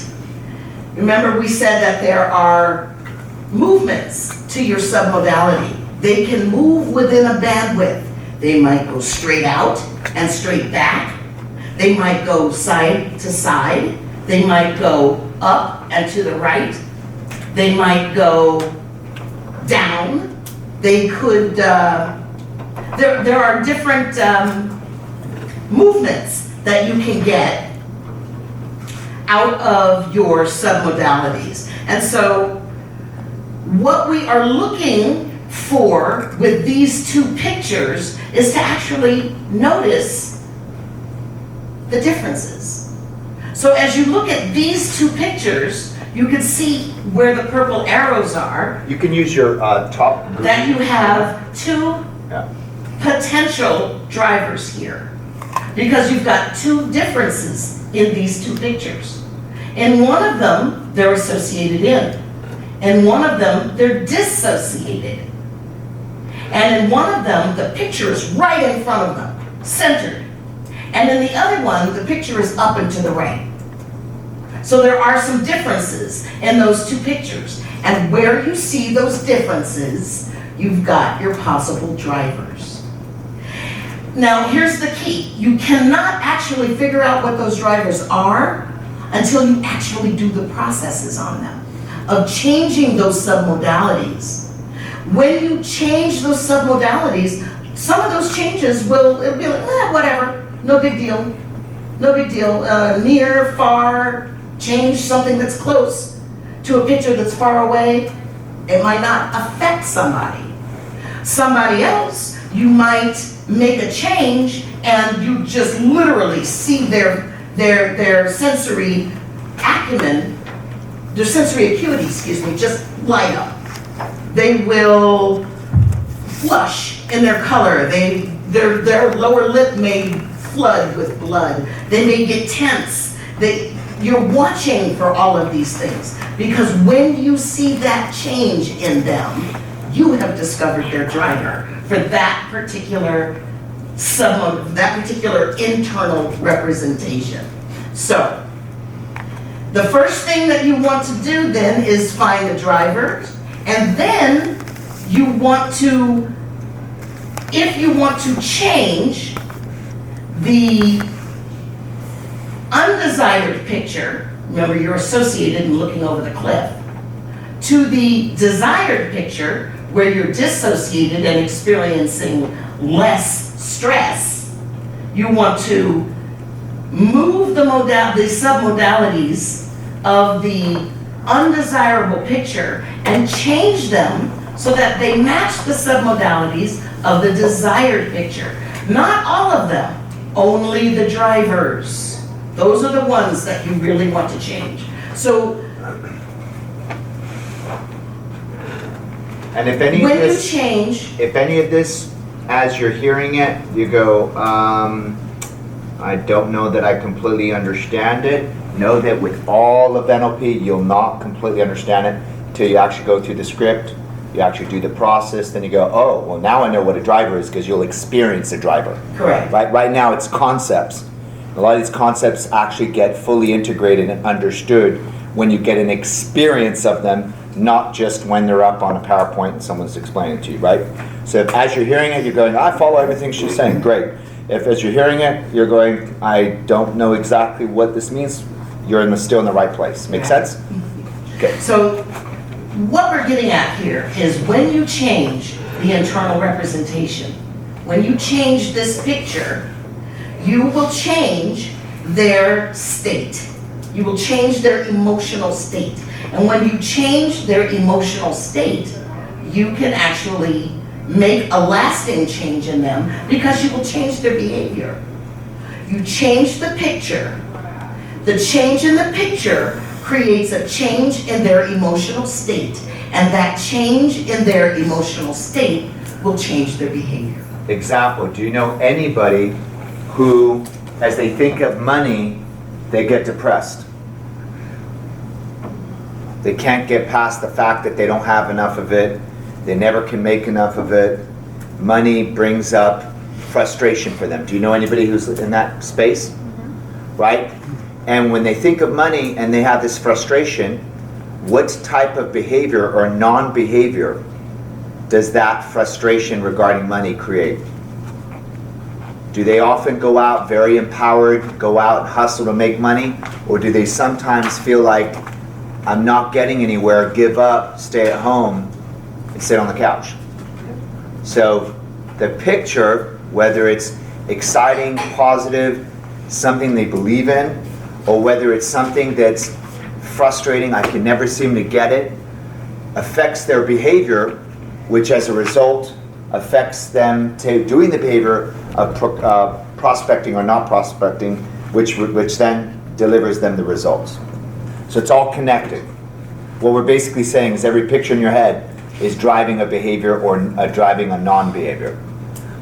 So I invite you right now to turn to page 25 in your book. And we are going to look at a couple of techniques that are used to actually change these submodalities. Now, some of these you're going to learn later today. As a matter of fact, most of these you're going to learn this weekend. So what are we looking at when we are looking at submodalities? Well, first we are looking to easily make change in someone's behavior by making changes to the pictures in their heads. So submodalities are how we actually encode the meaning that we give to the pictures. Isn't that interesting? Submodalities. Think of your picture of money. Whether it's color, whether it's black and white, near, far. Is there a sound associated with it? Is there a physical pressure associated in your body with that picture?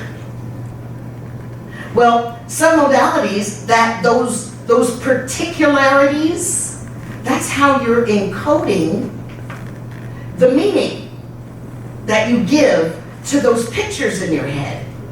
And so if you were to change the submodalities in picture A, which is an undesirable state, to match the submodalities in picture B, which is a desirable state, you can literally change how you feel about that undesirable picture.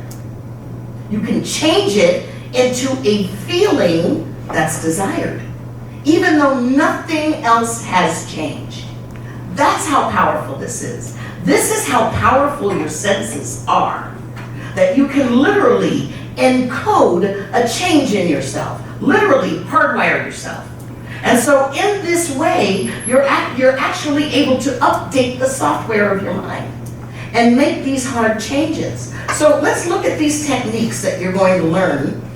Jeff is going to teach us some of those, and I believe Jeff is going to teach us the others. Yeah. Good Jeff, and even better Jeff. So the techniques on page 25 start with contrastative analysis. And that is what we're talking about here. With contrastative analysis, you create two different internal representations and then elicit the submodalities for each of those pictures. And then notice what you notice. Analyze the differences between the two. So what are you looking for? You're looking for the difference that makes a difference. You're looking for the drivers. So where those two pictures are the same, you're not going to worry about it. Here, you're not going to worry about it. because the two pictures are both color. The two pictures are both mirrored. Here is where you've got your potential for change, right here. Where one of these pictures is desired and one of these pictures is not. You take the picture that is not desired and you change those submodalities to match the submodalities of the picture that is desired, and in so doing, you can change how you feel about that picture. Literally, change the emotions associated with it. So that is the fact that you are looking for the difference, that's contrastative analysis. And when you actually take the submodalities of one picture and change them to match the submodalities of the other picture, that is called mapping across. You map across the submodalities of the undesirable picture to match the submodalities of the desirable picture. Now mind you, in this case, it's associated and dissociated, but these pictures might actually be such that associated is good and dissociated is bad. So it's not that associated will always be good. It might be bad. It really depends on what internal representation we're talking about. So the mapping across then involves.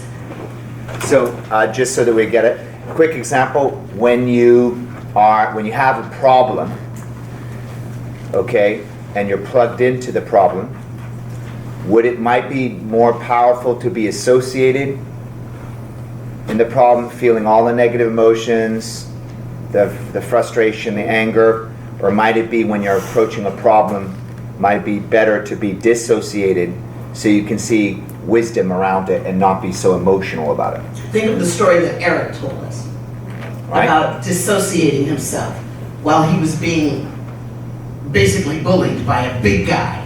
Right. The fact that he was able to dissociate himself from that situation is what made it doable. So, first we contrast, then we map across to change the picture. You're going to learn this afternoon swish patterns, and these involve replacing one internal representation or picture in your mind with another. And this actually directionalizes the series of pictures or internal representations so that the desired state is more common. We have dissociative techniques that we will use as well, and this involves shifting the viewpoint and viewing a specific picture or internal representation from a dissociated position. And this is frequently used to take the charge off a negative emotion, like we do in the phobia model. And so, picturing yourself looking over a cliff is one way. Asking them to take 10 steps back and then picture themselves looking at themselves looking over a cliff. That is the dissociative technique. Then we have perceptual positions. We saw that, right? And it involves shifting a viewpoint and viewing a specific internal representation or picture from one of three positions. The first position, where you are associated in your body, looking out through your own eyes. The second position, where you are dissociated, standing back, looking at yourself, engaged with someone in that picture. And then of course your third position, back against the wall, where you're double dissociated. This is your global perspective. And by utilizing, moving yourself between first position, second position, and third position, that is the dissociative technique right there. And it will help you remove the charge from the situation. The last concept that I want to review with you before we actually look at the submodalities checklist is universals. universal truths. We all have them. The very first universal truth is something that is always true. God help you if this isn't true. I always stop for red lights. Yeah? That's, uh-oh. Uh-oh. We got a lawless one in the front row. Here's another one, we'll try it again. I always go at green lights, right? Okay, so that's a universal truth right there. I always go at green lights. Here's another one. The sun always rises. Every morning, the sun rises. That's a universal truth for all of us, right? So, if you were to say to your client, the sun always rises, and ask them how you feel about that. Ooh, the sun always rises, that's a universal truth. They've got a certain emotional state when they think about that universal truth. And then if you were to say to them, do you think you can make $1 million in 2017? And they go, there's that limiting belief. There's that negative emotion. There's that stoppage. The trick then would be to elicit that picture, the sun always rises, and then elicit that picture, can you make $1 million in 2017? Experience all that negative energy that's associated there, and then elicit the submodalities of the sun always rises, elicit the submodalities of can you make $1 million in 2017? And if there are limiting beliefs or negative emotions associated with that picture, take the submodalities of the sun always rises, find the drivers in that picture, and then take those drivers and map them across to this other picture. And you can create the feeling of the sun always rises to the question, do you think you can make $1 million in 2017? All of a sudden it's, the sun always rises! Instead of, oh, come on, $1 million? That's really hard. Or, I tried it last year and it didn't work. Or you know, the love of money is the root of all evil. Or all of those thoughts that you have that created that negative picture. You can literally change them. So let's take a look at our checklist. The submodalities checklist is on page 29, and it looks just like this.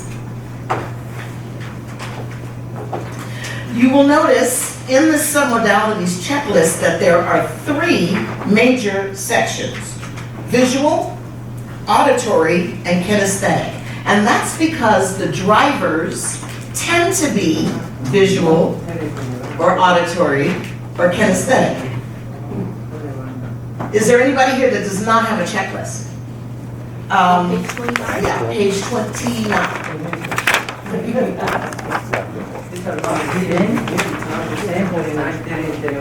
I've got a whole stack of them.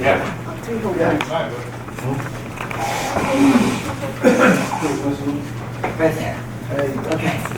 Okay, so the reason why you see visual, auditory, and kinesthetic here is because the drivers tend to be either visual and or auditory and or kinesthetic.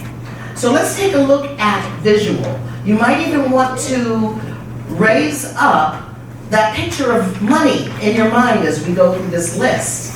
So think about your picture of money. Is it black or white, or is it color? Is it near, or is it far? Is it bright, or is it dim? Well, where is it physically located? Is it in the room? Is it outside? Is it 1,000,000 miles away? Is it up to the left? Is it down to the right? You see the bandwidth of change, of shifting that you can get out of each of these submodalities. Is it associated or dissociated? We skipped over the size of the picture. Is it like a postage stamp, or is it big like this room? Is it a movie? When you look at the picture of money, is it moving? Is it Uncle Moneybags throwing money everywhere? Or is it just, boom, a bag of money sitting still? Is it focused or defocused? And does that focus change? Does it come in and out?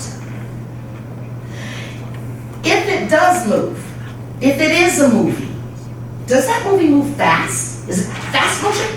Is it slow mo? How about contrast? Is it a sharp picture? Or is it kind of soft focused and fuzzy? What angle are you seeing it from? Let's look at the auditory submodalities. When you think about the sound that may be associated with your picture of money, where is that sound physically located? What direction is it coming from? Is the sound inside your body or is it outside your body? Is it a loud noise or is it soft? Is it fast? Does it have a beat to it? Is it a high-pitched sound? Or is it a low-pitched sound? What is the tonality? What is the timbre, the quality of the sound? Does it stop? Does it stop and go? What's the cadence if it does stop and go? What is the rhythm of that sound? And how long does it last? Is it just a couple of seconds? Is it steady? Is it intermittent? How unique is it? Is it a sound that every time you hear it, you think of that particular thing? Or is it a sound that you hear daily? What about the feeling that that picture might create in your body? Let's look at the kinesthetic. If it creates a feeling in your body, where is that feeling? Is it in your head? Is it in your chest? Your stomach? Your feet? Where do you feel it? Are your hands tingling? Well, how big is that feeling? Does it fill your whole body? Is it just a little tiny ball in your chest? Well, what shape is it? Is it round? Is it square? Is it 3D? Is it flat? How intense is it? Can you barely feel it? Or can you barely think of anything else because of the intensity of it? And that feeling, is it intermittent? Is it steady? Does it have movement or duration? Does it vibrate? Is there any physical pressure associated with it? Is there any heat associated with that feeling? And is there any weight associated with that feeling? Now, what we do then is elicit all of these. You will have, number one, your desirable picture, and under column 2, your undesirable picture. Elicit all of those submodalities, and then look at them. Where are the differences? Where are the differences? Okay, so take that, the different submodalities of the positive, of the negative picture in column 2, and change those to match the submodalities in that positive picture in column 1, and you will experience a shift. Now we're going to give you an opportunity to practice this. Mr. Kaya, I invite you to... She's phoning a friend. What? Phoning a friend. Yeah, awesome. I invite you to join me. Would you like them to go to break and then do the exercise, or would you like them to do the exercise? We are going to send you to break. All right, so 20-minute break starts right now. It's 5:10. Be back in the room at 5:30, and we're going to experience it, and then we're going to do learnings on it. We're going to do breakthrough work on it for the rest of the night. If you did, what would it look like? What would it look like? Can you see a dollar sign? Sounds like green and white. Ah, okay. So you do have a picture. I do now, I do. How to create one. That was a mind trick. So green and white though. So it's color. Okay. And where is it physically located? Right on the top. On this side. like from here to the wall. Oh, okay, so it's in the room though? Mhm. So it's kind of up in the corner over there? Awesome, okay, and what size is it as it's over in the corner of the room? With my hand. It's about the size of your hand. Okay, awesome. And are you in that picture or not? No. You're not in it, okay. And is that a sharp image or is it soft? Sharp. Sharp, awesome. Let me make a couple of quick notes here. And does that picture change at all? No. It doesn't, it's still fantastic. And is there a frame around that picture? No. Does the picture feel as though it is enveloping you, going all the way around you? No. So it is It's like just there on the wall. okay. So it does have edges to it? Yes. Okay. And is it 3D or is it flat? Flat. It's flat, okay. And you said it was color, right? Or black? Yeah, she said it's green and white. And what did you say for brightness or dimness or? It's bright. It's bright? Wonderful.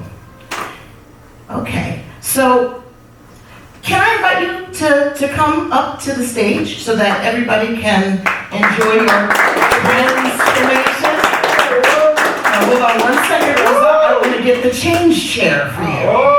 Now, Rosa, I want you to understand that this is the change chair.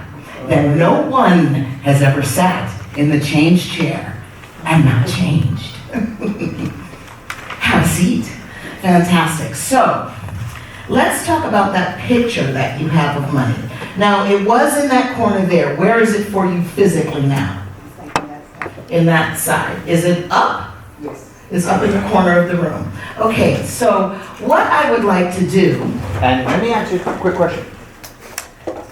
On a scale of 0 to 100, before she does this process, on a scale of 0 to 100%, how motivating is it that it's all the way over there,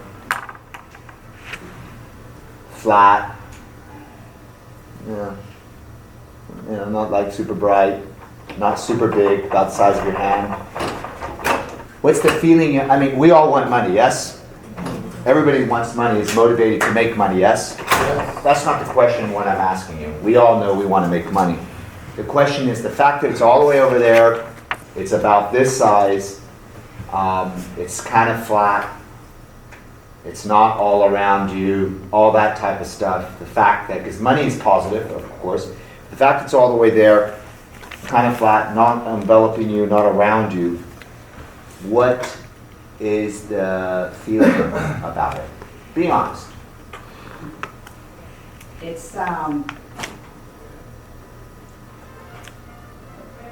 as you hear music outside, it actually fully connects you even more to what you feel inside right now, doesn't it? it's more a negative feeling.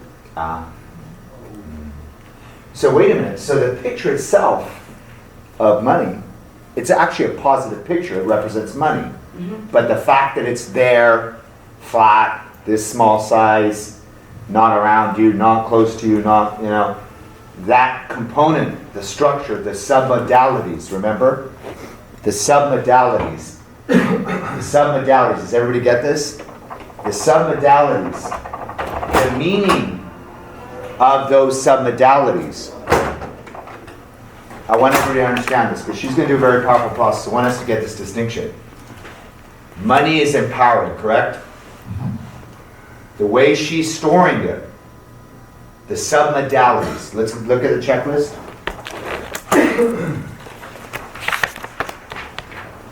She sees this picture that represents money, correct? Visual. The submodalities, which is black and white or color. Yeah, it's color. Near or far, well, it's not really that near. It's all the way up there in the corner. Bright or dim, it's bright, but nothing spectacular. Location, it's not here. It's all the way up there. Size, it's not like abundance of money all around me. I mean, it's like this size. The focus, flat, the submodalities of it, even though money's positive, right? The submodalities of it has you feeling what? Did you say? Negative. Negative. Do you get it? So remember, the submodalities are how she is encoding the state. And it's giving her meaning. And what's the meaning that that gives you where it is now? What meaning does it give you? Not enough, it's like a meaning, like, I see it and I want to have a positive meaning, but it's a negative meaning. Does it empower you or disempower you? Disempower. Does it motivate you or does it sometimes actually, in fact, demotivate you? Maybe it's a little bit of both. Yes, a little bit of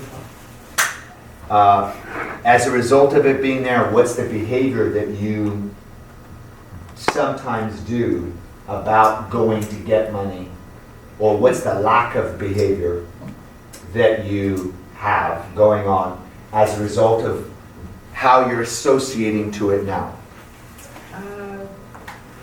The lack of behavior is not motivated sometimes. And what's this specifically when you're not motivated sometimes? What are you not doing? Prospecting, going after. Are you telling me the way you encode this picture of money where it is now will actually lead you to not prospect sometimes? Yes. Which will affect what? Pocket. Do you get it now? Family, maybe? Do you get it, guys? But you have If you get it. Yes. the level of stress. The way she stores money at an unconscious level, and by the way, I'm just going to share with you, this is nothing compared to what, when I go into companies, they have people it's 5 miles away. There's people it's 500 miles away. There's people it's 2,500 miles away. It is so unachievable, they don't even show up at all. I've talked to somebody, it was past the moon. That's right, planets. I was gonna say planets. So you see, you're doing great. Yeah. So you're ahead of things. So actually, we're done. There's no problem. All right. Well, here's what I'd like to do with that picture that you have. And it's up here in the corner of the room. And as I understand it, the picture is fairly small. It's about the size of your hand, right? And it's flat. It's green and white, but it's bright, but not spectacular, correct? Okay, so. Sorry. No problem. Okay, so here's what I'd like to do. Yeah. Exactly. Okay, we're gonna. Let's cross right over it. I'm just kidding. Go ahead. Okay, so here's what I'd like for you to do with the picture, Rosa. Look at it, and as you look at that picture, the first thing I want you to do is blow it up so that it's really, really big, okay? Then I want you to turn it into Technicolor. Really, really, really colorful. Really, really, really bright. And then let it pop out at you, 3D. Have you got that? Okay, okay. So now you've got a large, Technicolor, uber bright, 3D picture of money, right? Okay, so here's what I'm going to do. I'm going to put my hand behind this picture of money, right? Ready for it? Are you ready? I'm going to take this picture and I'm going to bring it in. Ready for it? Ready? I'm bringing the picture in and I'm going to bring it right about here. Is that comfortable for you? Okay, what are you feeling? Exactly. That's exactly what I'm feeling. Is there a sound associated with this picture at all? It's more of a doubt. Oh, you got doubt. Oh, So you there's started some limiting out. belief. So you started out with it. Kind of. Okay. Can we do something with that? Absolutely. Can we take this and can we just put it right back to where it was? Very interesting. Did you notice the body language? Yeah. So what happened? She was very tense when I brought it in. I did? Oh yes, you were very tense. What happens when it's up there? It's safe. Exactly. So when it's up there, it's safe. And it's, you're not confronted with it. You don't have to really do it. You can stay in your comfort zone. And you can produce some of it because it's in the room. But it's not close enough to you to produce a lot of it in the amount of abundance that you want. So are you okay with that life? No.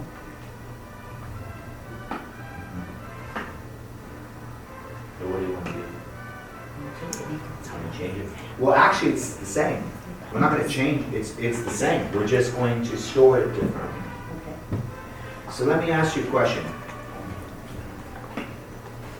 Because it's up there now, right? Yes? What do you know like you know like you know? What do you know like you know like you know? Like what's your name? I know my kids are my kids. Is that what you Ah, you know your kids are your kids. Yeah. As you think of, and as you know my kids are my kids, do you have a picture? It's like, boom, they're my kids. I mean, I gave birth to them. Hello. Yeah. So as you think of that, the knowing that my kids are my kids, do you have a picture? Yeah. And where is that?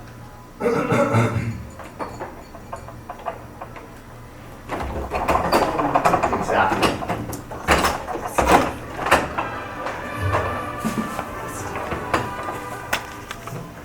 Actually, just swing it wide open and just let that flood into it. It's interesting you said that. Jeff, where's this? Stick a stick on it. So what are we learning right now? So when we're ready, is the room ready? Is the room ready to learn what we're going to learn? Yes. No. We can look it up.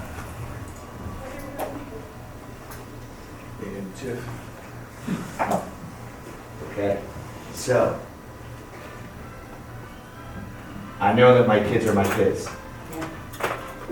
And a very interesting answer you gave. I said, as you think of, and as you know my kids are my kids, do you have a picture? You went, yeah. And I said, and where is that? And you went, what? Here.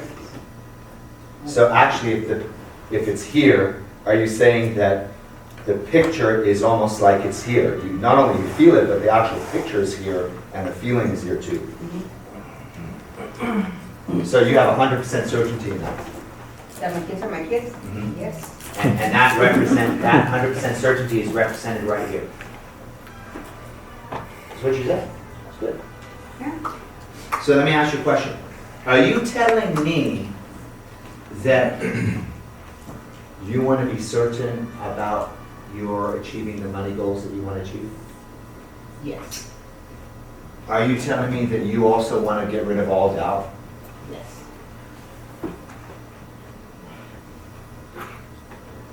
How safe will you feel when you make the amount of money that you want to make? How safe will it feel when you've got all the money that you want to make? Because I know you like safety. How comfortable, because I know you also like comfort. How comfortable and safe will it feel when you have all the money that you want to make and you have it right here? It'll feel how safe. Yeah. Feel I mean, won't that make you feel secure and safe relieved. and relieved? Yeah. And certain? Certain. And won't your life be even more comfortable? Yes. And as you're hearing them, you're just like, you know, this is woohoo! Yeah.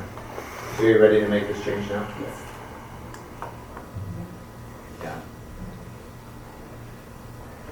Okay, so. I'm curious, just before she does it, what will happen when you make this change? I'm curious, what will happen when you make this change right now? I mean, I'll feel excited and relieved. And then what will it do to your behavior once this change is made right now? It'll, what's that word I'm trying to say? It'll make me feel, what's that word? What will do my behavior, you said? Just be more confident, and my behavior will be more suggestion. Is that what you said? Did I say that or did you say that? That's interesting. Are you actually saying that I can just do a couple of physiological gestures, creates language? Are you saying that you, when you're sitting with your client, you can go, and so, what do you feel like doing? And then they're just like, taking action? Sign it. You might hit him. Rosa, can I ask you a couple more questions about the picture that you have when you think of the notion, I know my kids are my kids? I see that it's right here. Is that picture completely surrounding you, or is there a frame around it?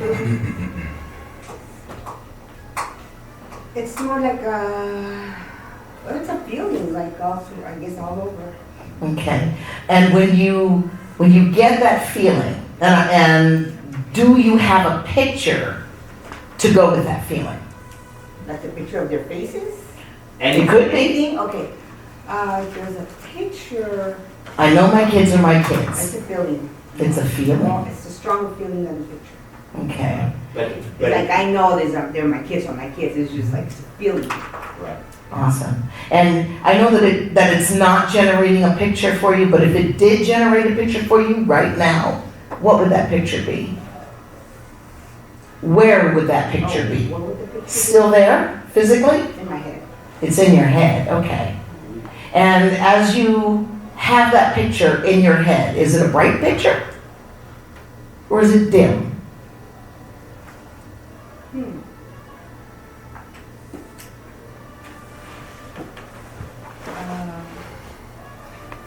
In between? Okay, sort of normal, okay. And as that picture sort of normally lit in your head, is it color? Is it black and white?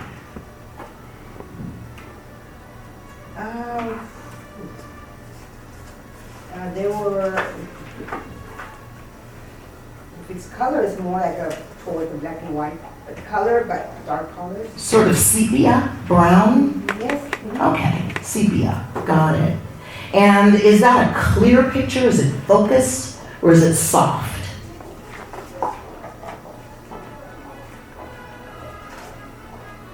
I'm gonna say more.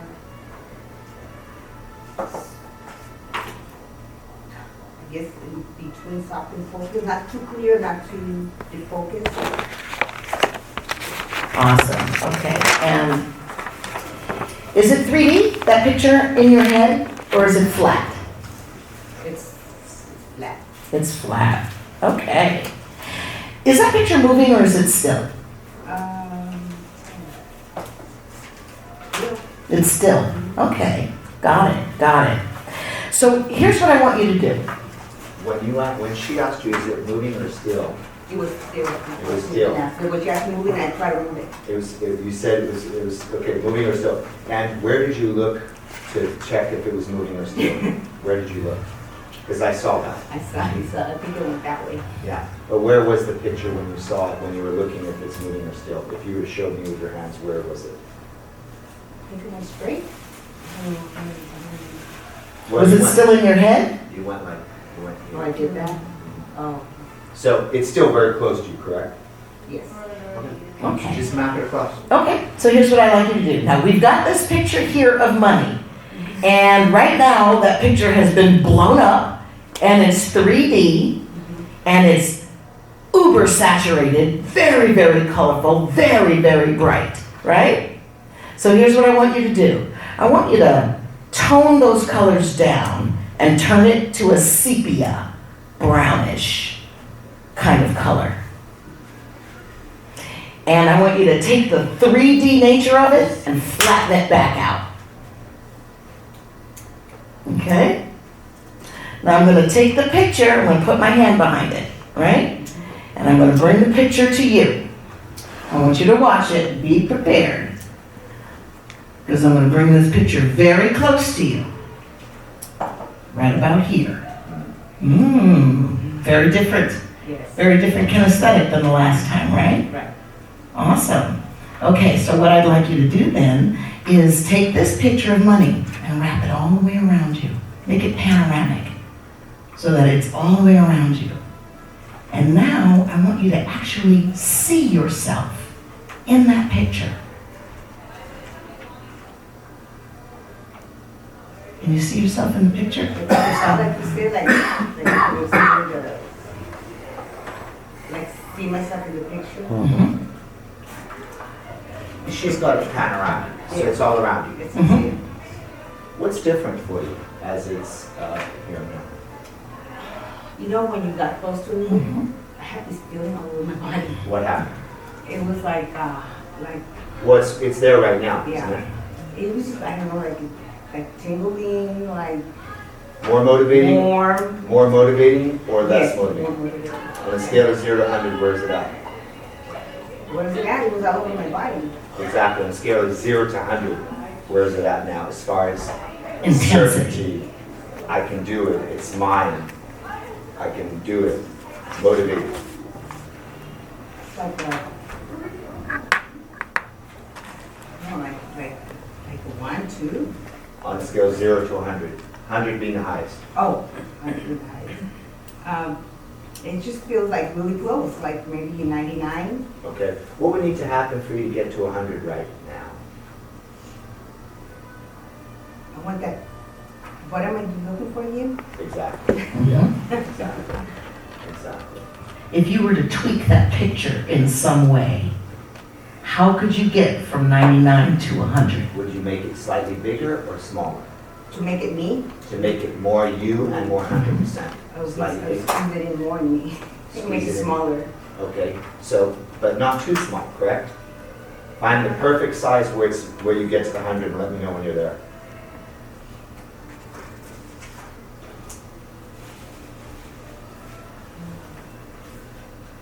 Where it's most intense, most real. What about the brightness? What would make it even more intense, more real? If it got a little brighter, if it got a little dimmer, or if it stayed where it is? It's just where it's at right now. It's good. What about focus? Would it make it even more intense, more real? A little brighter. A little more brighter, a little more focus. Would that bring it to 100?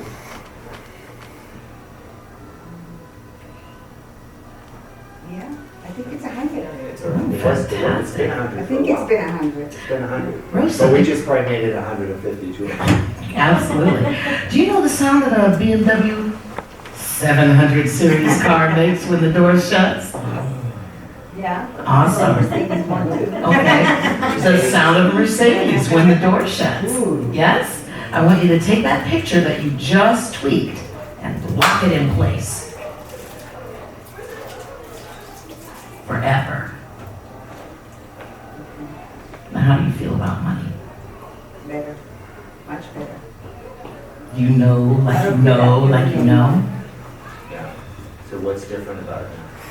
I just feel like it's no big deal. Money can come to me anytime. And what's the behavior you're going to do that's different? Just like the things I need to do. Like prospecting, like whatever I need to do to get to my So let me ask you a question. So think of a time in the future, which if it happened in the past, the old you would have procrastinated or had uncertainty or doubt or blah, blah, blah. Think of a time in the future, which if it happened in the past, the old you might have procrastinated. And what do you do instead? Well, right now, I can't even think of the past procrastinating right now. Exactly. I know. See So what do you how powerful do? that is? But what do you do instead? What do I do? I just take action. I'm not convinced that you've made this change in a matter of 5 minutes. Come on, really? I'm not convinced that you've made this I massive feel like change I in just 5 have to do what I have to do. There's no ifs or buts. You don't want to spend 10 years on a psychiatrist's couch instead? I did before. No, I'm just kidding. Let's give her a round of applause. All right. Awesome, See the awesome. power of submodalities? Yeah. Yes? Yes, indeed. Did you learn a simple technique where you can motivate your group to produce at a high level by literally just playing with the pictures? Now, do you have to do it this way, where you're going to like scientifically move the picture and all that? There's other ways linguistically, as you learn, as you get more advanced. You could be across the dinner table and just have a conversation with a person and not even have to physically move pictures, but with your words, shift them in their brain. And they won't even know that you were even doing a process. The power of question. Yes. Indeed. Yes. So we are going to take submodalities just a little bit deeper for you. How many of you would like to increase your health in life? Yeah? How many of you have something in your life that you like that you really, really wish you didn't like? Like it does not serve you to like this thing the way you do. Now, we are going to help you learn to dislike that thing. And in order to bring you to full fruition with this, I'm going to invite Mr. Dave. I'm sorry, Mr. Jeff Stoffel. I'm happy to come up with Good job. To come up and talk with you about how to change something you like into something you dislike. Let's give him a huge round of applause. Next, Jeff, I want you to write down a list of things that you ingest. And again, this isn't the most important process. It's actually not a very important process. But it's a teaching tool that teaches you how to do the most important process. Make sense? This is a stepping stone. So I'd like you to write down some things that you like, that you ingest: ice cream, chocolate, beer, bread, butter, muffins, cookies, cheese, something that you're like, oh, I feel like I crave for it, I wish I didn't eat so much of that, or I wish I could get over that fix or that desire for that thing. Okay? Hold on. I've got What his is clip. that thing? I've got his clip. Thumbs up, too. Do the whole thing. Everybody write something down? All right. Great. Sean did an awesome job before the break. Then going over the submodalities like that is a very, very difficult task because you guys are getting into so much detail. So I'm fortunate I get to do the fun part. So this is the fun part. This is where you guys are going to really, really enjoy this. I promise you that if you really open your minds to this, it's going to make some huge changes in your life. I know that 2.5 years ago when I first had this, got to do the like to dislike, the thing that I was very, very excited about is that it got me off Diet Cokes. I was for almost 35 years drinking 3 to 4 32-ounce Diet Cokes every single day. And in 10 minutes, 15-minute process, it was gone. That was 2.5 years ago. I haven't had the desire, the temptation to even take a sip. But I still, once a week, go in and test it to check and see. What's in soda that is so damaging, just out of curiosity? Who's done that research?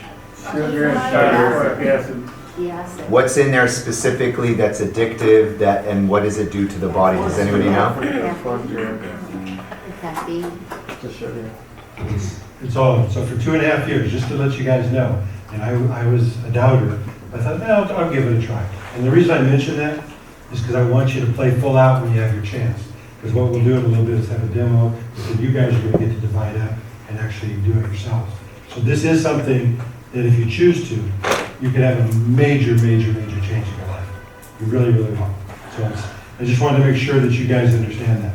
And it's also your opportunity to test out, because the submodalities kind of got a little complicated, and it makes your brain hurt a little bit. So this is going to be your opportunity to, in a fun way to work it, try it, have some fun with it, and then you're going to be learning a lot more change work with submodalities later on. And it was interesting. I was speaking to a PRAC grad recently, and the person was sharing with me how amazed, absolutely amazed, after going through the like to dislike process, how little they knew. They were just shocked when they found out how much they didn't know in all the different processes. And they were amazed at how it opened their life, and got them excited, and opened up all the other processes of NLP. So once you guys latch on to one item, you'll find that that's just going to open your world to multiple of other items in NLP. So this just happened to be mine. It's certainly not the most powerful, robust process in NLP. However, it is an amazing one that can change your life. And hopefully it will change your life today, and maybe even open up the activities. Yes. Go the other way, just like to like? You know what, I played with that a little bit, that's a no-no. You're not supposed to go from the like or dislike to like, or excuse me, like to dislike, because who knows, but somebody might have about allergies. So this is like to dislike. Right, I'm talking about. Not reversing it. No, I'm talking about, I don't eat enough vegetables. Say that again? I don't eat enough vegetables. So can I go from dislike to like?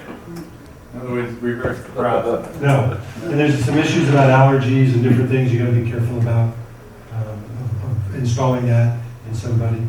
So you gotta be really, really careful. In theory, you probably could, but I didn't say that. It's not safe. Yeah, I actually did that. I had a gag reflex on olives. Mm-hmm. And so I did the dislike to like, and now I eat olives out of the bowl or the fork. Mm-hmm. So, yeah, it can be done, like with vegetables, but, you know, if there's some dangers for some things that you're not supposed to do that, you're not gonna do it. Yeah, so as a practitioner, you gotta be really, really careful about that. So what we're gonna work on today is your like to dislike, something that you like that you wish you did not. And we're gonna get rid of that. And I really like Diet Cokes. I mean, I was addicted to them, and so it made a huge difference in my life. And when I was speaking to a graduate recently that was really amazed at how much we just don't know until we know it. And then we get to find out we know, or we didn't know as much as we thought. The conversation was about the results and the actual trackable results that he's been able to track from that class, that exercise, and how it's been a financial issue that I'm going to share with you guys later, because it's pretty impressive how the results have worked out for that person. And in addition to that, it reminds me of my very first NLP workshop, the very, very, very first one. And it was, matter of fact, I think it was even at this hotel. And it was interesting because I had a large number of people from my office that were attending. And at the very first break, one of my top agents that I really was excited that he was there. I thought, this is perfect for him. He will totally adopt the program and do everything. And so when he came out at the first break, he came out and he was looking for me. It's okay, go ahead. And he was looking for me, and I saw him coming at me, and I said, oh, he's not very happy. I don't know if you guys remember your first NLP workshop. I don't know if your brain hurt a little bit or not, but I could tell his brain was hurting. And so he came up to me and said, I'm leaving. I'm gone. I said, really? I said, this is perfect. This is for you. And I said, and I was like, I was speechless. And I'm not speechless too often. And I was just like, because I was so surprised. And so I thought about it, and I just said to him, do me a favor. Just keep an open mind.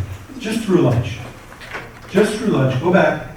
Hang in there. You're already here. I paid for it. You didn't. Just hang in there till after lunch. Just keep an open mind. And he said, okay. And I said, I really appreciate it. The fact that you're willing to keep an open mind. And if at the end of lunch, you just don't think this is for you, then I appreciate the fact that you kept an open mind. Somebody that we know? Might be. I'm not sure.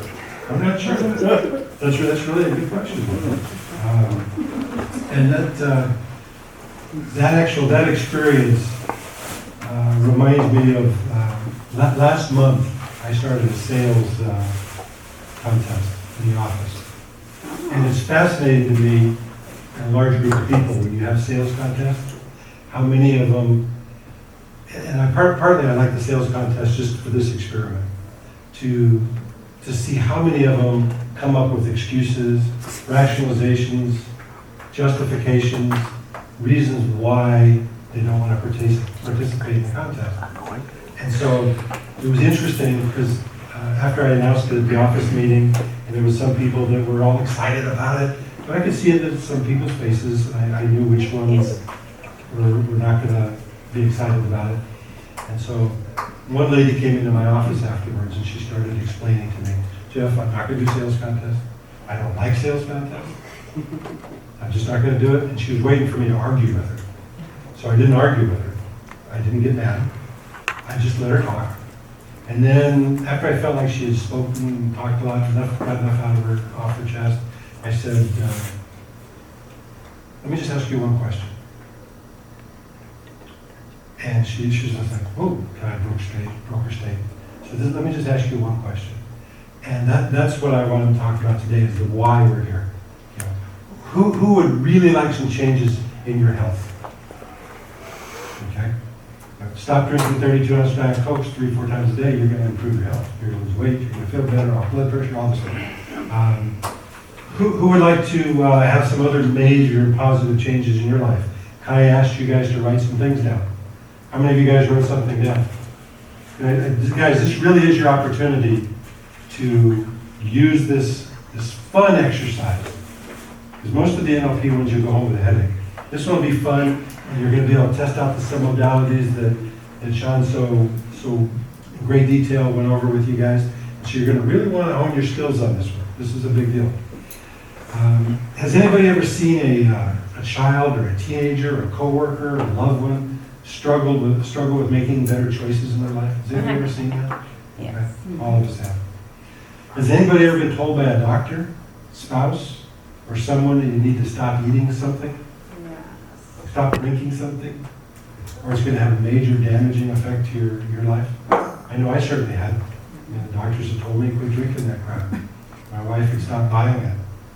You know, I felt like some people that you know about, you know, I was over sneaking drinking my Diet Coke, going over here and all that. So it's really a big deal.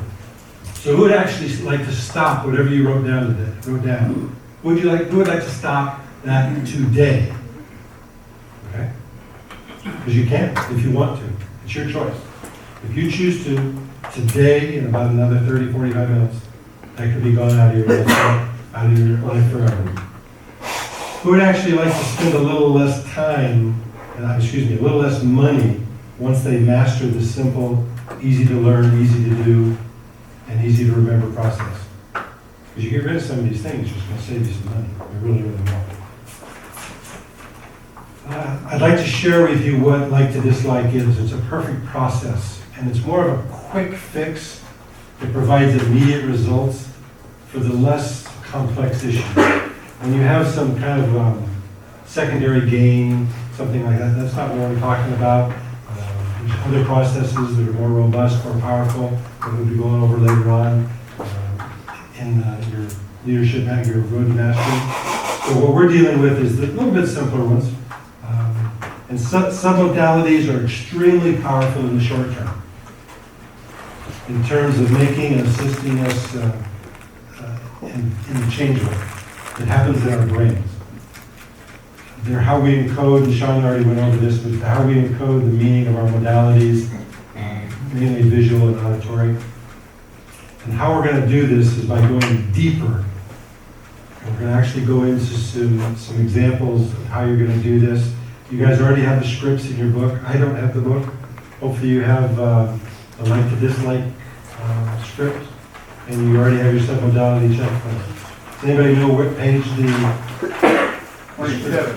27? Okay, so on page 27 is the script we're going to go over, and then we're also going to go over the checklist again with a little different spin on it a little bit. Now, the thing that we always ask people in the beginning is it all right for your unconscious mind to make this change today and for you to be aware of it consciously? It's something you always want to ask somebody because it's very important. Please write that down, everybody. So it's always the first thing that we do. Because if they're not interested in it, if they're not interested in making a change, then you're just wasting your time as well as... Oh, thank you, sir. Actually, I had it, I just didn't notice the page number. I appreciate it. I thought they had different page numbers. No. So we always start off by asking that first. And then on what we're going to be doing is... What was the question again? It's the, on page 27, the submodality is like to dislike script.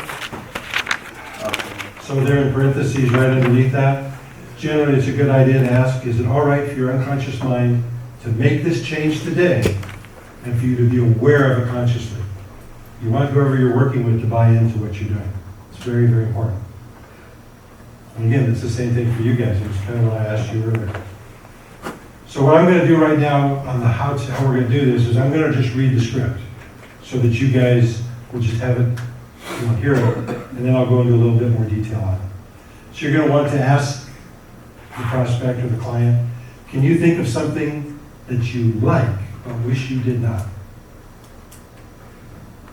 Good. What is that?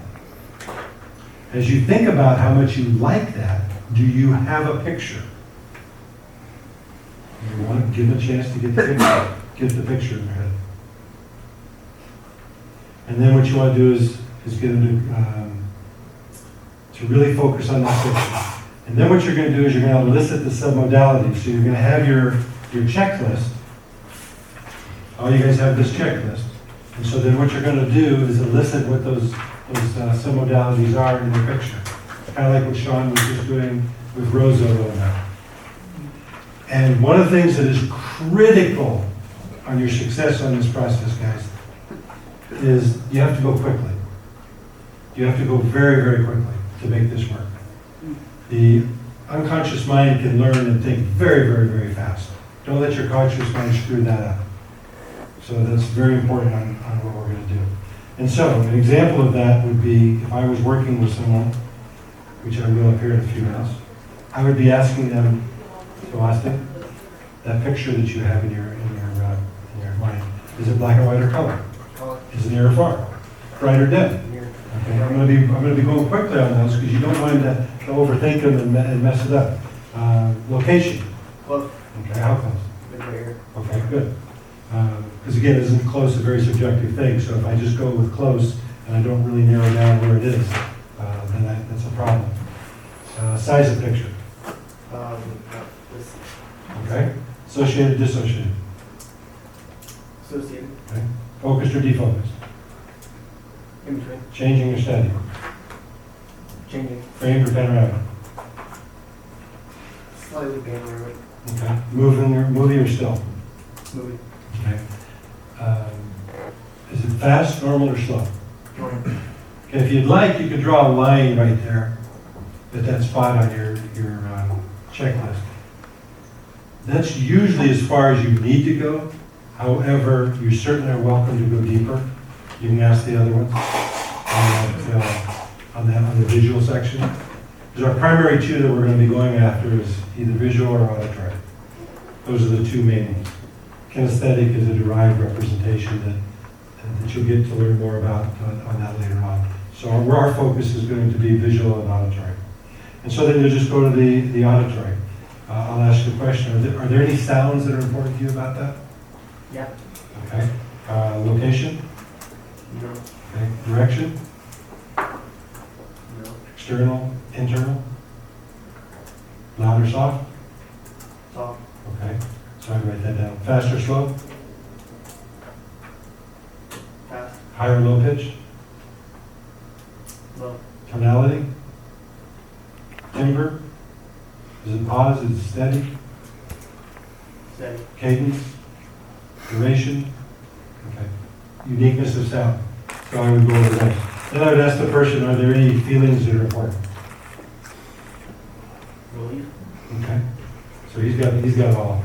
Quite often people will not have anything on the auditory or the kinesthetic. It's not uncommon. So we got that on there. Now what we'll do in just a moment is we will do a demo on this, and so that you guys can visually see it. Now the people that wrote something down, who wrote something down? What was yours, Austin? My main one is nicotine. Okay. That one. What's your thought on that one, Kyle? Anything that's super addictive or pretty addictive, the person, we can turn a like into a dislike But if the unconscious mind really needs the fix, like in a big way, then they could have secondary gain, which that person could sabotage the process because the unconscious mind saying, no, screw you, I need my nicotine, and I'm going to continue to get my nicotine. So this process, think of it more as using it for everything except for like a full-on addiction. So addiction to soda, it's different. It's good. Soda, caffeine, I've used it very effectively with beer. Supposedly beer, has a lot of calories. It puts estrogen in a man's body. It's probably not healthy unless you do a lot of testosterone stuff and you're burning calories and doing stuff in another way. So beer can create issues, and I've had people want to do this process. Not that they want to cut out alcohol altogether, but they want to drink vodka instead of beer and not have to deal with the repercussions of it. So it's been effective with that because the person has another choice. They can drink vodka, they can drink whiskey, they can do other stuff.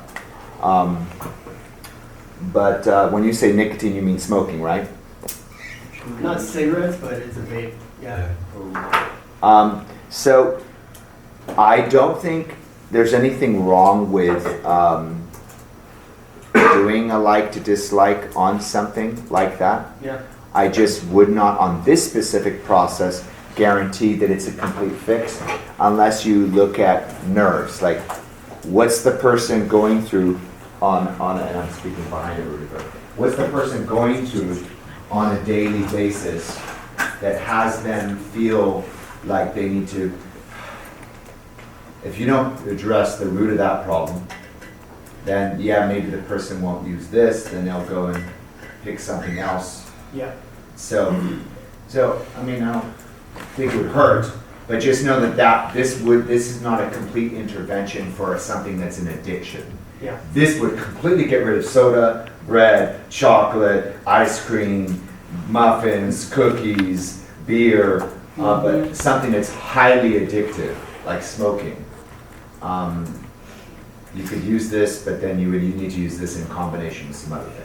That's why in the beginning I said secondary gains. So if there's secondary gains, then that's tough. I got another one. Sure. Okay, what's that? Gary Creamer. Okay. 100%, yeah. Okay. And what I'll do is I'll come back and touch base with others on that as well. So once I've listed the submodalities on what you like, then what I need to do is you clear screen, and then I would ask you, can you think of something which is similar, but which you absolutely dislike? And I highly recommend it's something you passionately dislike.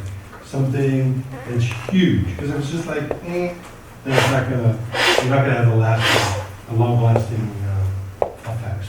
So for example, myself, I'm allergic to rum. So I mapped it across rum Oh, that sucks. to soda. Eric. And what happens if I drink rum? No. So if I drink rum, my throat closes up and I stop breathing. Oh. So it's just kind of, it's intense. So you could do rum and coke. Yeah, you could. That'd be good instead, So I highly recommend, if you want to get rid of it, if you don't want to get rid of it, just switch to regular rum, because it's not going to work. So really have something that you're passionately, intensely, you dislike. And so then what you do is you get a picture of that, you list the submodalities on that as well, and pay attention, now that you guys are getting very good at this, location is a very, very, very key element. And we want to make sure that the location of the like and the dislike are different. They don't have to be miles apart, but they need to be different. So if you don't, I like this and I dislike this and they're right here, then you're going to have to work on that a little bit. You're going to have to work and ask more questions. So the location needs to be a little bit different. And so then we'll clear screen. And then the next step is change the submodalities of 1 into 2. So now what that means is, on your sheet, the first time when you looked at the submodalities of what you liked, you wrote down in a column on number 1. Now when you're going to elicit the submodalities of what you dislike, you're going to use column number 2. And like Sean showed you, you're going to look for the differences. So you're going to look for the differences, and then we'll map those across, which I'll talk about in just a moment. Once you've mapped them across, then you lock it in place. Now your script says, I think it talks about using Tupperware. So if you like the more upscale vehicles and you want to use the sound of a new car closing the door, certainly do that. Or if you like the sound of Tupperware sealing, you can do that as well. So certainly you can touch what you want to do on that or add that in. And then once you've done that, you break state. If you notice between each one of those, clear screen, break state, is that a phrase or something you guys have been exposed to yet? Yeah. Okay. So you just want to get a chance to clear up their brain, ask them what they had for lunch or dinner, or what they're going to have or something. And then what we want to do is test it. Now that, how about that thing you used to like?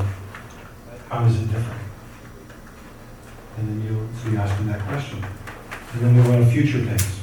Imagine a time in the future when you might be tempted to eat that and drink that. And what happens? And really play full out on this, guys, because it will be a change. There will be a major change. And there's numerous people in our office that we've been able to help on some minor things like this, but some of them are major when you think about it. So mapping across, you've already seen a kind of a demonstration on what Sean did with Rosa. So if we take the items that we're working on, so if it was Diet Coke that I liked, it was right here, and rum was over there against the wall. Okay, what I'm going to do is I'm going to map, which is what I like, over to what I dislike.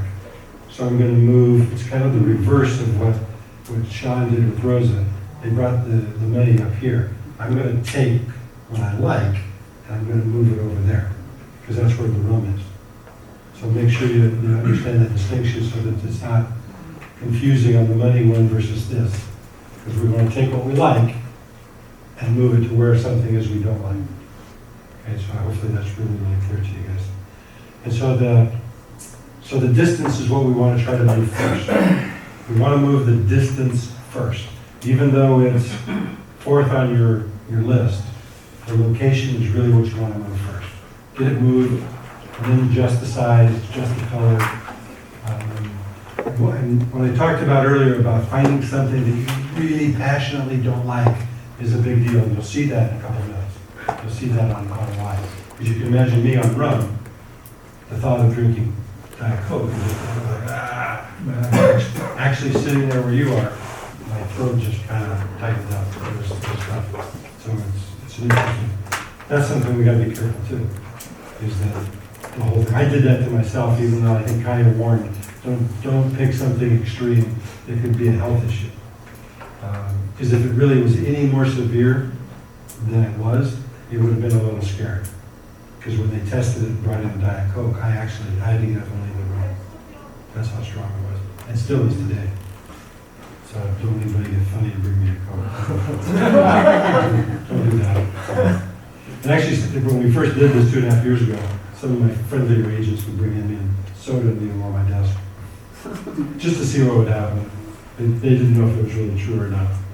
Okay, for the demo, who else? You mentioned Dairy Creamer. What is it if you thought of something you disliked immensely, what would it be? It's similar to Dairy Creamer.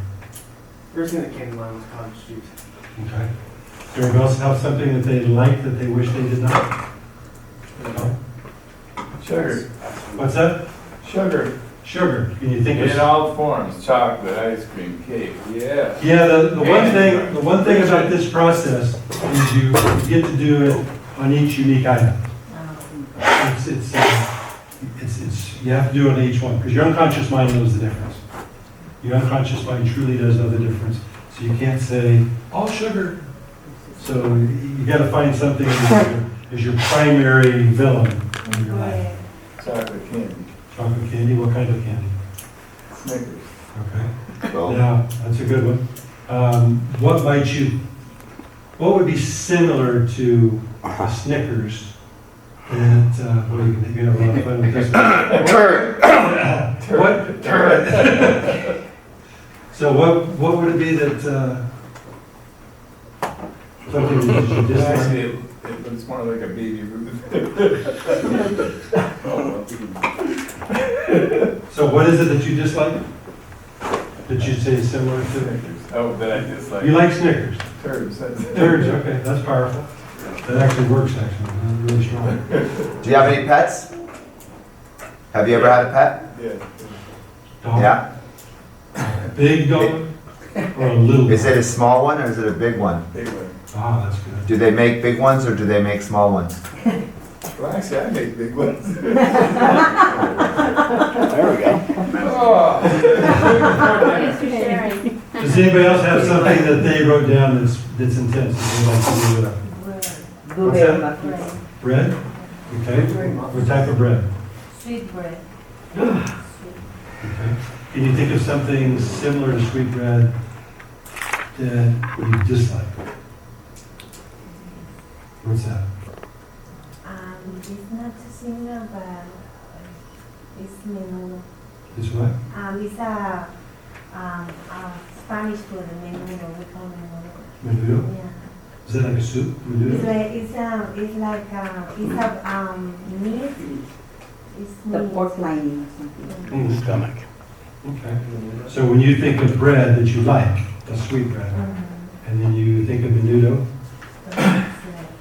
okay. It's because when they don't clean that well, it's made like not good. Ooh. Smell like what?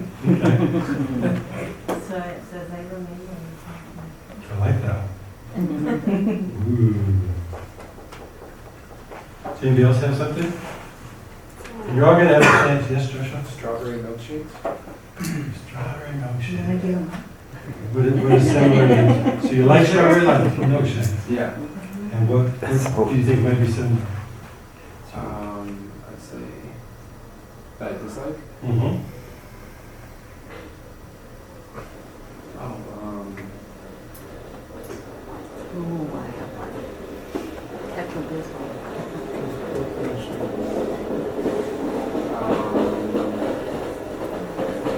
You think about that because you're going to need that. Yes. Does it have to be similar? It helps if it's similar. It does not have to be like a mirror image of each other. It's not similar at all, it's something that you really dislike.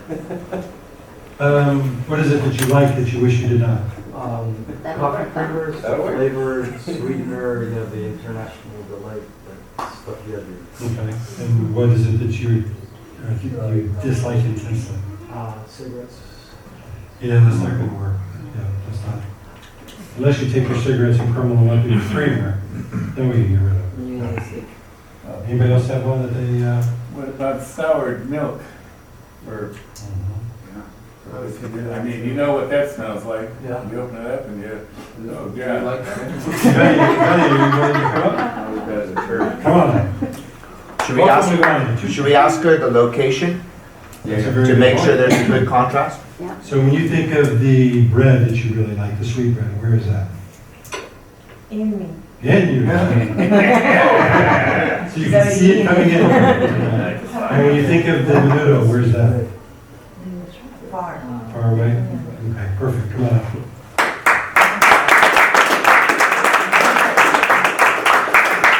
Do you remember what Sean said about this chair? Yes. Yeah, I would have sat in it. It's really important. Nobody's ever sat in this chair and not changed. And you, as far as, what is it that we always say, is it all right for you, Vanya, for your unconscious mind to make the change today? And your conscious mind to accept it? Or be aware of it consciously? Great. I mean, since nobody's ever sat in that chair and not changed. Nobody. Actually, I could tell before she even came up, she's almost already completely changed. Exactly. Yeah, because her expression reminded me of how I felt. So I'm going to write down, just so I don't forget.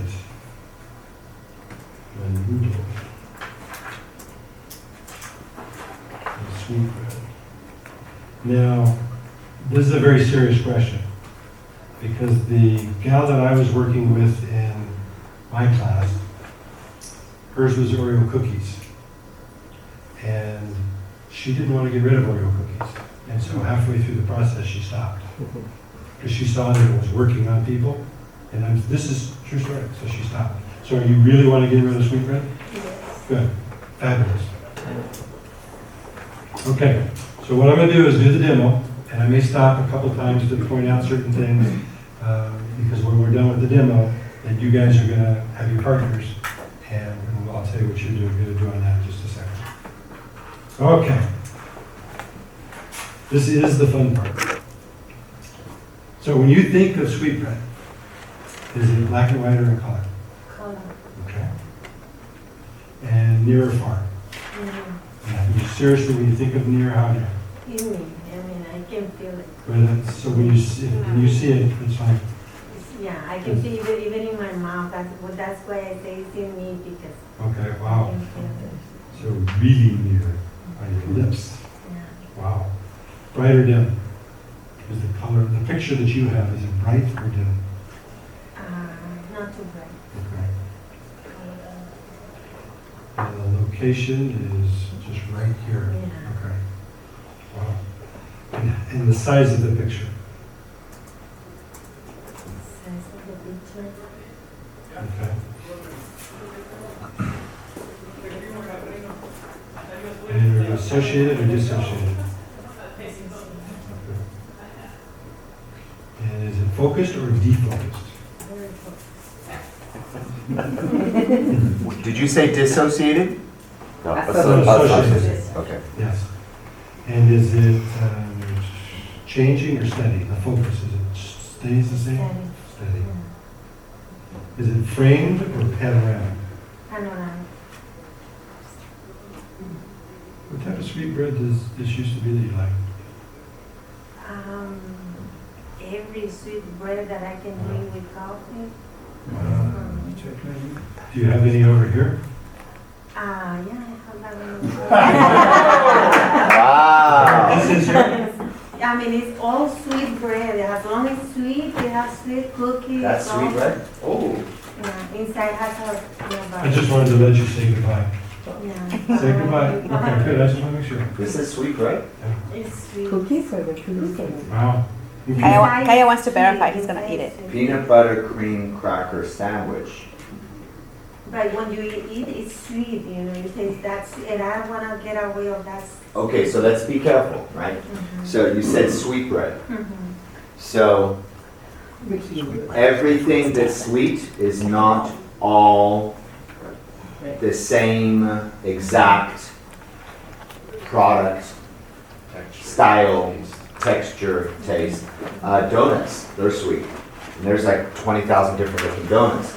There's the sweetbread that they have in that, like, it's like on a flat thing and it's like little squares. You pull it off and you eat and it's sweet bread. Maybe that's what that's called. There's many different kind of sweet things that seem like they're bread. So we want to be careful, and that is when he's asking you, as you think of it, do you have a picture? And you said it's color, it's in me, it's not too bright, you know, and I'm associated, it's focused, steady, panoramic. We want to be careful. What are you picking up? Which specific? Let's say Mexican bread, because it's the one that I. So that's what you're talking about. Yeah. When you do the process on Mexican bread,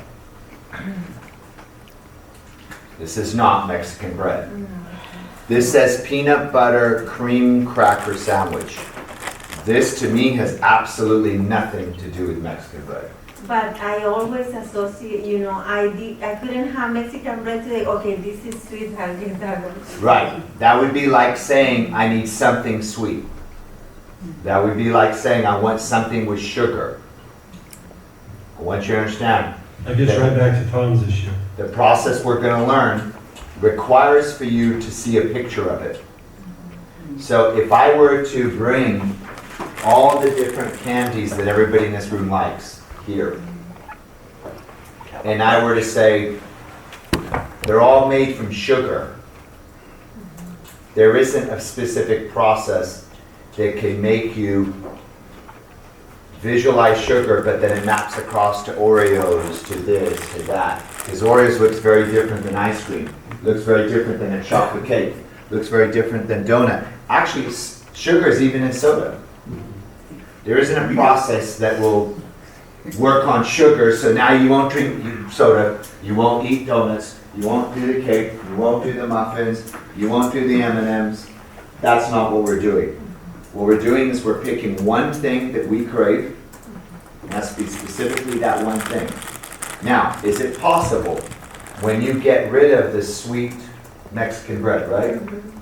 Is it possible that that is going to affect your desire for this? Possible. But when we test, we're not going to bring this into test because we were never working on it. You never elicited this picture. If I can I open this?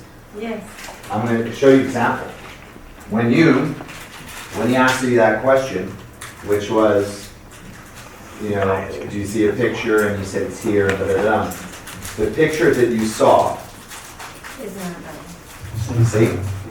The picture that you saw, is it actually this thing with the multiple holes in it? It's not. No, it's not. Right. So we're literally working on something different called Mexican sweetbread. I can promise you, when you're done, you'll not want to eat that. However, I can't guarantee you, because we're not working on that, we're working on Mexican sweetbread. You could repeat the process on this, and you'll never want to eat this again. You could repeat the process on the donuts, you'll never want to eat them again. But there isn't a process that takes all these different pictures and kind of like combines all of them and gets rid of all of them in one shot. I could invent it. We'll invent it now. I'll invent that. Yeah. All right. Woo! Invent So something. if you guys were given a presentation in front of a group that was just wanting breakthroughs, not wanting to teach it, then this would have been a recipe for failure. Because if it doesn't get rid of this as well, then it might. But if it didn't, and then I tested it with that afterwards, then I would have no, I still want my sweetbread. And then the audience that was maybe looking for breakthroughs, not to learn this, but just breakthroughs. Did someone look up Mexican sweetbread on your phone and just get a picture of it? It's not conscious, you know. That's the specific, yep. Oh, the context, yeah. Huh? I want it. Just pull it up. And I'm not asking you to replace. You see what you saw. But just so that we now know when we can test it, we now know kind of what it looks like. Oh, yeah, look at that. Mm, Is that it?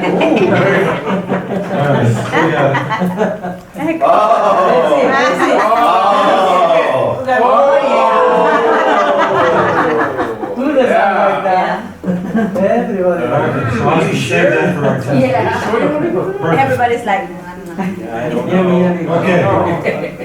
So is that similar to your picture that you already had? Okay, because we want it to be your picture. I've never had it, so. And if I It's can't good. have that, I'm looking for something similar that will make me that Right. feel like. So just for clarity, what is similar to the way this looks and you absolutely do not like that? Not the same thing, but what is kind of a little similar to this that you absolutely dislike? As I say, menudo looks like that color. And what's it called? Menudo. Menudo. It's like, Does that look like this? Menudo does that look like the color, it's a bit. It's Only not- for her. If they kind of look similar, it'll work. they can look similar. By the way, menudo, honestly, how Yeah. much do you dislike menudo? I dislike because, even I remember the other day, they didn't clean it right. That's tripe. That's right. Yeah. That's tripe right there. Oh! Why? Joe got it. Also, so the color of the unclean menudo, what color is it? It's white. It's Yeah, white? white. It's in color. Oh, Is it near or far? When you think of it, where do you think, in your picture, you have a picture of the unclean menudo, where is it at? It's Okay, far. How far? from here to my house. Wow. What's your address? No, what city do you live in? What city do you live in? Lele. LA? Okay. Wow, that's a long ways. Okay. To move the menudo. Is the picture bright or dim?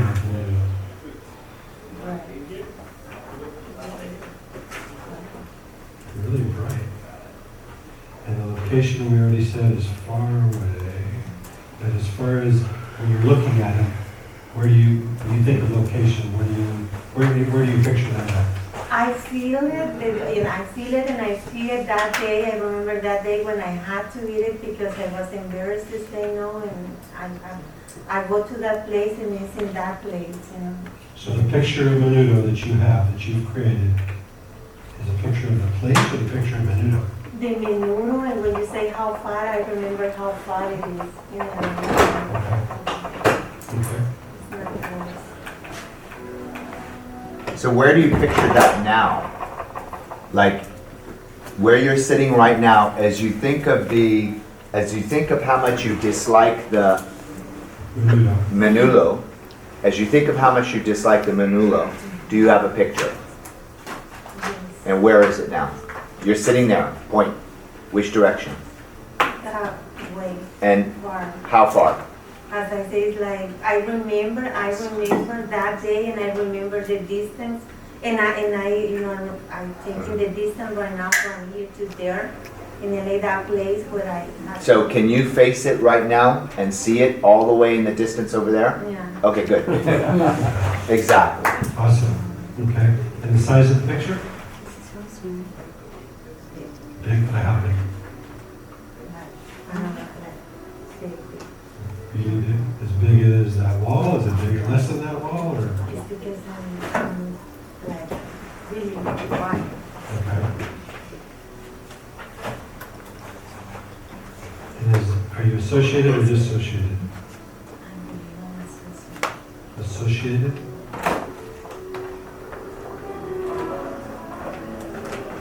Are you focused? Is the picture focused or defocused? And is it steady or changing? Framed or panoramic? Okay. Are there any sounds that are important to you about it? Are there any feelings that are important to you about your picture? Okay. So what we've got, I don't know if anybody was writing them down also as we were doing this, they're both in color. The thing she liked is like right here. So as far as near or far, the thing she dislikes is over there on the left-hand side, far, far away. Or her item she likes is dim, probably because it was already in her mouth. And the thing she dislikes is bright. Location again is right there on her lips versus LA. Size of picture, thing you like is about 2 feet, and the thing you dislike is really, really wide. Okay? And you're associated in both focused, both steady, both panoramic. Okay? So what we're going to do is we're going to take the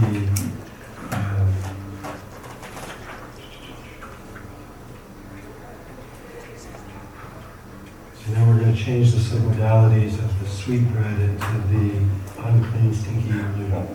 Okay? And so what we're going to do is take the location from your mouth and we're going to move it over to that building where you've got the unclean, stinky menudo. And we're going to move your sweetbread over there. Okay?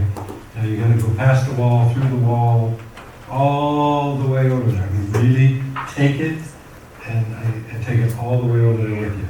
Okay? Not with you, just to take the picture.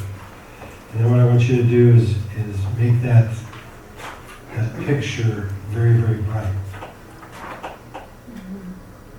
Okay, we moved it all the way over to LA.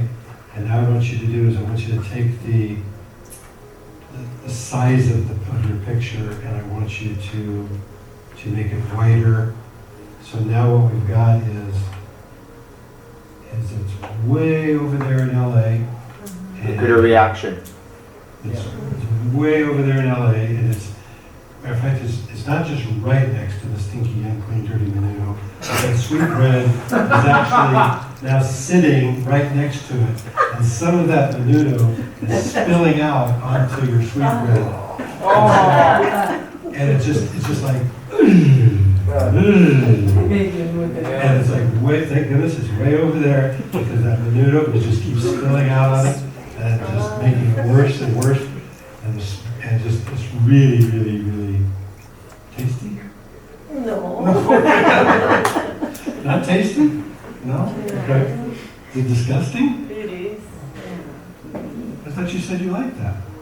No? Okay. So now what we want to do is we want to lock that in place.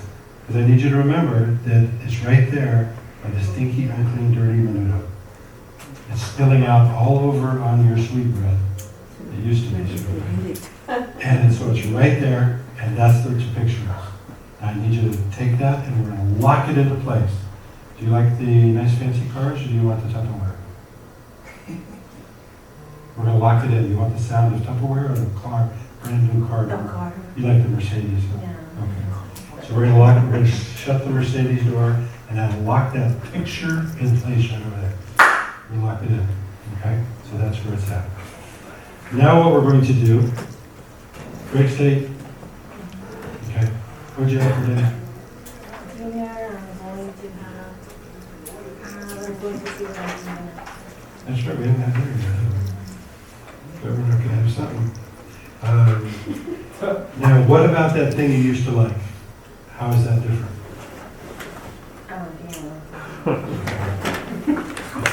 Now, can you imagine a time in the future when you might be tempted to eat that? Somebody brought you something because they knew you used to like it, but you no longer do. What might happen?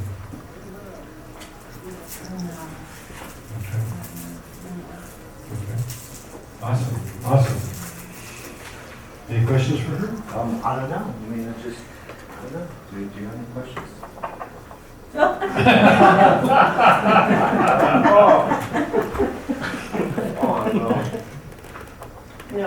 No more.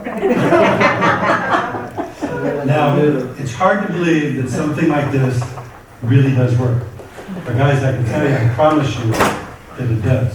And that you are no longer going to want that stinky manure. I mean, this sweet burn. This is not going to be something you want. We're not going to be there.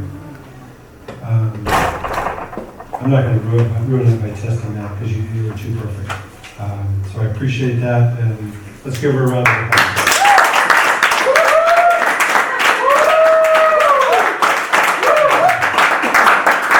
Okay, now what you guys are going to do, I'm not sure if Kaya is going to want you to take a break or not, but what you're going to do, and that was a great demo, by the way, I appreciate you playing full out on that.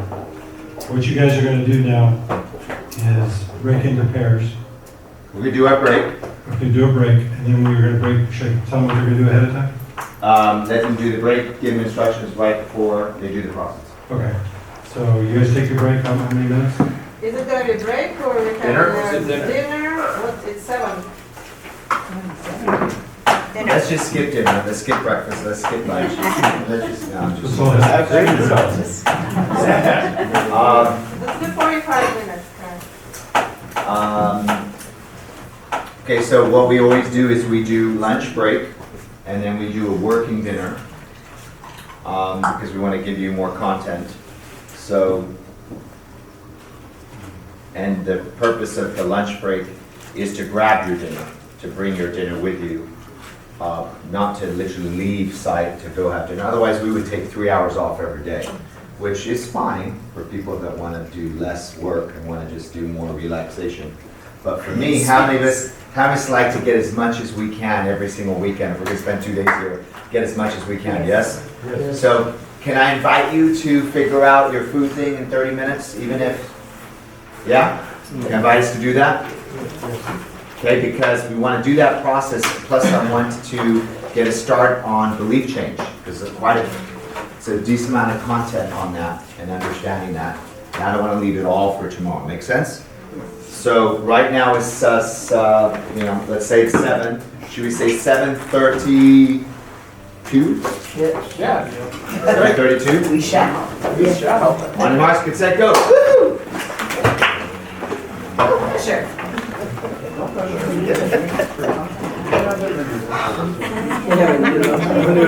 Yesterday, I get on a call at 11 o'clock in the morning. This frickin' call lasts until 5 o'clock in the afternoon. The people say, oh, we're sending our changes over.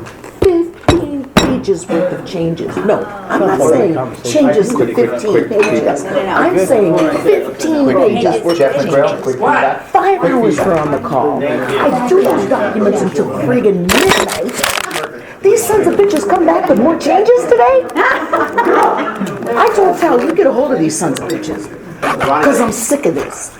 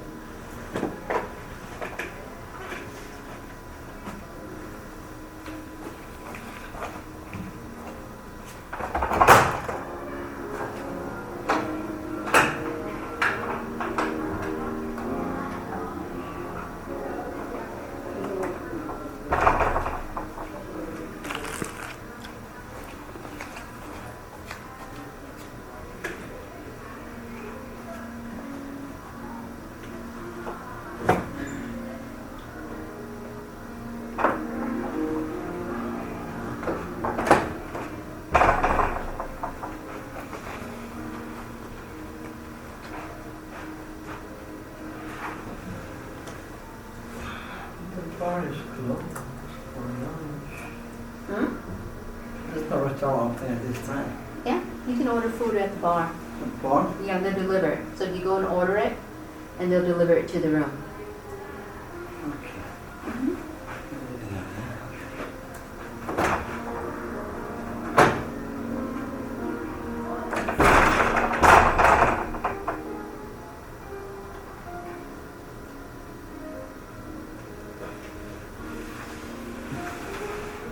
Oh, can you do me a favor? Email me the metrics that they call it, the metrics. The trimetrics? Yeah. Yeah, what do you want me, I don't know what part do you want me to email you? Email me because I never took that test. I never took the test of the trimetrics. Did Suhaila take it? Because I don't think when you took the Sales and Leadership Mastery, maybe it wasn't offered. Maybe. Yeah. I'll send it to both of you. And then I'll do a comparison report. Okay. Would that be nice? Yeah. Do you appreciate that? Yes, I do. Okay. All right, you'll get that. Anyway, I'm appreciating all you are doing. Oh, no, my pleasure. What I'll do is I'll send it to you after class because once you get it, you'll be so focused in on that. Okay. Yeah, no, later on, maybe next week or something. Yeah, I'll send it to you. Not right Maybe now. Suhaila's taking it though. I have to check. I can check my system. If she has, no problem. I'll send it to you and then I can also do the comparison report. Okay. Okay? Thank you. But good job with your employee. I bet you were so happy when you were interviewed. That was huge. Oh, that was great. Especially when you have people that come off very sincere. You're like, Right now, I was talking to Dave. Now, before when I was talking to people, because I'm hiring and laying off and firing more than anybody, you're just trying to get your team right. thousands, yes. Yeah. And before I was not looking at their eyes. Now Ah. when I look more in their eyes, not only this, I learned even more other things too. And You're also saving I- yourself a lot of headache for letting them be there, and then you have to get rid of them, or whatever else is going on. Yeah, I know. Yeah, This is huge. And You know, once you find the people too, you know, the trimetric says it's a simple test. Once you put it in place, it doesn't take very long. It'll tell you whether they are prone to sticky fingers, if you know what I mean. Or when you're gone, it's very good. I'm gonna send that to you. You look at the overview of it, it's a checklist. And it's what IBM uses and a lot of big company uses to screen. After that say you... That's I can use to screen the people too? Yeah, it's called the Orion result. You use that and they will tell you pretty much, it's like 90% pretty much. Wow. Essence, you know how you would see something if you have, let's say, if somebody pays you $100 in cash. Yes. And that person's really desperate for money, right? It will tell you that person is prone to tell you, no, they only gave me $10, they didn't give me $100. The test is very good. It's used by a lot of big companies. Ford is one big company that uses it a lot for hiring employees on the assembly line. Because right now they say they were losing a lot. People were stealing parts. Because parts you can sell for good money. Oh, And chop shops, we are losing a lot of government too. Oh, you see. So this would be good. But what you do is you set it up. The setup fee is nominal. But then when you use it, it's very affordable. If you like the person, you screen them first and you feel they're good, then you say, okay, I'd like to go forward. And you know, this is a part of our hiring process. You have to have their okay, because usually in California, you can't hire and fire somebody based on what they do on an exam. It's illegal. So you have to say, if you're willing, this is a part of our screening, this is phase 2. Just like when you hire somebody, okay, you know, I'm going to give you a drug test. I want to make sure you're not doing drugs. That's the same thing. Yeah. So if you're willing, it takes them about maybe 15 minutes, maybe not even that long. They answer questions, and what comes back is a How many report. questions is that? It depends on which one you get. Everything is different. It's maybe 30 or something like that, but what you're going to get is a report. This person is prone to boom, boom, boom, boom, boom. And then you make a decision. Okay? Or just like with the trimetrics would be very expensive for you to use as a hiring, but we have a complement to that. If you're interviewing and doing that, And the beautiful thing about it is that you can keep it, and then you'll be able to see the pattern yourself. Because I don't want to use the word profiling, but people have a certain pattern that they repeat. You don't have to know the person, but you know the pattern, right? So if you hire or not hire, you're not going to tell them, oh, you didn't pass the test. No, there's more than that. Number one, you screen. There could be more than one thing. Yeah. Just like we did this thing with the law firm. Well, they had a lot of money. They used the trimetrics. He says, I'm hiring 4 lawyers. I'm paying big bucks. And I want to pay for this test for them to take it. And the trimetrics told him that the lawyer that he hired was going to leave. And he's like, no, not possible, not possible. Hey, we're just saying it. So why don't you have a conversation with the guy? The guy said, yeah, how did you know? He says, well, why would you take the job? He says, I needed the money until we moved. What the heck? He was so glad. And he says, you know, basically saved him a lot of money because he was integrating him into he wanted to retire, so he was building him up to help run the firm. The guy was never going to run the firm. He says, you were paying good money, you just told him the truth.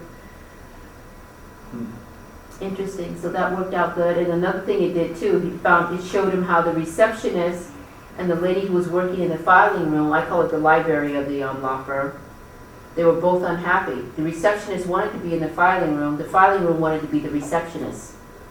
And they were wondering, why do you call on the phone that she's not happy, she's this and she's that. She hated talking on the phone. She didn't want to talk to anybody. I said, how can you put it as a receptionist, somebody who doesn't want to talk to anybody? That's a killer right there.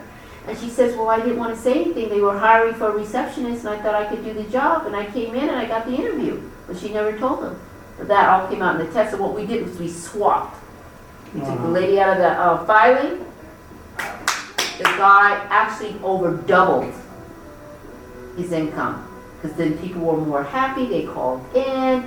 The girl was doing her thing on the filing. The filing person was taking forever because she hated it. She wanted to be out in front, chitter-chatter, talk, mingle. So they swept. When you're running a company and it's not running well, the trimetric is true. It even showed where they were coming in on a Saturday, working illegally. For the law guy, the guy said, they're going to own my company. So he went back. He says, look, I want to know when this Saturday thing started, and I'm going to pay everybody for working on a Saturday. You're not going to own my company. He went back and paid everybody. He says, no more Saturday. Then he said, operation officer, what's going on here? Why didn't you tell me? He says, well, they were falling behind in their work, and they wanted to keep their job. I really didn't think if they wanted to come in, they weren't asking for more money. But it doesn't work like that. That's a labor law. Right. You can't do that. So, he didn't know, and he says, oh, the trimetrics told him that. And for sure, they were working on Saturday. Why are you working on Saturday? He says, because there was so much work, we couldn't get it done, because she was late getting me the paperwork. Oh, well, he was late getting me it was just trickled down, late. He says, you were paying good money, and we didn't want to lose our job. So how did you fix it? Yeah, and the guy was like, oh my God. So what did you do, hire more people, or what? No, they switched people. They became more efficient. Oh. He had enough people that were in the wrong position. Oh, okay. It's like let's say if you're a runner, right? And you have the first one supposed to be the second fastest, your fastest runner's on the end for the anchor, right? He had all slow people running the race, all the fast people sitting on the bench. So he wasn't working efficiently. Just like I said, the receptionist and the filer. Right, yeah. So once he switched around, and what he also did is that he moved people's cubicles, the chitter-chatters next to each other, totally different floor. You want a chitter-chatter? Do it on your break. Yeah. And they have to work, you see. So he switched, he did his whole makeup. Took us about 2 months, but then he was so happy. I said, Kai, we should ask for a percentage because it was worth that amount of money. We made him so much money that he retired and quit, closed out and moved. That much money. But you see, if you don't know, you don't know. He had good people, but they just weren't positioned right. Yeah.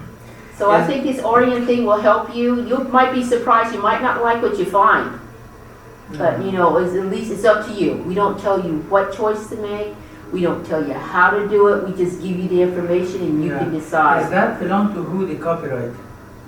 It's Orient. You'll have all that on there. What we do is we go through them. Okay. It's a whole system program. We set it up So when it's debriefed, it's going to come very simple. It'll be just say this person is prone to loss, prone to being sick, prone to focus on breaks. You know, like I'm coming to work, okay, when is my next break?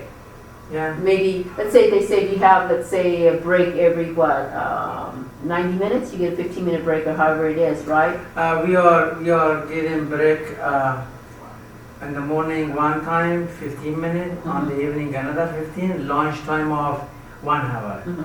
Normally, it would tell you a person's always, oh, I'm sick, I'm this, or right after probation, it'll say the person's waiting, or this person has a tendency after 6 months to always change their job. Wow. How many questions is that approximately? I don't know, I have to look at it. I really haven't read it in depth, but it's very, do I have a copy? I have a copy with me. Let me see if I have it in here. I might have a copy. It is very illuminating.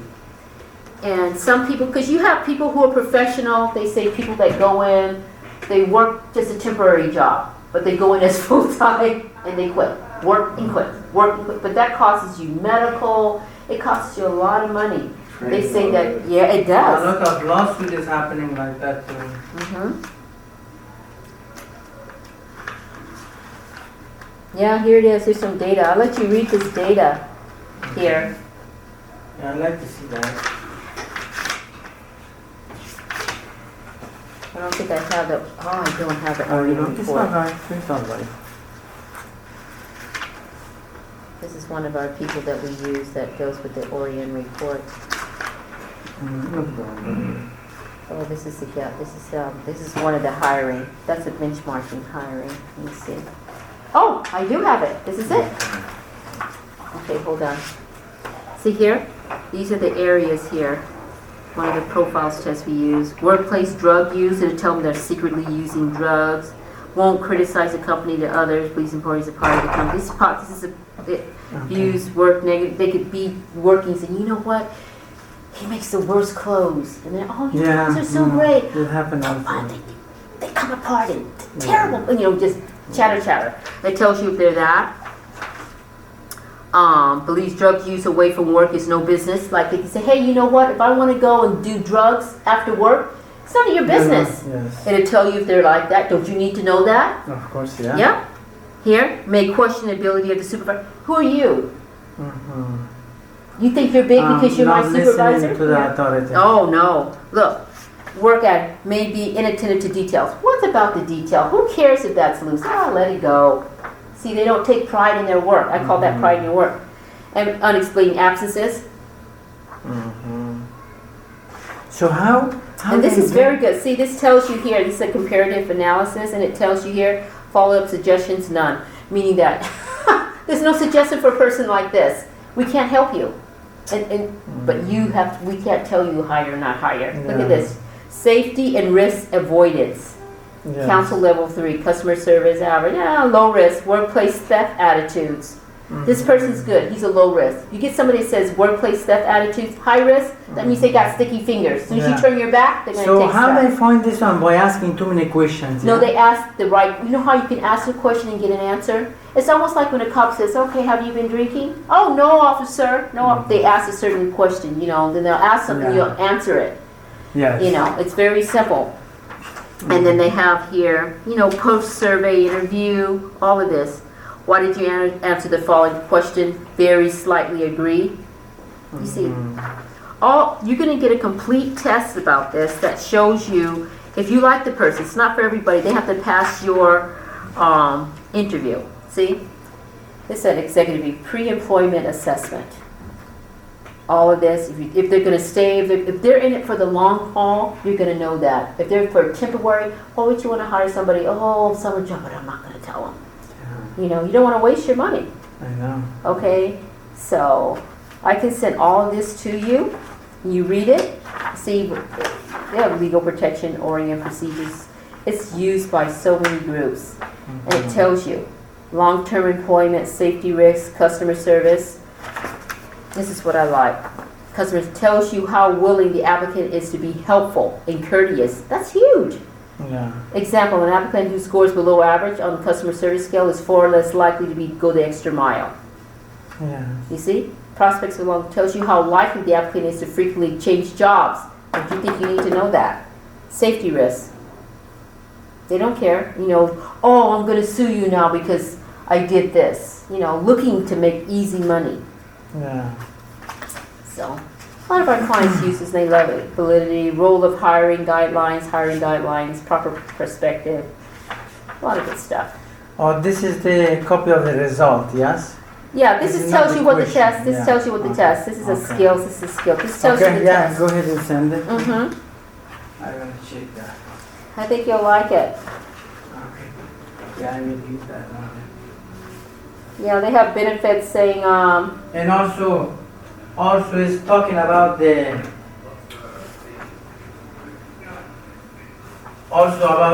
gonna talk about myself too, about the VAD and all of these things too.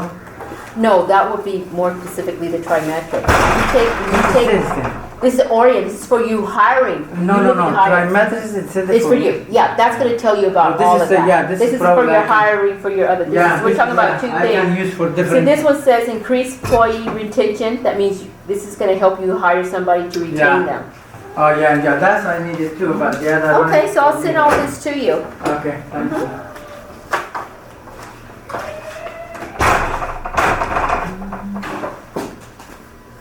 Whoops. That's me. That was on me. Electrical outlet. Sheesh. There you go. Yeah, they cap them off sometimes. My phone's about to die and I gotta make a call. They all do. I don't know why. I think it's the Holy Ghost.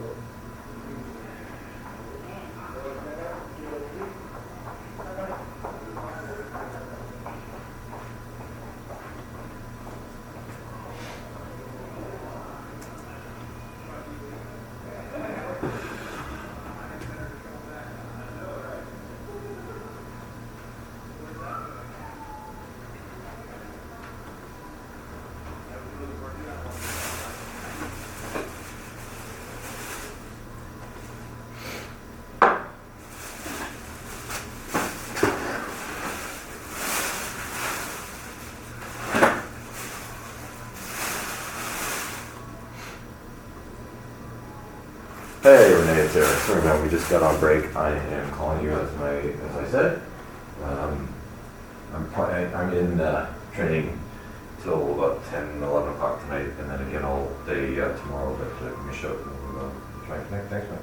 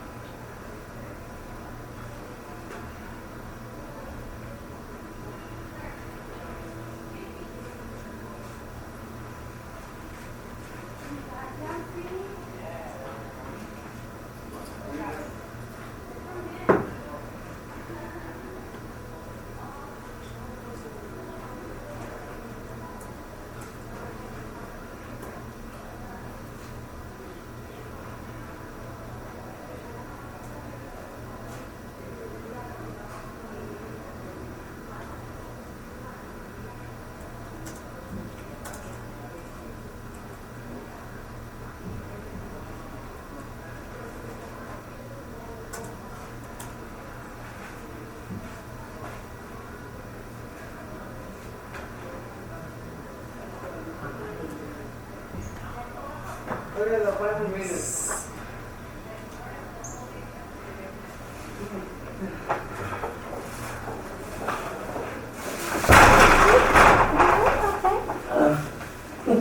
you a little bit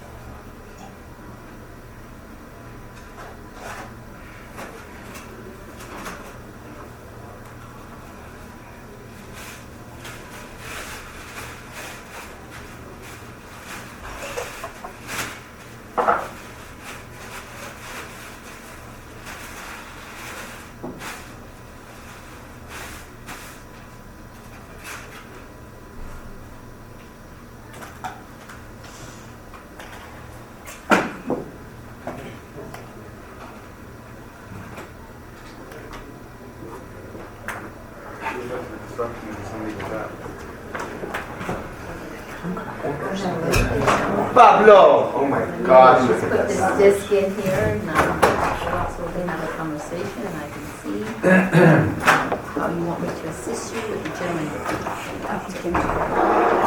I knew you were going to do that. Yes, it's fantastic. We'll get into I know. mastermind. I said, oh, she's gonna notice that. What? When you give it, you said, hold on, stop right here. You jerked that thing right back in her. Oh, yeah. There she goes right there. Oh, yeah. You saw that she was, okay, now it's here and it's here. Actually, I have a good one for that. Funny. How you feeling, Jeff? So, that's how I feel. Wait. Look. Wait. So Jeff, are you the good Jeff or the even better Jeff? I'm the bad Jeff. Call a spade a spade. But it's and follow on that, so that's fabulous. Couple reminders. Go very quickly when you're eliciting the sub-analogies. I went slower than I wanted to, so go a little bit quicker even than what I did. It'll be very helpful for you guys. And so when you break into partners, first you're going to have one person going to be the practitioner, and the other person the client. So you got a practitioner, you got a client. And then you'll switch. The other person will be the practitioner, and the other person the client. Any questions on that? Okay. So we're going to go quickly.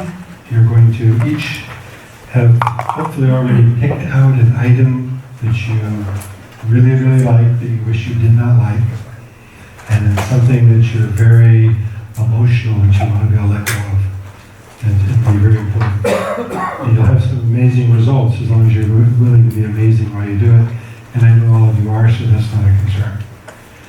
And it'll take about 10 minutes each.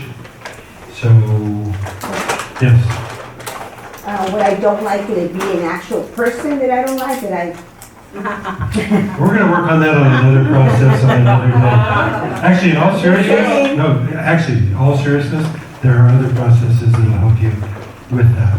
This is more of the, like I said at the very beginning, this is warming up those muscles that you already have, warming them up to get you familiar with the submodalities, mapping your thoughts, how to move them around, so that when you get to some of the more advanced, some of the stuff that Jeff's going to be doing will be amazing, and there'll be other ones also. So that'll be where you get into the more complicated ones. Hope that's not me that you're around. Okay. So everybody who needs a partner? You guys, you've already had the process done to you, but if you want to do, because it's important for both of you, so you could be a practitioner and then pick another item to get rid of as well. We have 2 people that aren't participating, or they are? Yeah, they're gonna observe. They're going to observe. Yeah. So Rosa, you don't get either of those guys. What, Tim? I can, if you want us sitting out, if you want us to just observe. Well, let me see, what do we have here? We have 1, 2, 3, 4, 5, 6. We have 9. 7, 8. 9.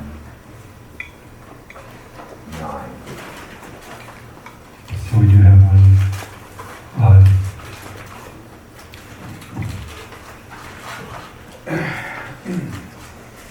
No, we have So 8. maybe, We have how we 8. usually do it is a coaching assistant.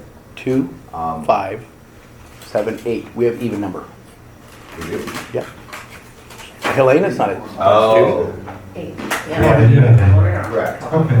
Okay, good. Yeah, so we have 8. Said you like it. Okay. So Rosa, pick one of these folks over here. Let's get into our partner, 10 minutes each. 10 minutes each. You guys have the assignment, you understand it? Let's go. Okay, let's go. Yeah. All right, lots to do still tonight.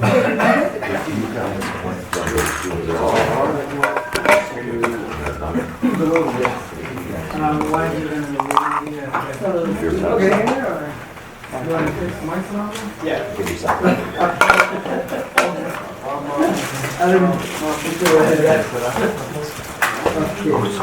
So you're still reading this? Oh, wait. Whoa, what happened? What do you feel about this? I don't know. What? I didn't say we would guarantee that, but why don't you want this? I'm okay. Look at her shit. See, she's crossed that shit up there. All right, go for it, go. Yeah. Is it a little warm in here, guys? Absolutely. And they should have bring the layer. You want me to go do it? Why do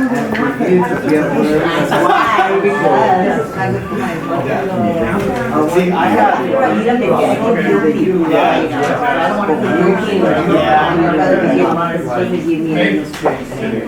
True. Okay. I know, I want to put burritos down. Okay. Yeah, there's a burger place actually right down the street from me that I get breakfast burritos. They serve them all day. I get them probably 5 times a day. I don't want to give them the Okay, I'm gonna say. I probably should. Nobody, Part of me does. For me. Sausage, egg, cheese, potato meat.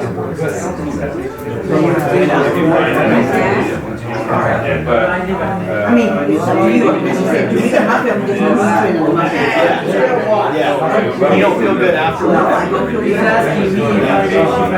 I know my other one I said is non-dairy free as well. I know one.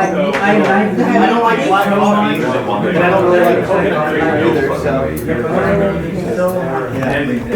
Discussing what we're going to do. So for me, I say I'm very much because when I have hot like I usually say, and I eat the whole thing and just like and I just like some nutrients and nothing. Now, blueberries are antioxidants. That's exactly what I was thinking. I want the blueberries, but not the muffins. Yeah, there's a lot of sugar. I think I like that. Certainly no. Is that what you're gonna go with? Or burgers? Open.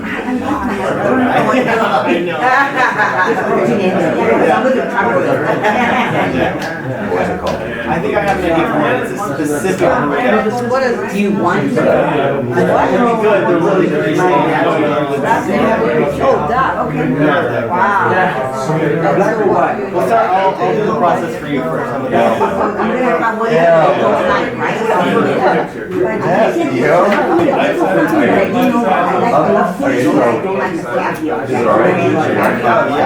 You mean the smell? The smell egg? Yeah. The little orange ones.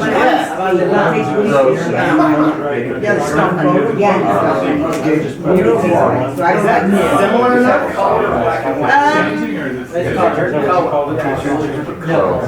Let me ask Jeff Stover. Do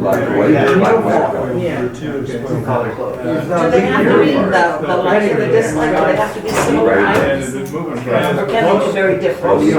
What about blueberry muffins to smell eggs? You know, The caviar, the sushi caviar, that I don't like. I don't like that. orange eggs. No, not spoiled eggs. Smell. You know the orange eggs that you give us? The caviar. On top of sushi, the little orange vision. That's what she doesn't like. Blueberry. What she wants to give up is blueberry muffins. Are they similar enough? I don't think they look in any way similar. Right. Yeah. So we're good. You're not gonna do No. So we're not good. No, it needs to be more Something similar. that's similar to a blueberry muffin that That you you don't really like. Look similar to physically look similar? Correct. Oh, I wasn't sure about that. Something that you don't like. It's similar to blueberry muffin. All right, can I give you guys some examples? Because just getting a little clarity, give you some quick examples. When I worked on a beer, I opened this, they're turning the AC downstairs, so just opening it up so you can get some beer until it kicks in. When I worked on beer, what do you think I mapped it across to? Urine. Oh. Warm, frothy, Looks like beer. smelly urine. Yeah. And they didn't ever want to drink beer again. When I did bread, it often was mapped across to Christmas cake. What is that? Bread, the fruit cake. The fruit cake. Mold is another common one. The greasy, oily, thick, heavy fruit cake. Some people love bread, but can't stand fruit cake. Mapped across there, even though it may look a little different. Yeah. We did ice cream, mapped it across to yogurt. Some people love the sweet ice cream. They can't stand the He's got to go over here, dairy cream or the spoiled milk. dairy cream and spoiled milk. All of us have taken a swig. I've even poured a cereal and thought I was good, and then it was like, blah, and it was sweet. And I thought it was sweet because of the cereal. It was sweet because the milk had got sweet. What's another one? Is that worse than blue? Oh, chocolate. To poo-poo. You map across chocolate to imagining you had to now eat your pet's log. You may not ever want to eat the chocolate. Let's forget those Tootsie Rolls. But here's the thing, to give you advanced learning on this. If you're mapping across to something that the person has never tasted, they think they wouldn't like it, but they've never tasted. They never ate poop. Most people can say they've never eaten poop. It may not have the same reaction because you're mapping across to something that's disgusting, but you've never tasted it. So since you never had it in your mouth, you don't maybe have the same reaction.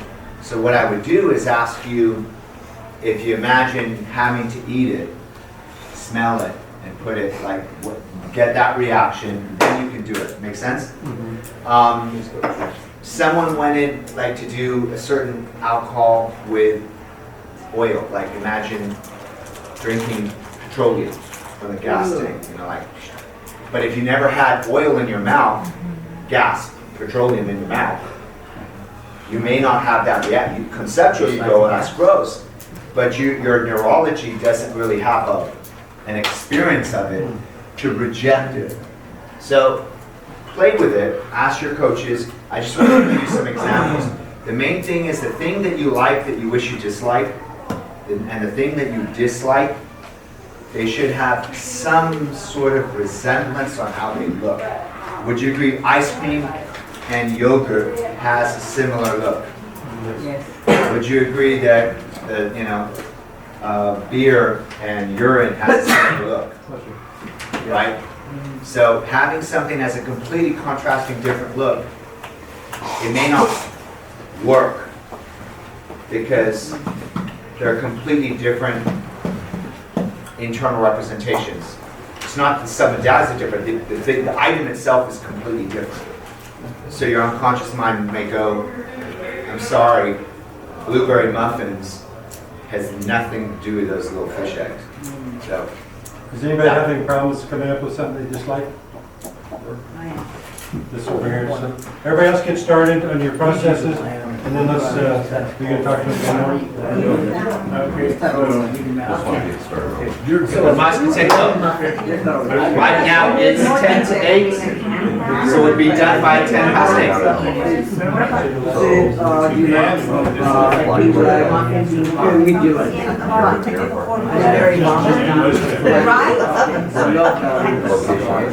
Have you had blueberry muffins? Is there a food you've had that you've gotten sick, like you end up getting sick from it, or you had the flu, you not eating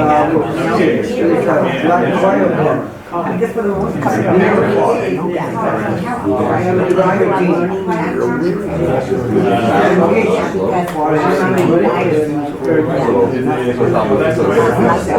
So how this guy get?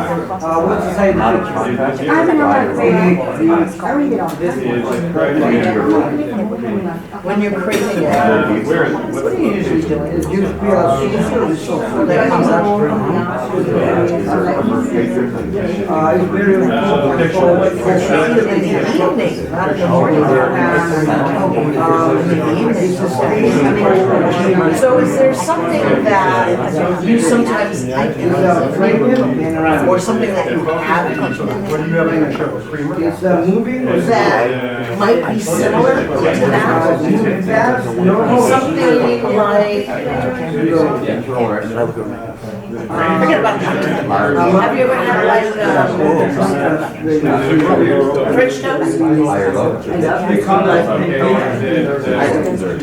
Like I don't like cinnamon powder and syrup. You can do like pancakes too.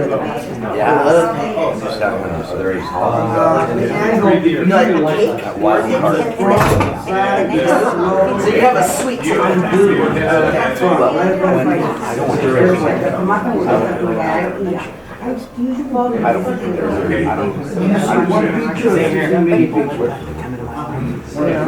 That's why I said, like, this was person.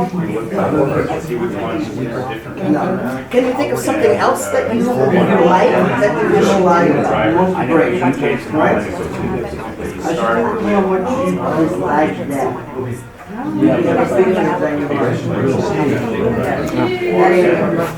No, it's like a white thing, right? So you wish you didn't. Have you ever bitten into something and it had like bugs in it? Something like that? Something left on the counter and there was like. What does it say, the picture you see in your brain? It doesn't come to mind. You do? And do you like them? I mean, do you wish you didn't like them? You like them and you want to continue liking them? Well, they're like the worst thing that's in your body.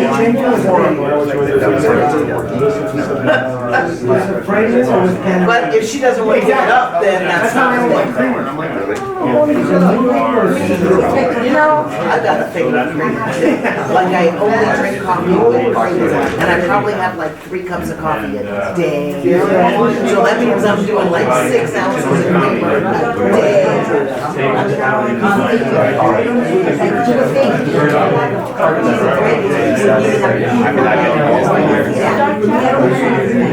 No other food that you don't like. Can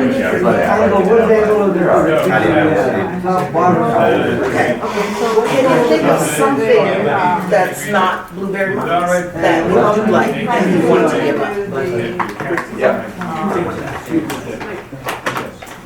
Good. No, the reason is because this isn't my need.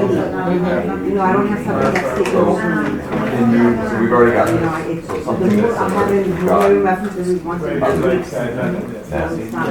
while. Scale one to But 10. no, I'm good with that. Mr. Jeff? If I put it right in front of you, yeah. We have a lady who likes blueberry muffins but wishes she did. And we're having to remove something similar. She could Okay, dislike. so we can do it. That she does.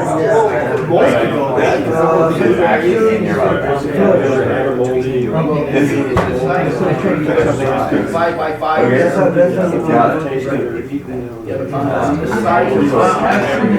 No answer. I'm not talking my head. I was just thinking that time when we came in and thinking, what is it? I just not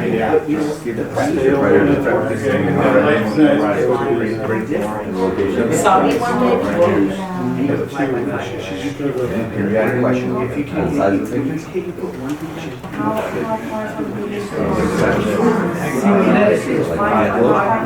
What are the, is there anything that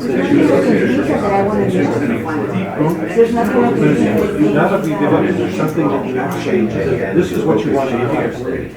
This is what you want. Is there something that you can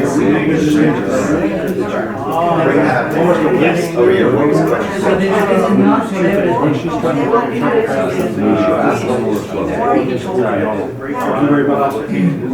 She likes them once they start eating them, but we don't have something that she doesn't like. And she doesn't have anything else that she wants to give up. I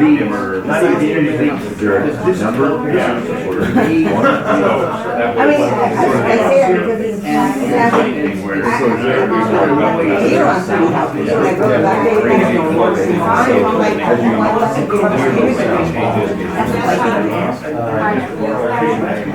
so I'm thinking I'm gonna do this one.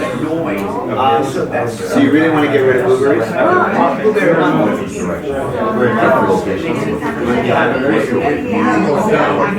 Which one is more damaging?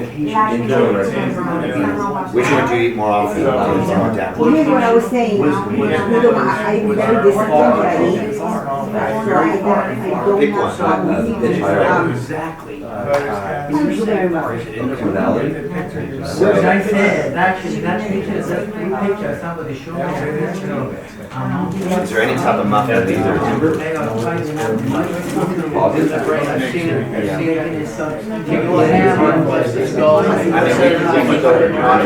we can go slightly in another direction. I see that picture, You can just start installing stuff. You know, make it interesting. We'd have to, because you don't have any, we'd have to cheat the system a little bit, play with it so that it could work. Would you be able to do that? Okay, so I'm gonna ask you a question. So you like blueberry muffins? What's the most disgusting insect that you think of? Both of them in my mind too. Oh, It's disgusting, like duck. Exactly. So do you know a little bit about tarantulas? they look like Do you know that sometimes they want to burrow a little nest? And sometimes what they do is they also eat. They have to eat stuff. And they like to crawl inside of blueberry muffins. So let me ask you a question. I'm biting on their front there, I don't know. I'm gonna bit off one right. The tarantula, when injected There's baby larva You. inside the blueberry. Inside the blueberry muffin. And then they're all like. Have you ever seen the video with the tarantulas where they have like, they feel like there's hair on their back, but it's a million little babies? Could they fit inside a blueberry muffin? So Mount across the blueberry muffin with, as you think of how much you dislike the blueberry muffins infested with tarantula.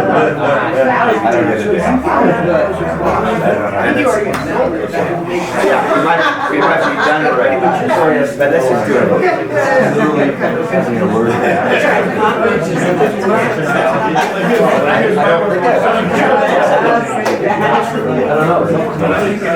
Is it all right with your unconscious mind to make this change today for you to be aware of?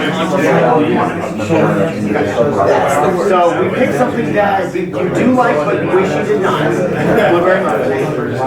And as you think about how much you like that, do you have a picture? And is that picture black or white? Black and white or color? And is it near or far? You currently have a great How near? Okay. Bring that. Are you lighting it? Okay. And is it bright or dim?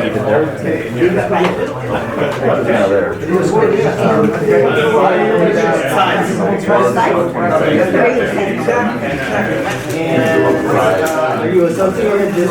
And is it focus or defocus? And is it framed or panoramic? And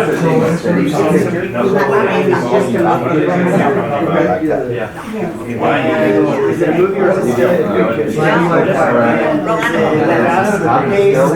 Normal, slow motion.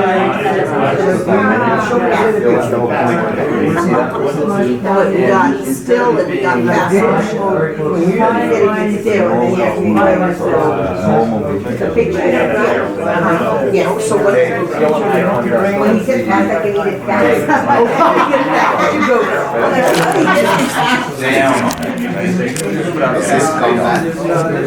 So it's a still picture. All of these. Absolutely. No,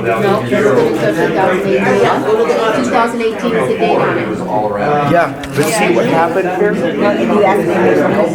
there a cell? You would reject everything. No. Yeah, I did too. With a lot of ladies and I did. And regarding that contest and the agent, that I asked her that one question, and it was really interesting. And it's a true story. It was a couple weeks ago. I asked her, "What does that look like to you? What's the picture of that agent that doesn't like to participate in contests and do things?" And so Kaya mentioned earlier, you don't have to do all this stuff. What I did is I went over with her in a couple questions. I said, well, what if that picture looked like this? And I changed how she looked at it. And I said, what if it was doing me a favor? And her whole attitude changed. It was already changing, but it was a changing of doing me a favor is gratitude, giving back. So here's a person in a contest that's giving back to the team, teamwork. It's not an issue of cheesiness or odd things or any of that her original picture was. So I just thought that was interesting, is how you can change somebody's view of something just by asking them what their picture is and then help them change. So I thought that was really interesting. And then Tom was right. That other one about who the agent was in my office, that I had to beg to stay in NLP. I had to say, please, please, please. And that's Dave Patty.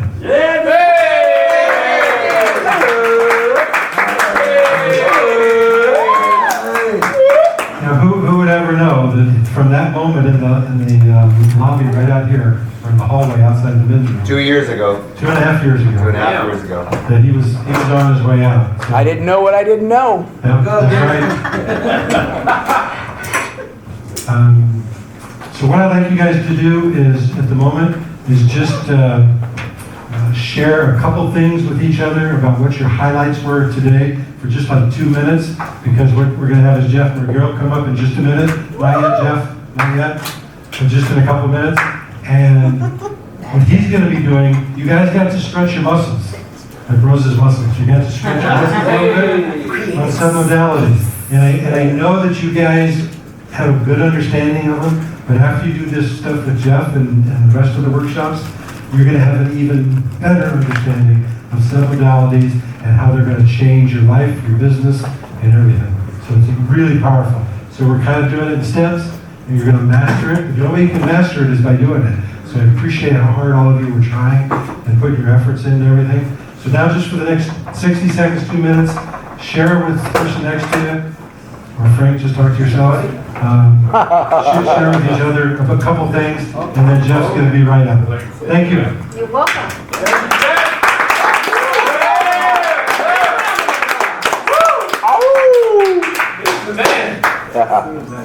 All right, so share your 2 highlights from today. What are 2 specific things you learned today that are your favorite or your highlights?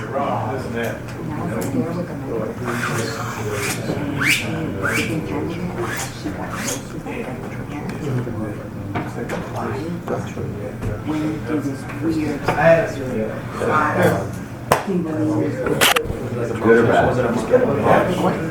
Good or bad?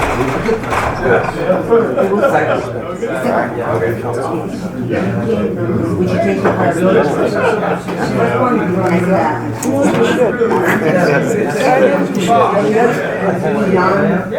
I was never trained in transition. It's just once we started to do that, with speakers, I started to see energy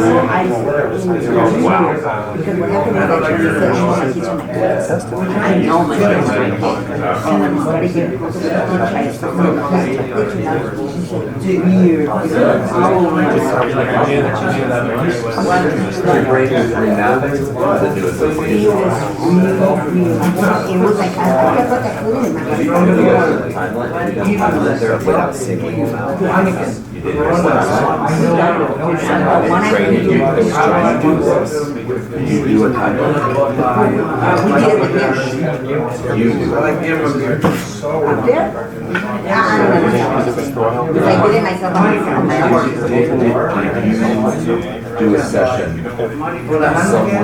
Okay, let's welcome Jeff. All right, everybody. Bad Jeff over here. Bad Jeff. When I say I don't have to believe that, because it's when you're really bad, you're good. So I'm like, You know I'm bad. I'm bad. You know it. You know I'm bad. okay, so what we're going to do tonight,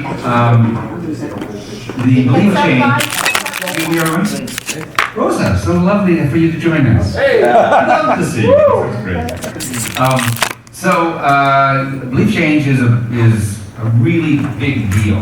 It changes your lives. It's going to be, in my opinion, the biggest change for this weekend. There's other things coming that are also spectacular, but this one is one you don't want to miss. We have a good foundation already. I'm going to take a few minutes to lay the foundation even stronger so that tomorrow I can run through the presentation really rapidly because we'll have such a good grasp of everything, and then we'll get right into the demos and you guys doing it. So that's what we're doing tonight. I'll be up here for 20 minutes. Nice.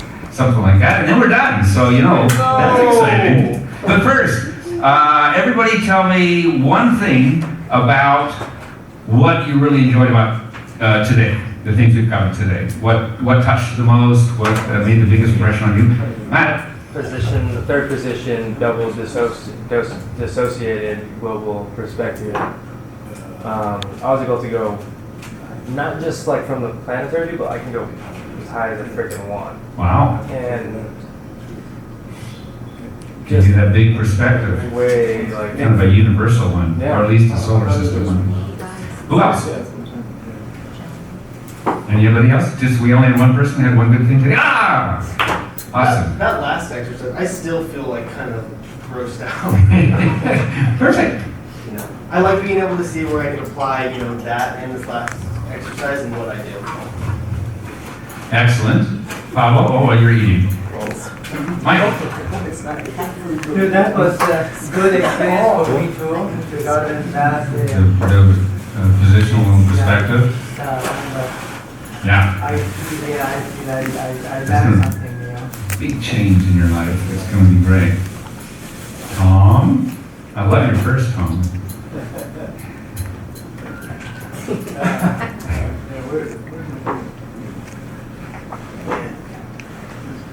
Yeah.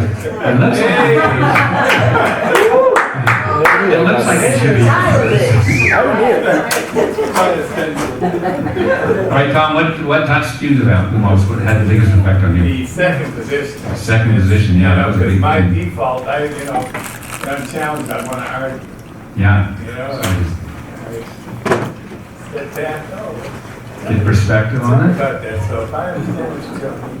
Excellent. I totally understand.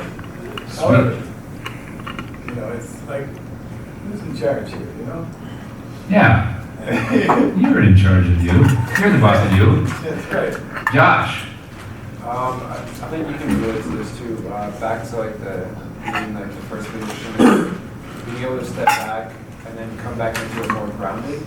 Like get back into the scene more grounded. Because like when we enter into a scene, you do it the way you need to practice it. But sometimes that's not the way that's gonna look the best. Mhm. So you just gotta step back, analyze how the scene should be, and then step back and more grounded, and then focus. Just be open. Yeah.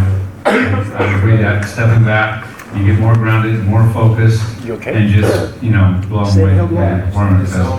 Yeah. Yeah. Rosie?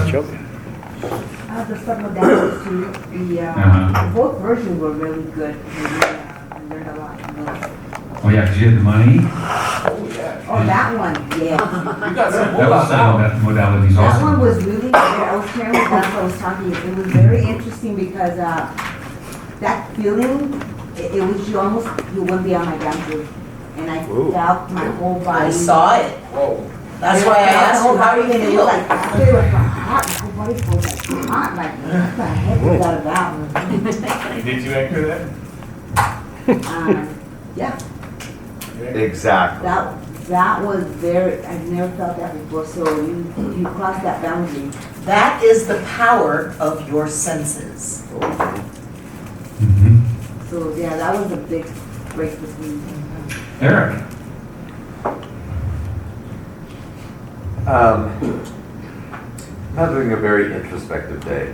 Great. I have been in third position probably 98% of today. Well, you're watching, you're analyzing. Third position might be just the exact right thing.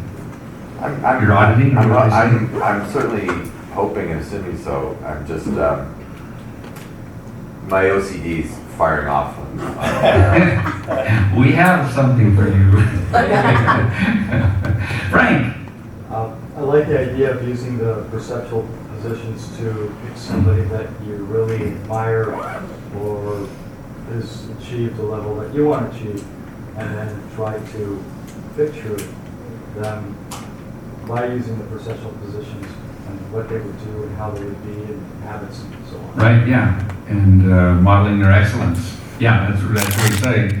I mean, everything we did today, I thought, was spectacular. Makes differences in people's lives and stuff like that. Tomorrow, I'm going to be teaching the changing beliefs, and in that one, well, the definition, it's a process of removing limiting beliefs and replacing it with empowering beliefs. That sounds kind of clinical and stuff.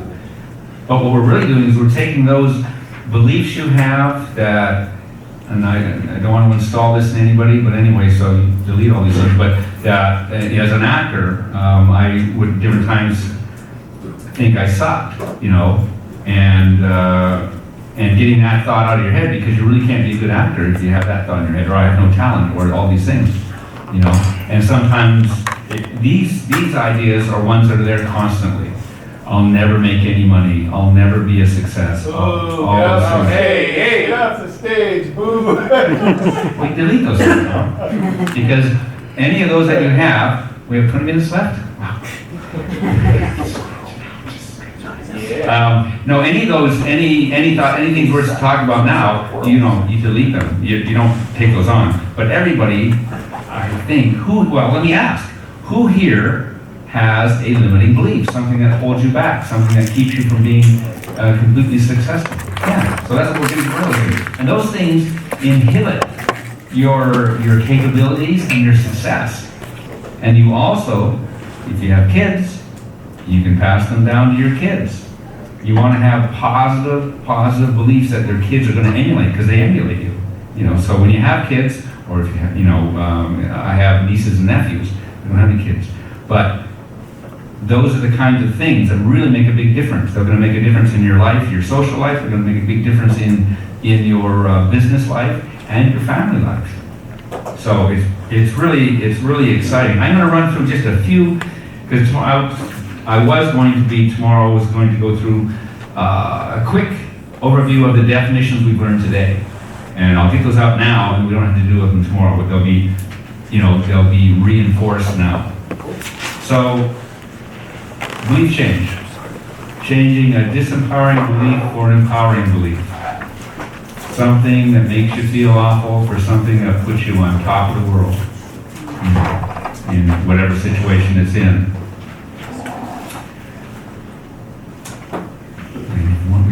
I could go over that if you're writing them down. A belief change is changing a disempowering belief for an empowering belief.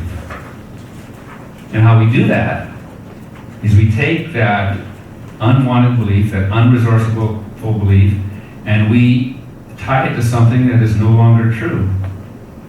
And it goes away. Then, it's kind of like the like to dislike. You tie something you like too much to something you really don't like, and it doesn't have the influence on you. It's kind of like that, but we don't stop there. Then, we take the opposite belief, the opposite one of that disempowering belief, the positive belief. So if mine was I have no talent, then the replacement belief that I'm going to be putting in there is the idea that I am an absolutely talented, creative artist. And then we tie that to something that is absolutely true 100% of the time. Kind of like the sun will come up tomorrow. You tie it to that by changing the submodalities of the sun will come up tomorrow and layering them over and replacing the ones on the new belief, the good one. And it becomes something that is absolutely true for me 100% of the time. Now, I would think that everybody here would see value in that. That 100% of the time you can be on top of your game. And now there's other processes we're going to be doing which will delve more into negative emotions. But one of the exciting things about belief change is you don't have to delve into a bunch of negative emotions. We use timeline therapy for that. But you don't have to. You can quickly change a belief, turn it right around, turn it on its heels, get rid of the old one and replace it with this powerful one without having to deal with a lot of heavy emotions and stuff. It's very, very fast. So that's kind of an exciting thing. So, submodalities. How we encode and give meaning to our modalities. You know, when I was told that by Kaya, it took a long time to figure out what that meant. But basically, how I view it in my mind is that in your brain, you have all these files. You have the file that has the I love this stuff to death file. You have the file like this stuff makes me throw up file. And what we're doing is taking things out of one file and sticking it in another one using the computer code. And the computer code is those submodalities. Those, you know, is it black and white or color? Is it moving or still? Is it near or far? Is, you know, all of those things. That's the coding. That's the computer coding that our brain is using. So when I got that idea in my head, it became much easier for me to understand. So maybe that'll help somebody out there. What are the modalities? Remember? There's this. Yes. Plus your thought. Yes. Well, yes. With respect to belief chains and the modalities we are going to use, and you'll see that on the sub-modalities checklist, they are visual, auditory, and kinesthetic. And the big focus is on the visual. But, you know, for some people, then the auditory comes in and also the kinesthetic. So you just have to, you know, play that one as it goes out. Contrastive analysis. Go with that. Remember what that was? What are we finding out? We're trying to find out where the differences are, the differences that make the difference, those drivers, the ones that really, you know, a lot of times it's location. Like you had money way over there, I think it was, and it was brought up really closely, and that would change your whole internal meaning of it to you, you know.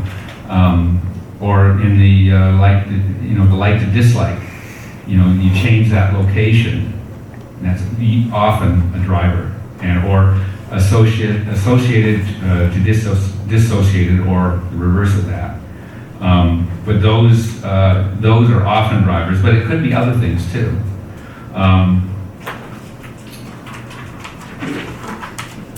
Mapping across. Everybody remember mapping? I'm sure you remember mapping across. Can anybody tell me a little bit about mapping across? If not, I'm going to tell you. So don't worry, I'll tell you. Okay, I'll tell you. Oh, you got me. Boy, you guys drive a hard bargain. Oh my golly. Mapping across is simply taking and shifting the first set of submodalities into the second set of submodalities. So you take, in this case, with the first part where we're getting rid of the unwanted belief, you have submodalities for this belief. I have no talent. We'll take that example. And then we tie that to something that used to be true to me, but is no longer true. And you can pick all kinds of things. I used to be 20. I am no longer 20. That is true, true, true. You know, and if I get a picture of that, we get the submodalities from that, and then as we map across, we just take those really powerful submodalities from that truth and apply it to the unwanted belief, the belief we don't want. And I'll tell you a little story. I have a friend. And it's not me, it is a friend. I have a friend. So I'm not telling you a story about me that I'm embarrassed to tell you. But anyway, he was saying that where the unwanted beliefs go, where the things that used to be true but are no longer true go, are about 10 feet behind him and about 100 feet over there. And and that's the driver for him. Location is the driver. And so when he takes anything that he doesn't want in his life anymore, and he moves it back and over, it's like going into a black hole. It never comes out. So that's pretty exciting, I think. For those things that are pestering you in your life, those things that are holding you back, and you can't seem to figure out why you can't get rid of these thoughts, these pictures, black hole. That's the place to put them. So we've done mapping across. The drivers are those submodalities that are different from the first thing, from the first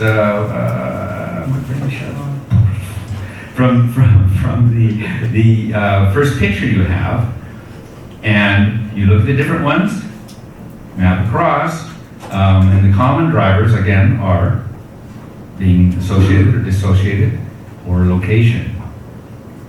Also, come on. Interesting little story of one of the ladies in my office. When the clients are like emotional about moving and stuff, she says, listen, you know, now your home is a product, you're getting other products. You know, you get the babies and the birthdays and the Christmas and the Easters, we're gonna put those in a box. And we're gonna seal that box and you're gonna take that box with you. It's how to get them detached from the home that they're selling. Oh, yeah, right. So that's a good thing for all you real estate people. Yeah. That's not a bad idea. Josh, not you can ignore that. No, I'm Well, kidding. you know, they're gonna number one, they're living at home. Number two, you know, they got all the birthdays and all that stuff. But you now, that your home's on the market, this is a product competing with all the other products on the market. So I know you had the, you know, the birthdays and the Christmas, you know, and all the, you know, memories, but now we're gonna have to take those memories, put them in a box, and we're gonna take that box with us to the next long as a So the things I want you to work on tonight, when you go home, is you want to pick an unwanted belief that you have, the one that is affecting your life the most, the one that if you change it will change the most areas of your life.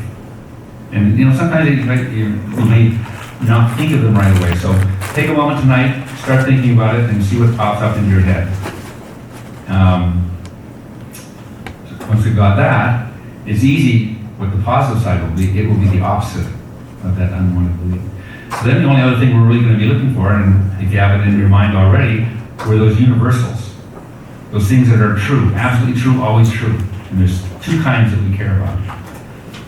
Those things that are always true. The sun will come up tomorrow. Air is good to breathe. Or, you know, anything that is absolutely true. When the light turns green, I go. You know, light turns red, I usually stop. Probably not as powerful as the O one. Light turns yellow, I go really fast. Exactly. When you get hit, that'll change. No. I've taken out a Prius and I have a Jeep with a great front bumper, you know.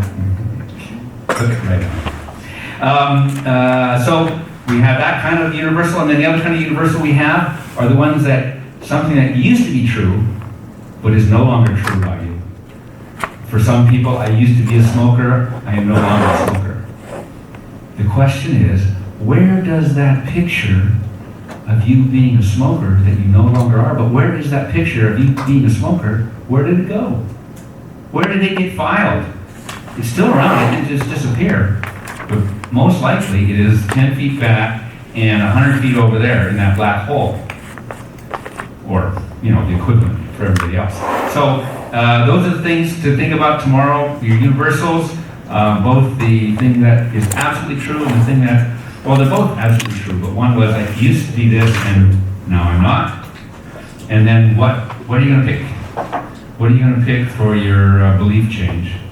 And again, pick that most powerful.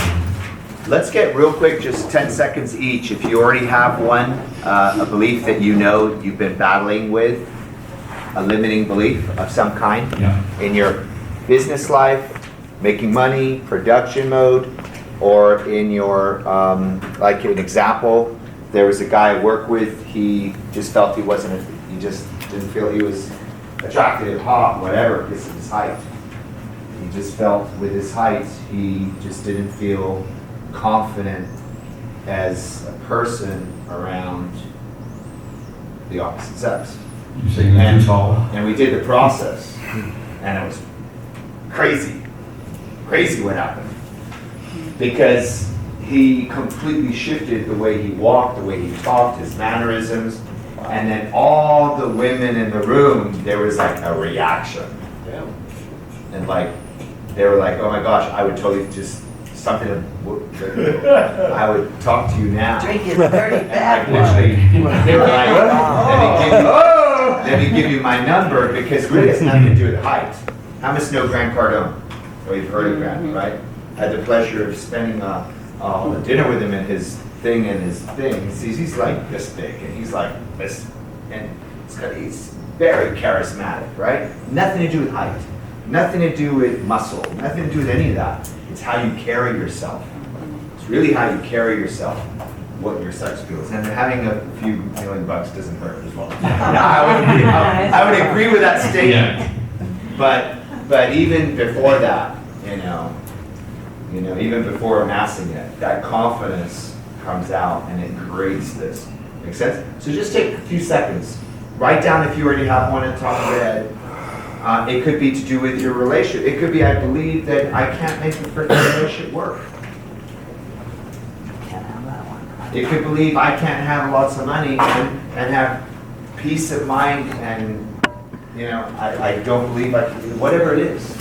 Write it down. Go. You're right, you have 1 minute. Go. We are over in 5. First thing that comes to mind. Write down any limiting belief.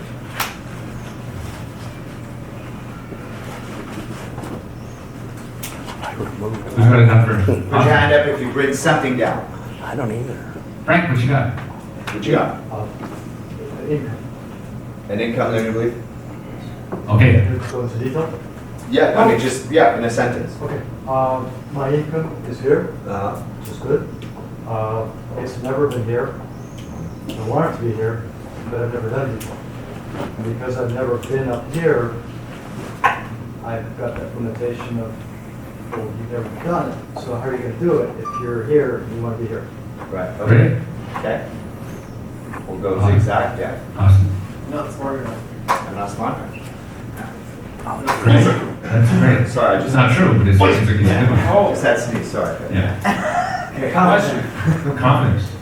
You don't have. Well, how do you put that in a sentence? That I don't feel confident talking to people. Okay. Okay.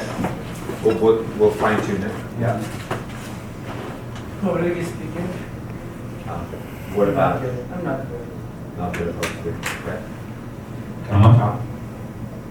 Tom? Feeling to engage, you know, and I think what you said before, the light is going to hear all of that. So what's the limiting belief? I'm not socially Good one. I'm not socially what? Say 50%. adept. Adept? Okay. Great. That's a great one. Not a lot of people will come to my seminars I teach. Percent. Okay. Oh, I'm not good enough. We're gonna change that. We're gonna change that. We're gonna replace that. That's today. Yeah. Look how strong you are. She hasn't got used to her new money I'm yet. curious, Matt. Yeah, Matt. Eric. Eric. I am having a challenge with believing I can help other people become successful at being consistent with being motivated, recruiting and promoting, and just developing other leaders themselves. Could you make that a little more condensed, a little more concise, a little harder hitting? I'm not. What do you feel like yourself? Confident. You're not competent. Not confident at. At those things you said. At those things I said. Yeah. That's great. That's good, I think, to really get it in a concise, direct, strong thing. Eric. I'm gonna get booed. Okay, go for it. Get ready, I'm ready. I Yeah. can lose the best of them. Oh, man. I am not gonna find a woman who will surrender to the need for life integration versus life balance. Okay, one more time. I'm not going to surrender. I believe that I'm not going to surrender. No, No. I believe that I will not find a woman I believe that I that will will not have the find a ability woman to surrender. that will not have the That ability. would, I won't find a woman who has the ability to surrender to the need for life integration versus life balance. So when I speak to women, I hear life balance, balance, balance, balance, balance. I don't believe in balance. Okay. I see no value in balance, so I'm never going to be balanced. It's never going to happen. I integrate. All right. Everything I do is about So you integration. believe you'll not meet a woman that. My belief system is that women's brains are different, which I think they are, but not better or worse, just different. And so women's brains can't map to integration. They Define map- they- integration. No, that was pretty good. I'm just kidding. It would basically, it goes down, you believe you're not gonna find a woman that is gonna be like right for you. Correct. Well, A lot of people have that. Yeah. This sounds very. And, you know, you've got criteria I've made and stories find that too. girl and stuff. I've made stories too. So, Perfect. Yeah. And he never said that woman doesn't exist. If you look at the language, he says, I believe, right? I'm not going to find the woman that. Yeah, So, do you see? So what's presupposed? He's not actually saying it doesn't exist. He's saying he doesn't believe he's going to meet the woman that passes that criteria. And if you're a busy man, and if you've got, you know, it's not like you can meet 1,000 women every day to find the one that, you know, so I get it. I get it. Yeah. Okay, so question for you. What will it mean to you to take that limiting belief that you just discussed today, and tomorrow neurologically remove it and replace it to the core of your being? I'm not talking about, you know, sprinkling some, you know, I'm not like putting icing on a cake, but I mean the meat and the potatoes to the core of your being. You have a completely different belief, such that when we bring up the old belief, you will argue with us and say you never believed that, that's bullshit. You'll literally argue that you'll like even not even remember you had it. Yeah. And you won't even admit that you ever used to believe that. Kind of like timeline therapy. Very powerful. Like this, but different. Yes? It's not timeline therapy, it's different, but it's This is equally submodality powerful. rechange, yes. Powerful stuff, yes? Yes. It's gonna be tomorrow. What time will you be here? 9:45. 7:45, right? Yeah. 6 a.m. 9:30, 9:45, well, they Take our course or take our course? See you guys here at 10. Please leave your name tag. 0 to 10, what do you guys give today? 10! 0 to 10. Yes. You brought a 10. Give yourselves a round of applause. All right. And then graciously give your name tags to Sean.